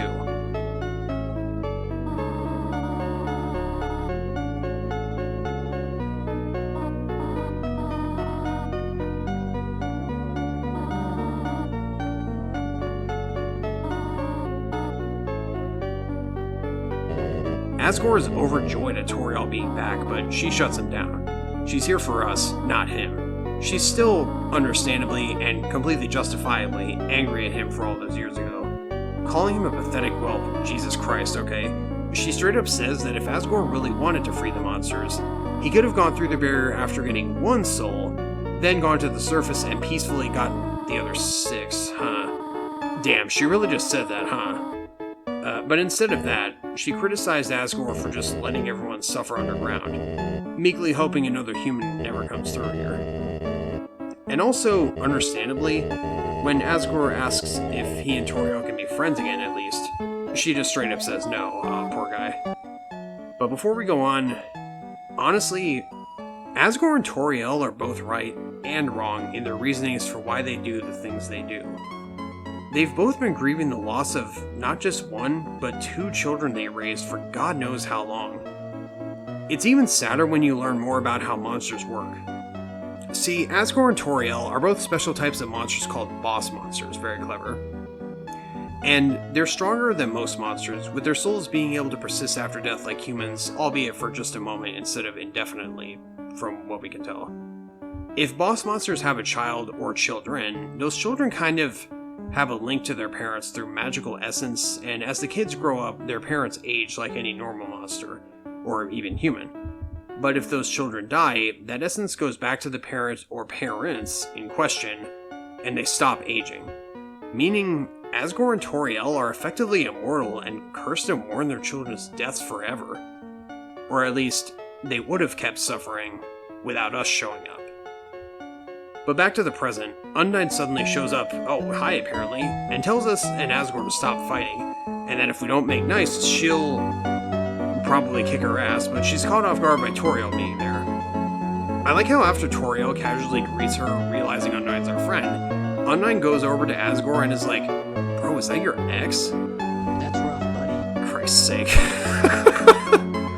I love that Toby and the team, they just know that. They know, okay.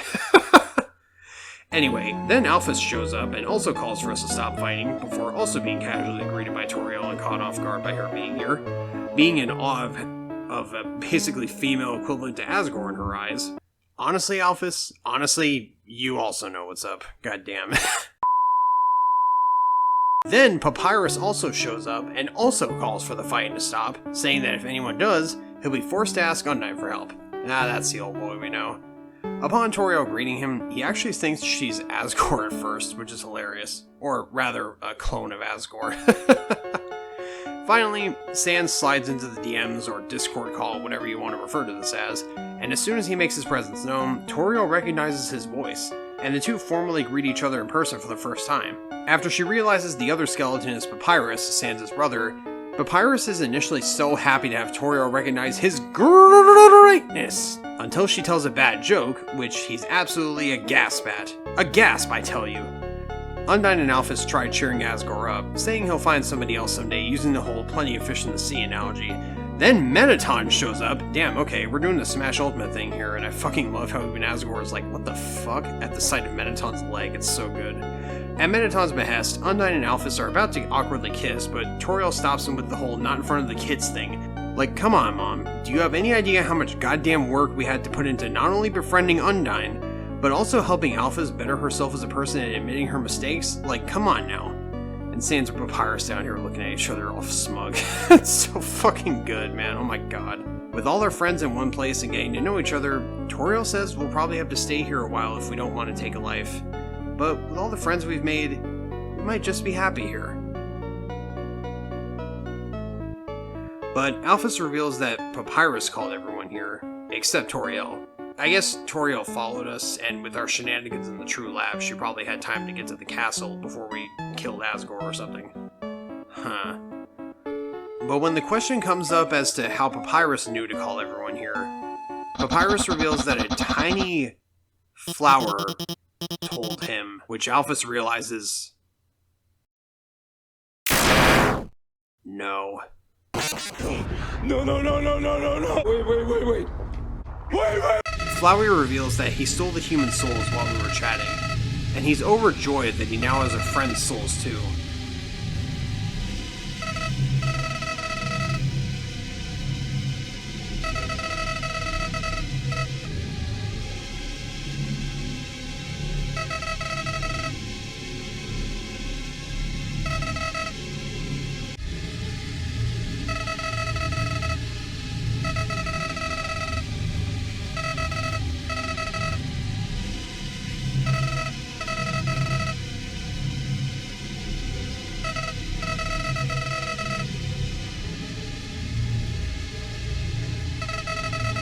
After going on and on about his worldview again, he says with their souls and the human souls combined, he'll achieve his real form?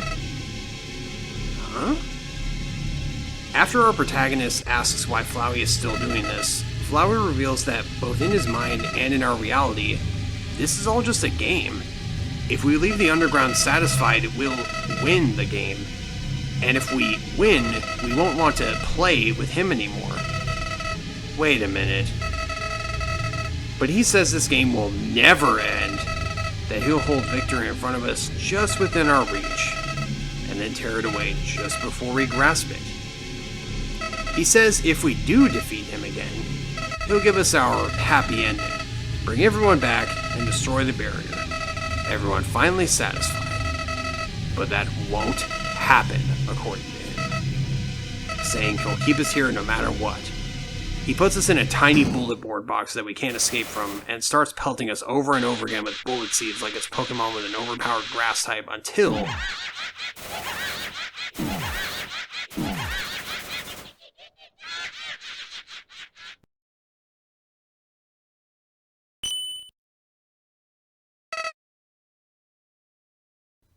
Naturally, Toriel is the first to defend us, blocking the seeds with her fireballs and telling us not to be afraid. Because no matter what happens, they'll always be there to protect us. Papyrus and Undyne join in and encourage us to keep going too, with Undyne even saying that if we got past her, we can do anything. Papyrus tells us to do what he would do. Believe in you. Meaning us. Sans also chimes in. Huh? You haven't beaten this guy yet? Come on, this weirdo's got nothing on you! Alphys, in her own unique way, also supports us, saying that she thinks it's impossible, but knows that somehow we can do it, even using her own magic to help block Flowey's attacks. After Asgore also chimes in, reminding us to stay determined, various other monsters from across the underground show up. Muffet, the Royal Guards, hell, Frogget, and ones we had a little more connection with like Shiren and Monster Kid. Everyone's here, even Greater Dog. Flowey starts panicking, being all scared and...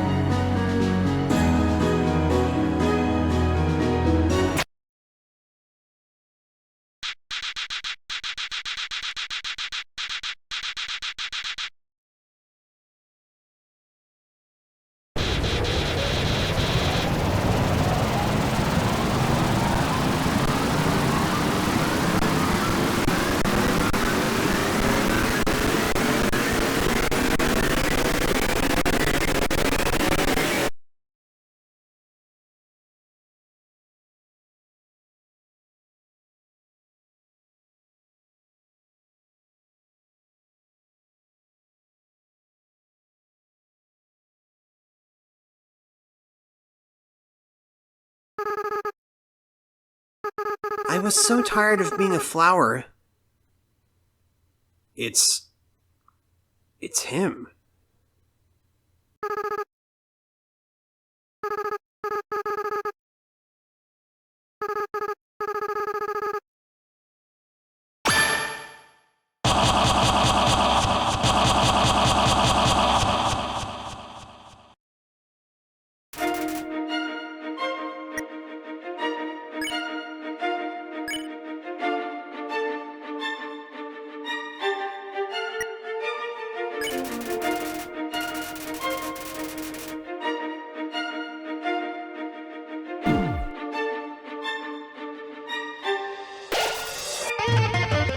This is it.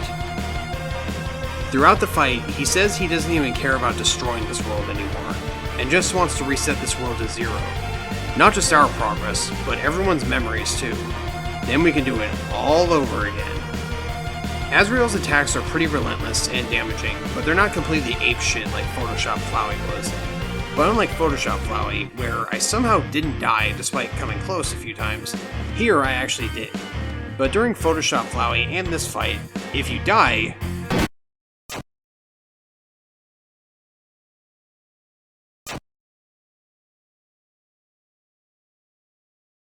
It sets his attack patterns back a little bit, so you gotta go through a few cycles again before you progress.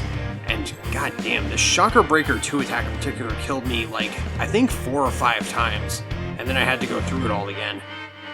Part of that was me not being full health when he did it, but still, damn. You can act in this fight, but it doesn't convince him or anything. Clicking Hope heals 1 HP and lowers the damage you'll take during Azrael's next round of attacks. And Dream heals 4 HP and fills any empty space in your inventory with Last Dream consumables, which heals 17 HP. Very nice. The dream came true after all. You literally cannot damage Azrael, because if you try, he just dodges your attacks. You just gotta power through and listen to him ramble on about how jaded he's become about life. I'm not trying to discount how tragic his story is, but yeah, he doesn't add anything new here with what he says. Anyway, after I actually focus and survive it long enough, Azrael activates Hyper Goner to purge the timeline once and for all.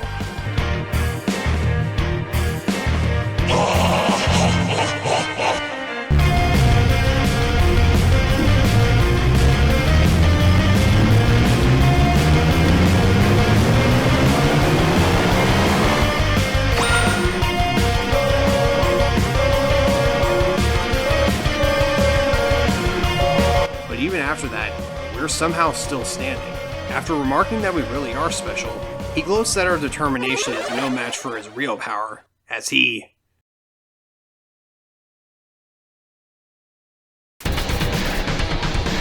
Oh god, not perfect Solaris. We can use Act to try and struggle, but with only 1 HP left, Azrael releases barrage after barrage of attacks. But...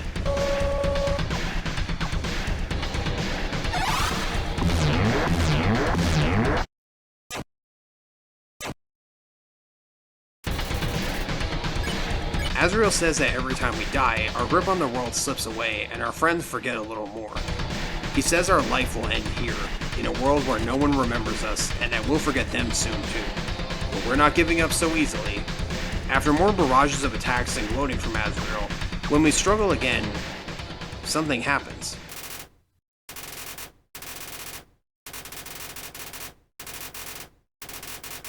We try reaching for our save file to seemingly no avail. But, with what little power we have, we can save something else. And with that, the Act menu becomes the Save menu, and we can go save our friends in any order we choose. Reaching deep into Azrael's soul, because they're in there somewhere. Deep within Azrael's soul they resonate. Undyne and Alphys individually, then Sans and Papyrus, then finally Toriel and Asgore. You talk to each of them, reminding them that you're their friend, reminding them of your journey together and everything you've all been through. Like with Undyne, giving her a fake hit, a big smile, and bringing up that time we cooked together.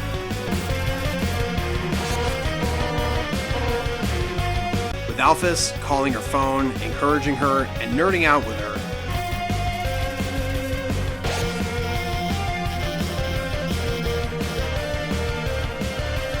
Joking with Sans and Papyrus, reminiscing about Papyrus's puzzles, and asking Sans if he wants to take a break.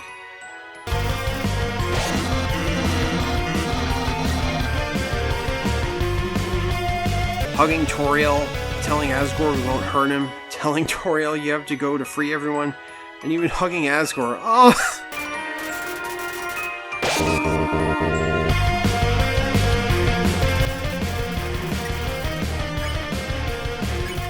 Then you feel someone else. There's one more person that needs to be saved.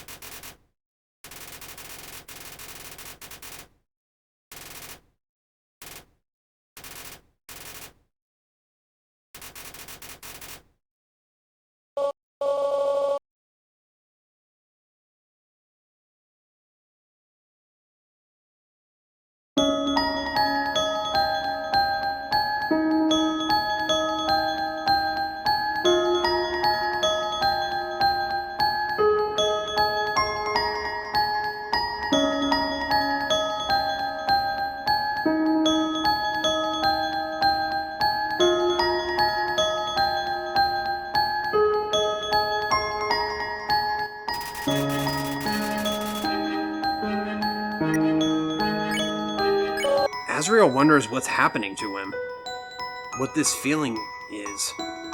He says he doesn't need anyone and begins attacking again, non-stop as we try reaching out to him over and over again.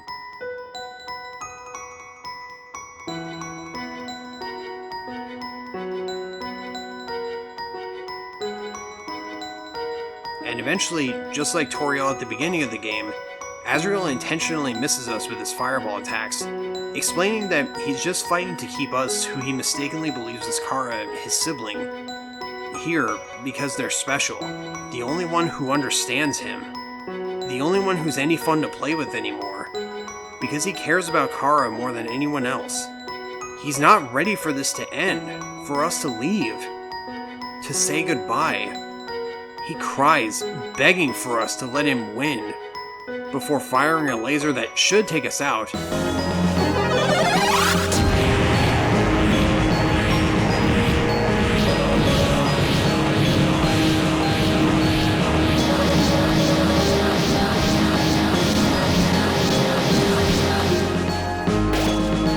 But even at 0.1 HP, we hold on.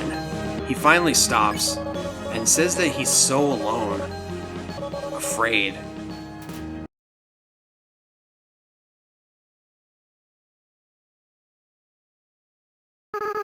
When he turns back to normal and speaks with us, he finally acknowledges the fact that we're not Kara.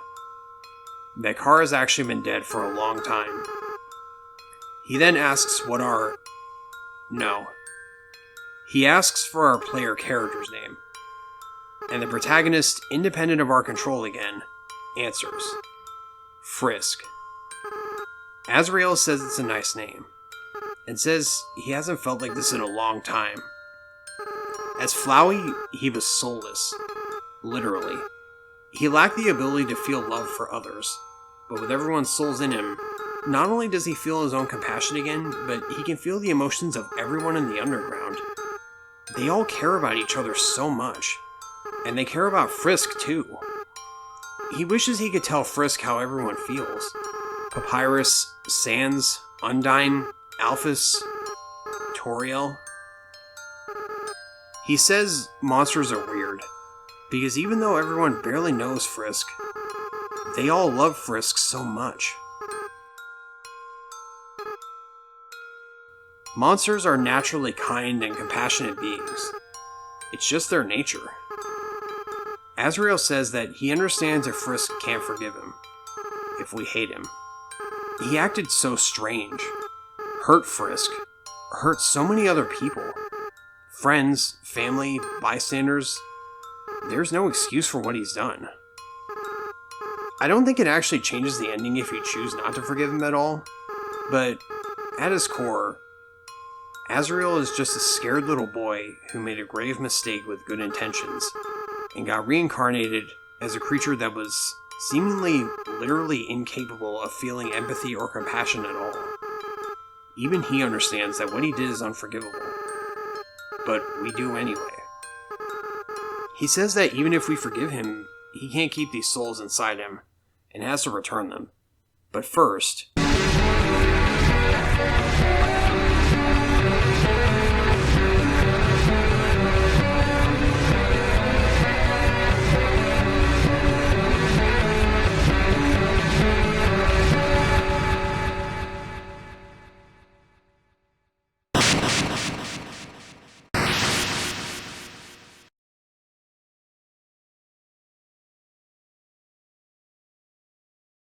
After destroying the barrier, Azrael says he has to go.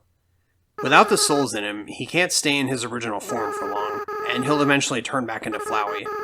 He says it's best if Frisk just forgets about him, because he'll no longer be himself, and won't be able to feel love again, telling Frisk to go be with the people who love them. We then get an option to comfort or not. Like forgive, I don't think it changes anything depending on whether you do or don't. But after all this, why wouldn't you, after finding out the truth? And Frisk, no hesitation, gives Azrael a long, much-needed hug. And Azrael reciprocates it. He says he doesn't want to let go, but he knows he has to. He knows that going forward, no matter what Frisk does, they'll do a great job. reminding Frisk that everyone will be there for them. His time running out, Azrael says goodbye. But before he leaves, he asks Frisk to take care of Mom and Dad. Don't worry, buddy. Toriel and Asgore will be in good hands. Then, we hear Toriel call out for them to wake up. For Frisk to wake up.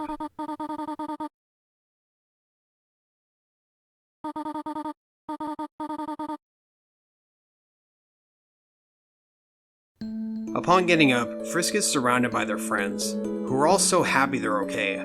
Papyrus even cried, oh my god, man.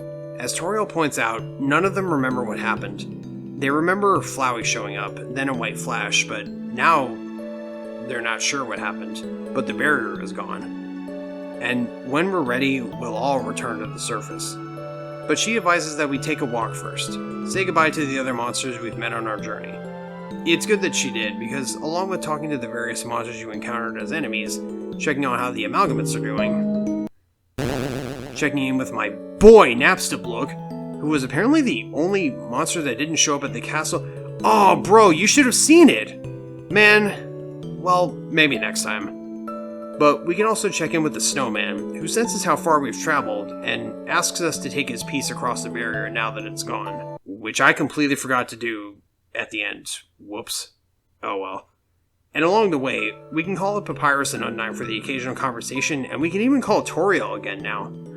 It turns out that after we left the ruins, it's not that she wasn't answering, but rather that annoying dog stole the phone again. Toby, you sly dog. Though after you call Toriel a couple times, she starts texting you instead after Sans teaches her how. Kind of. Also, real quick, because I forgot to mention before, remember the coffins under the castle? Well, the ones that corresponded to the other humans are now open, implying their souls have finally moved on. But examining the one with the red heart, Frisk notices something they didn't before. This coffin has mummy wrappings at the bottom of it. Huh. Okay, so I should probably explain. It's heavily implied that Toriel actually took Kara's body to the ruins to give them a proper burial after what happened all those years ago. I believe the implication is meant to be that Kara is buried under the golden flower bed at the start of the ruins. But if I remember correctly, I think I read somewhere that Kara is actually buried at the base of that creepy black tree near Toriel's house in the ruins. I think. I forget where the hell I read that though, but I remember seeing it somewhere. And that's why the red leaves fell off of it. Then, before heading back to the castle and leaving this place behind for good, we have one more person to talk to. So remember how back at the start, if you went back to the start of the ruins, you could talk to Toriel before leaving after her boss fight? She didn't say much, but still. Now, if we go back here, Azrael is still here. And if you leave this room afterwards, or if you don't even bother and just trigger the ending, then reload the save and try coming back here, he'll be gone. But, talking to Azrael one last time, while he initially tries to brush us off like Toriel did, and after I alt-tabbed by accident, oops. But anyway, Azrael tells us to leave him alone, because as much as everyone would like, he can't come back. He just can't. He doesn't want to break his parents' hearts all over again, thinking it's better they never saw him again. He says it's sweet that Frisk is trying to keep him company, but then he thinks to ask something you may have wondered at the start but forgot about after a while. Why did Frisk come here? Why did Frisk climb Mount Ebott, knowing the local legend? Was it foolishness? Fate? Or something more? Frisk doesn't answer, and Azrael lets it go, saying only Frisk knows the answer. Continuing to talk to him, he says he knows why Kara climbed the mountain. He doesn't know specifically, but he does say it seemed to not be for a very happy reason. Deciding to be honest with Frisk, he reveals that Kara hated humanity. He says Kara never talked about specifically why, but if Kara was a kid not even 10 years old saying that, we can definitely hazard some guesses as to why. And Azrael says they felt very strongly about it. He says that Frisk really is different from Kara. He even says that while Frisk and Kara look slightly similar, and have a similar fashion sense for some reason, he doesn't know why he ever acted like they were the same person. Admitting that Kara wasn't the greatest person just in general, but Frisk is the type of friend Azrael wishes he always had, so he was projecting onto them. He then says there's one last thing he wants to tell Frisk. When Azrael and Kara combined their souls upon Kara's death, Kara took control of his body. Azrael says it was split between them, but Kara picked up their own dead body and carried it to the human village. When they got to the village, Kara is the one who wanted to kill everyone there, but it was actually Azrael who refused, and walked away. This whole time, Azrael blamed himself for it, which is why, as Flowey, he adopted his kill or be killed philosophy. But after meeting Frisk, he doesn't regret that decision anymore. He knows that he did the right thing in the end, because if they had killed the villagers that day, it would have just sparked the war between humans and monsters all over again. Azrael laments that he hates how long it took for everyone to be freed afterwards, but you can't regret hard choices your whole life. Even though Azrael doesn't have much of a life left, as he says. Don't say that, buddy. Someday, you'll be free too. I'm sure of it. He thanks us for listening to him, and says we should really go be with our friends. But he has a couple last pieces of advice. If we see him in the future, don't think of it as him. He and Flowey are separate entities as far as he's concerned. And he wants us to remember him like this. Someone that was actually our friend for a little while. And finally, to be careful in the outside world. Saying that despite what monsters think, it's not as nice as the underground a lot of the time. And, quote, there are a lot of Floweys out there, and that not everything can be resolved by just being nice. He tells us, don't kill and don't be killed. So, to recap, a long time ago, after the first human Kara fell down into the ruins, Azrael found them and brought them into the royal family's home, with Asgore and Toriel treating them as their own child alongside Azrael. After growing up together for a few years, Kara hatched the plan with Azrael to literally end their own life so that Azrael could take their soul and cross the barrier. It was done under the pretense of wanting to get 6 more souls to destroy the barrier, but Azrael wrested control of his own body back from the malicious, nihilistic Kara, getting gravely injured in the process from refusing to fight back against the attacking human villagers, then died when they got back home. Then, after Toriel left, disgusted by Asgore's call to reignite the war against humanity, and from the context of the coffin, took Kara's body with her to give them a proper burial.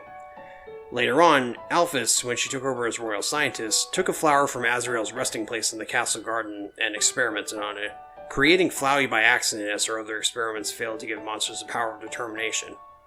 And, well, in the violent path, instead of getting Azrael's backstory, Flowey actually reveals that after he gained consciousness as Flowey, he tried calling out for his mom and dad, but nobody came.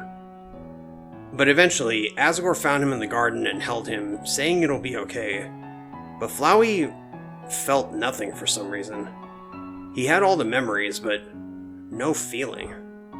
Same for Toriel too, when he eventually found her. He just felt nothing. And in that violent path, he believes that Frisk is Kara once again, but for different reasons this time. His dialogue, as well as, surprisingly, dialogue with Papyrus and also Mettaton when he changes from Mettaton EX to Mettaton Neo, who, despite his flashier design, is scripted to die in one hit. Papyrus and Mettaton Neo both say that they can tell that the destruction you're causing, the death and chaos, it isn't you.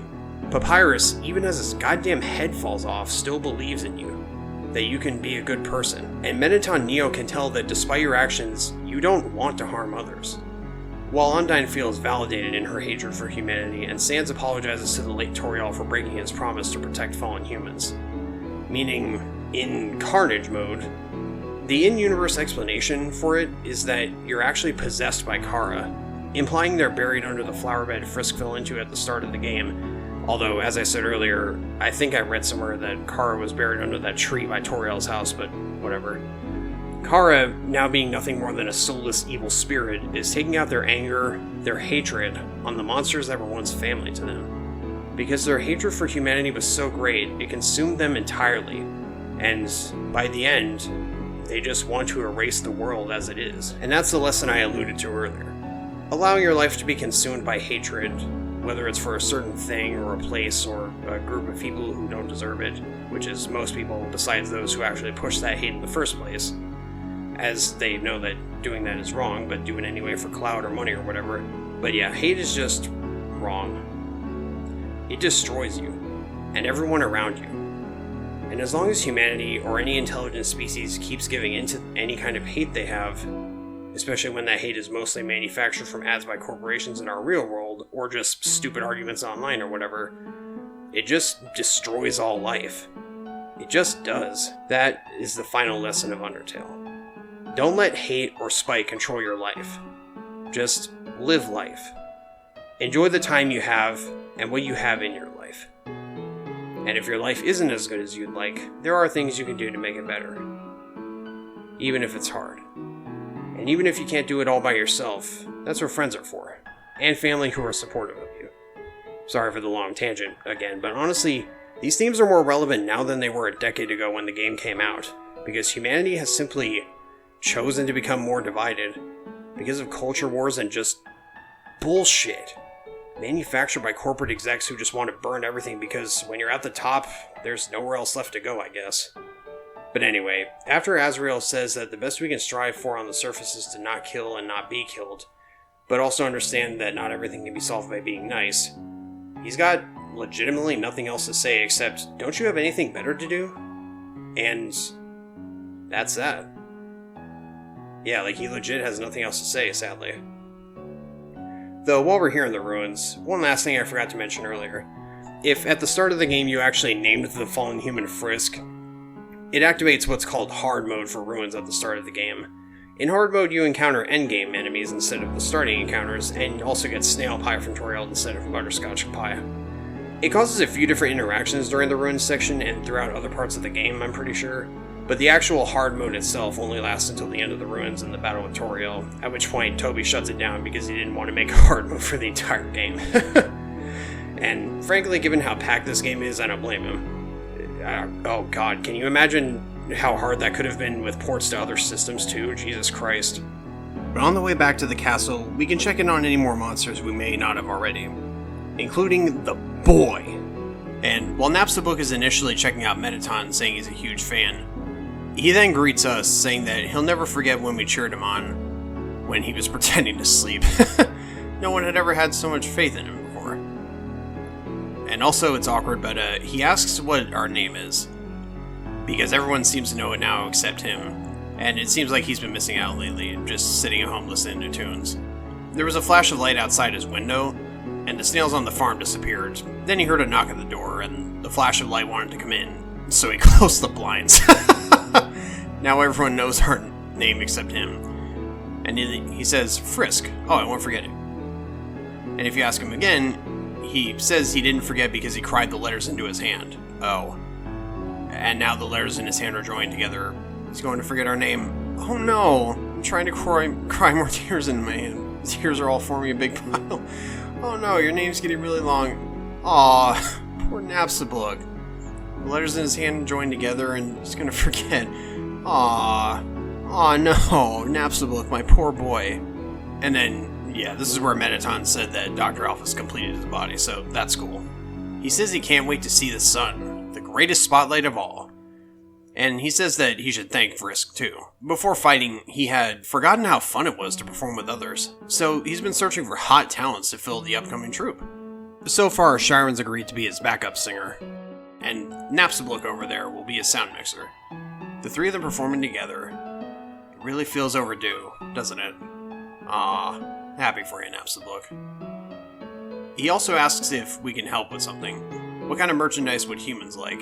He's thought of a few ideas. Buttons with his face, stickers with his face, and CDs with his face. Along with posters, t-shirts, and underwear. And plush dolls of Toriel. But, you know, with his face instead of hers. Oh, that's so good. A yes or no prompt was not provided. Oh. Alright.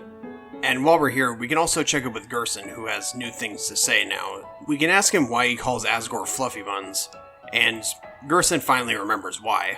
He reveals that the Fluffy Buns nickname for Asgore started when, during a monthly address at the castle once, when the Queen, Toriel, gave her part on current events. After finishing her update, she moved to pass the microphone to Asgore. However, she didn't realize the microphone was still in her hands when she said, "Your turn, Fluffy Buns." The audience burst into laughter. That's good. Realizing what she had said, she started laughing too. After a few minutes, the king held up his arms, and the crowd grew silent. He leaned towards the microphone, expression stern. Dear citizens, thank you for coming here today. I, King Fluffy Buns, and the rest is history. That's good. You can also ask him if Asgore is a goat, and Gerson says that actually reminds him. Toriel once wore a flower-patterned muumuu, and folks kept saying nice muumuu to her, but she kept thinking they were calling her a cow, so she never wore it again. What was the question again? Oh, yeah. Right, Asgore. He's a real interesting type of monster, the strongest type of all. And here's where he explains what boss monsters are. Frisk asks, what if the child is a human? But Gerson says, nah, that wouldn't work. So if Asgore's your father, he'll definitely outlive you. Damn, okay, he really just said that, huh? When we ask about Asgore and Toriel, he finally remembers that Toriel was saying it was tragic when she left, since everyone knew she was really the brains behind the throne. Goddamn, okay. But it was also just a teensy bit relieving, apparently. Those two were really insufferable together, nuzzling noses, being all cute and cuddly in public, embarrassing their children. Damn, Gerson, okay. So sweet it made him sick, apparently. Thank God those did. Wow, damn, okay. Jealous much, Gerson? Jesus Christ. Before we head back to the castle, we can even go check on Temmie village. And sure enough, they're all very happy that Tem go free. Even the dancing mushroom guy is happy because apparently Asgore is going to have him moved out of the cave. Very nice. He also asks why you didn't smile at his dance, and then it almost feels rude. Alright. Even Bob chimes in saying, a blazing development, no? Temmie in the shop doesn't have anything new to say though, unfortunately. But, oh well. We can even briefly go talk to Mad Dummy again, and he realizes that we helped shatter the barrier. So he says, he acted like a real dummy to you. Heading back to the castle, and along the way, text with Toriel now that she has her phone back. She talks about Sans teaching her how to text, things she's talked about with the others as we've been out walking, and eventually, after 17 messages in total, she turns the phone off for a while so she can truly get to know everybody better, because they're all lovely people. Funny enough though, I coincidentally got this last message as I got to the castle elevator. Oops. But yeah, they sure are lovely people, Toriel. They sure are. And so are you. And you watching this too. Yeah, I'm talking to you watching this on your screen, whether it be your phone, PC, or whatever. Hell, even if you didn't watch this far all in one sitting, that's okay. I appreciate you watching anyway, and I hope you've been enjoying. But eventually making it back to the castle and talking with our friends one last time, we save at the exit. And then, all that's left to do now is go. Heading out past that familiar looking room, the game says if you leave here, your adventure will really be over. Your friends will follow you out of the underground.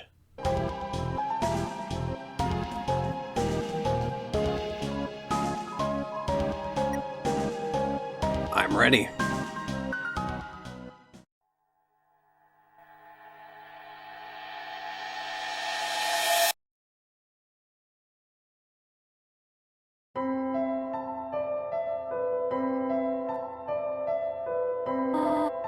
Oh my. Isn't it beautiful, everyone? Wow, it's even better than on TV. Way better. Better than I ever imagined. Frisk, you live with this? The sunlight is so nice, and the air is so fresh. I really feel alive. Hey, Sans, what's that giant ball? We call that the sun, my friend. That's the sun? Wowee! I can't believe I'm finally meeting the sun! I could stand here and watch this for hours. Yes, it is beautiful, is it not? But we should really think about what comes next. Oh, right. Everyone, this is the beginning of a bright new future. An era of peace between humans and monsters. Frisk, I have something to ask of you. Will you act as our ambassador to the humans? Well, after coming all this way, might as well. Yeah, Frisk will be the best ambassador, and I, the great Papyrus, will be the best mascot. I'll go make a good first impression. Welp, Someone's gotta keep him from getting into trouble. See you guys. Man, do I have to do everything? Papyrus, wait! Hey, Undyne, wait up! Whoops.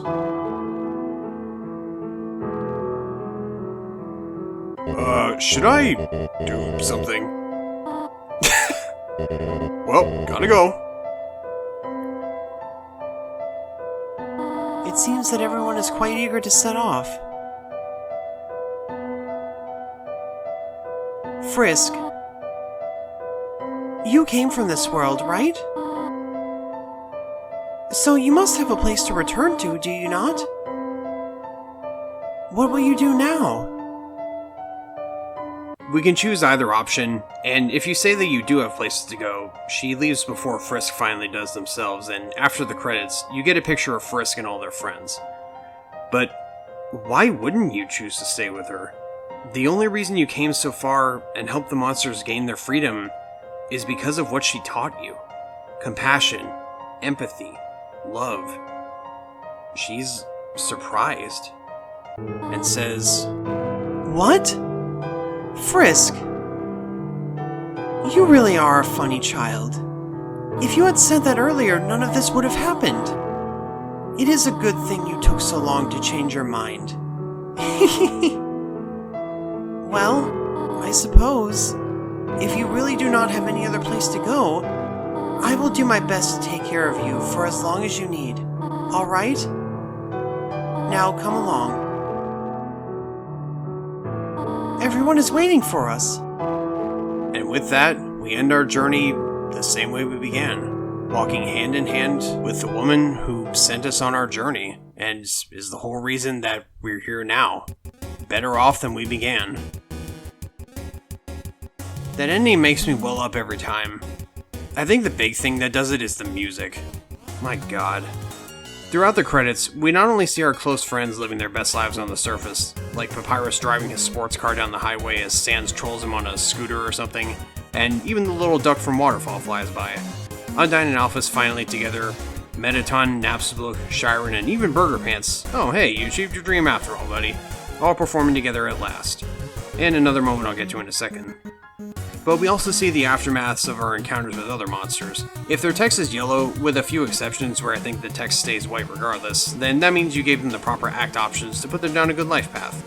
It's not necessary for completion at all, just a fun little bonus, like Aaron being a paranormal investigator, which is funny. The credits end off with showing Monster Kid face-planting as usual, but getting back up like always, walking past Asgore as he's trimming a hedge in the shape of Papyrus' smile, and into a schoolroom by Toriel. Ah! Then, finally, at the end, we reminisce about Mount Ebbet.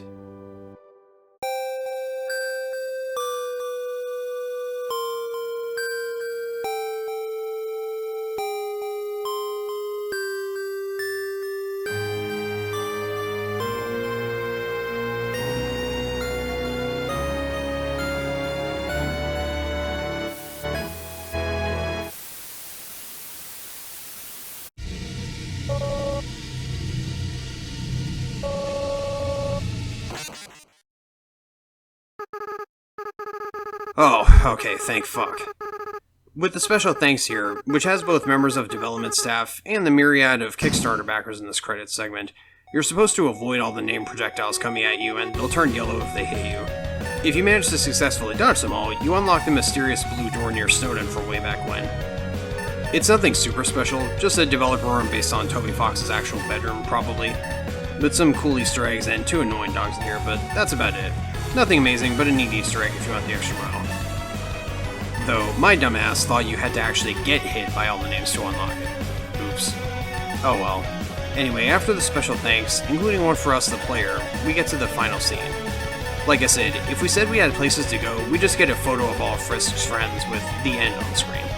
But if you chose the blatantly correct option,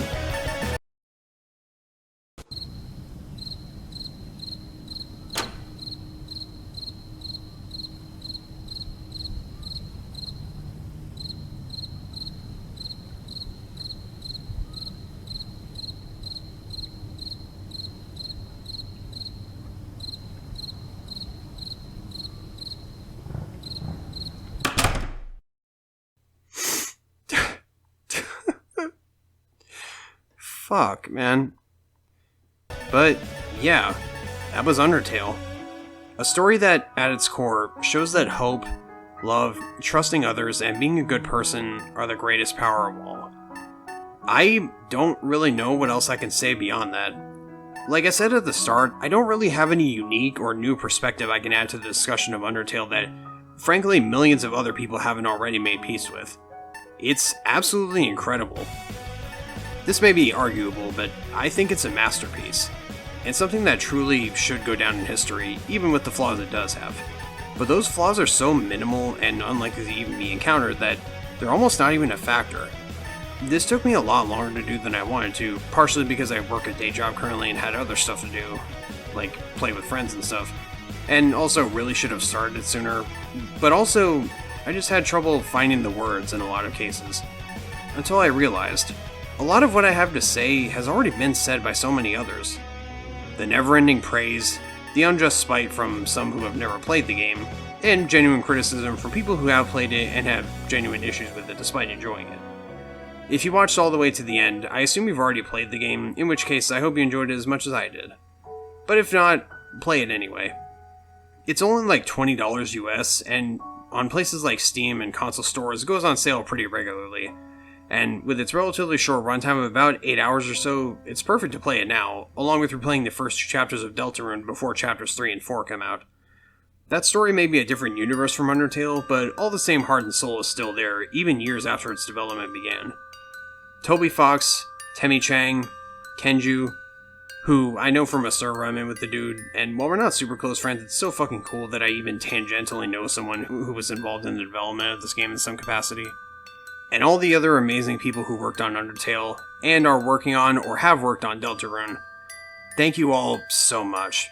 You're all lovely people, and your visionary work is not just something that everyone should experience, but your work inspires hope in me, and everyone else who experiences it. I love you all. Not just the developers, but once again, you watching right now. And even though things are bad right now, holding out hope is the first step. Even if you yourself may not have the time or ability to take action to make certain things better, at least spread the word about certain things to people who maybe can do something about it. And maybe even teach some people a thing or two to help make the world a better place. You are respected, you are valid, your life is worth something, worth everything. You are loved, and you do have a place in this world.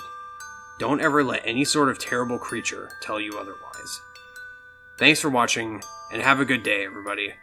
I'll see you back in the cave next time. When